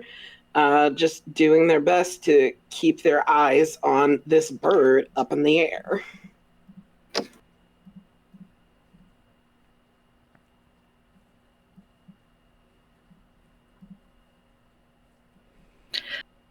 Jibber loses sight of Dingle for a moment before casting himself up to the tops of the trees and becoming like smoke to follow her. Ooh. Little bit has opinions. He says, "Mine is the best." I do Cartoons a think little bit. I do think Jibber has the advantage here. Being There's able two knights to and then someone who can actually fly. Yeah. 2 knights and a fairy chase another fairy. Ooh, a win! you have to accept the trade, Izzy, What's the trade? and roll 20. Yes, I'm Roll- giving Roll you a 20 is card. doing a thing. Little bit. Jesus Christ, Cat, stop. Crimes. He has opinions. Oh my god. He's a crime boy. Crimes. He's a boy made of crimes. Oh god, Okay. the crimes. Okay. We're good.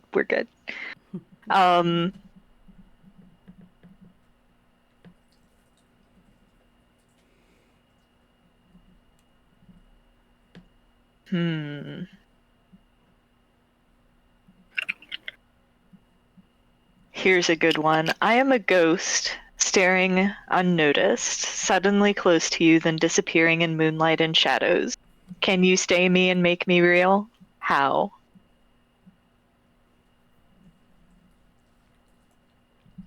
That is a damned good question. Here's the fun thing: if we all just say no, No, then it's it's just not a fun. draw of the cards. But no, we could go with actual answers. But that just tickled me. I think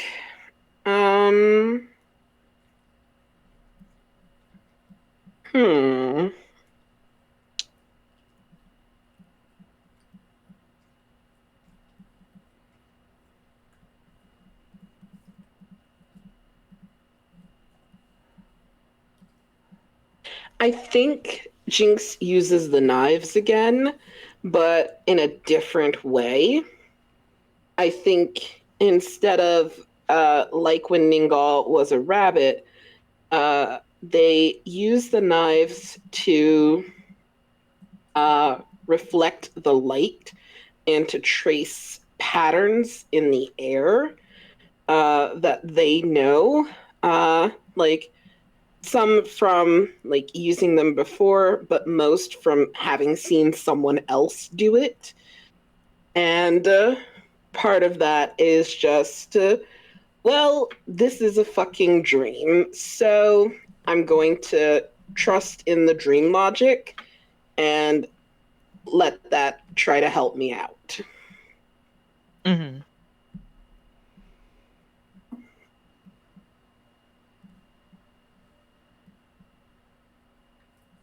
Jibber uses the fact that, again, he is a fairy to his advantage, snagging Ningal's almost invisible incorporeal dress with one of his claws to drag her back into corporeality. Mm.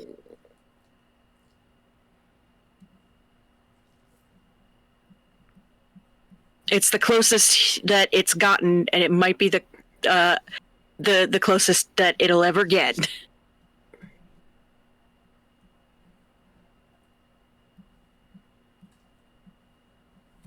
I think mine is similar to Jinx.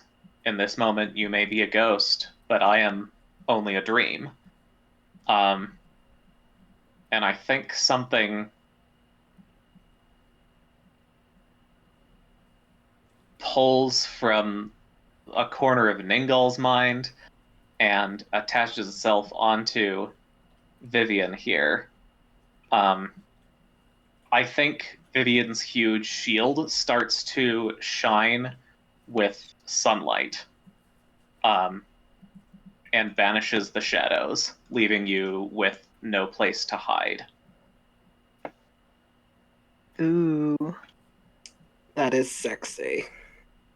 Yeah, I'm gonna have to go with that one. Yeah. Damn. Fuck yeah. Damn. I mean, we can like we can fudge it. The author is napping. We can have we can have everybody closing in. Because like I have no more cards left.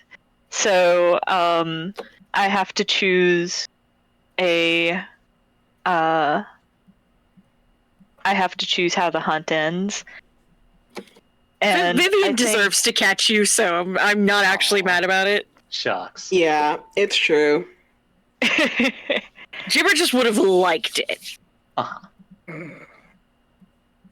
I think you've proven yourself, and I let you catch me.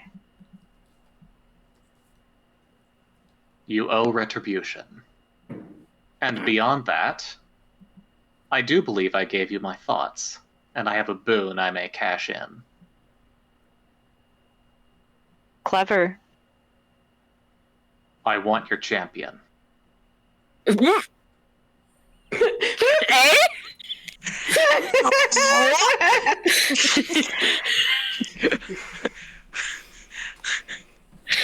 Felix's ears flick up from wherever he.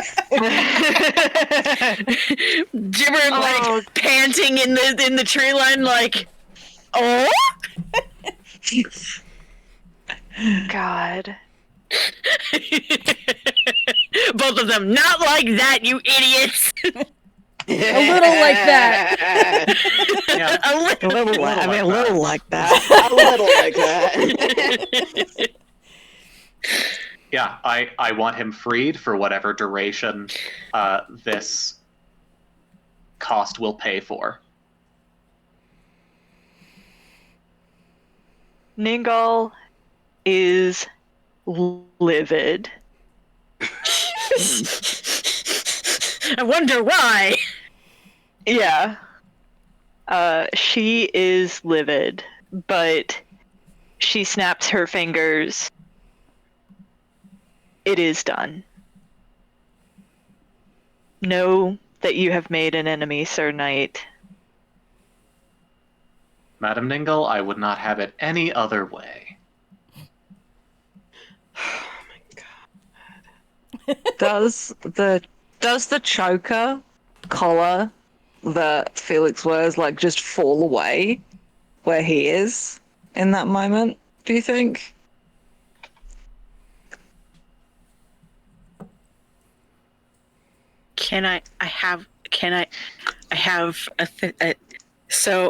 So earlier at the very beginning of this fucking game, Jibber gave Felix a key that matched his collar. And it seems like he didn't try to do shit fuck with it. No, because he had a very specific fear about that. And the key, does he have the key on him though? Yeah, I think he has possession of it still. Wherever it is on his person, it lifts from where it is and unlocks the collar. Good shit. Good shit. Where the fuck did Jibber find that shit? Oh, you know. That's part of why he slunk to the back. Don't worry about it. That's part of why he slunk to the back. He had to figure out a gift, and oops, what's this in Ningal's pocket? All right, my friends. Incredible. It is time for our final game. Waking.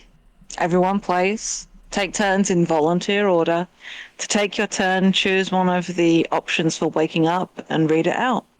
Once everybody's had their turn, if nobody objects, I will read out Puck's farewell and we end the game. And then the rest, baby, is fanfic.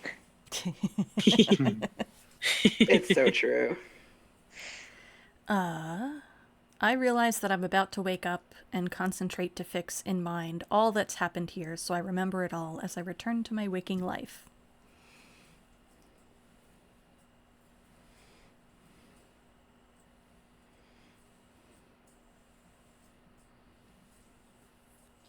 I refuse to wake up, and instead of returning to my waking life, disappear into the fading orchard.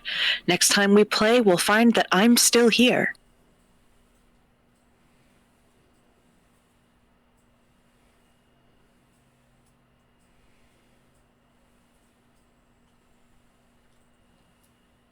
I'm going to tweak this a little. Mm-hmm. Mm-hmm. I realize that I'm about to wake up and concentrate to fix in my mind all that's happened here so I can remember the face of the person that I must end.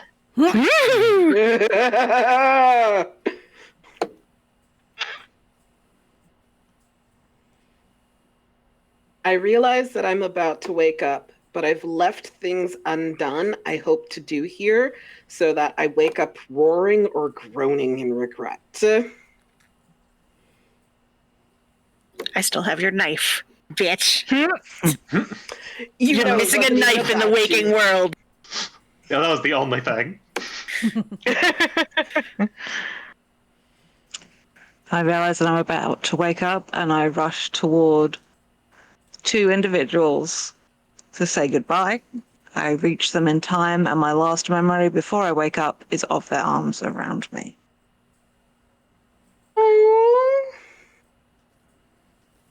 Yeah. I And realize then- that I'm, yeah. Mm-hmm. I realize that I'm about to wake up and rush toward the... Is it the same two individuals? One would assume. Uh-huh. Say goodbye. I reach them in time, and my last memory before I wake up is of their arms around me. Wait. I thought Elena was going towards Jinx and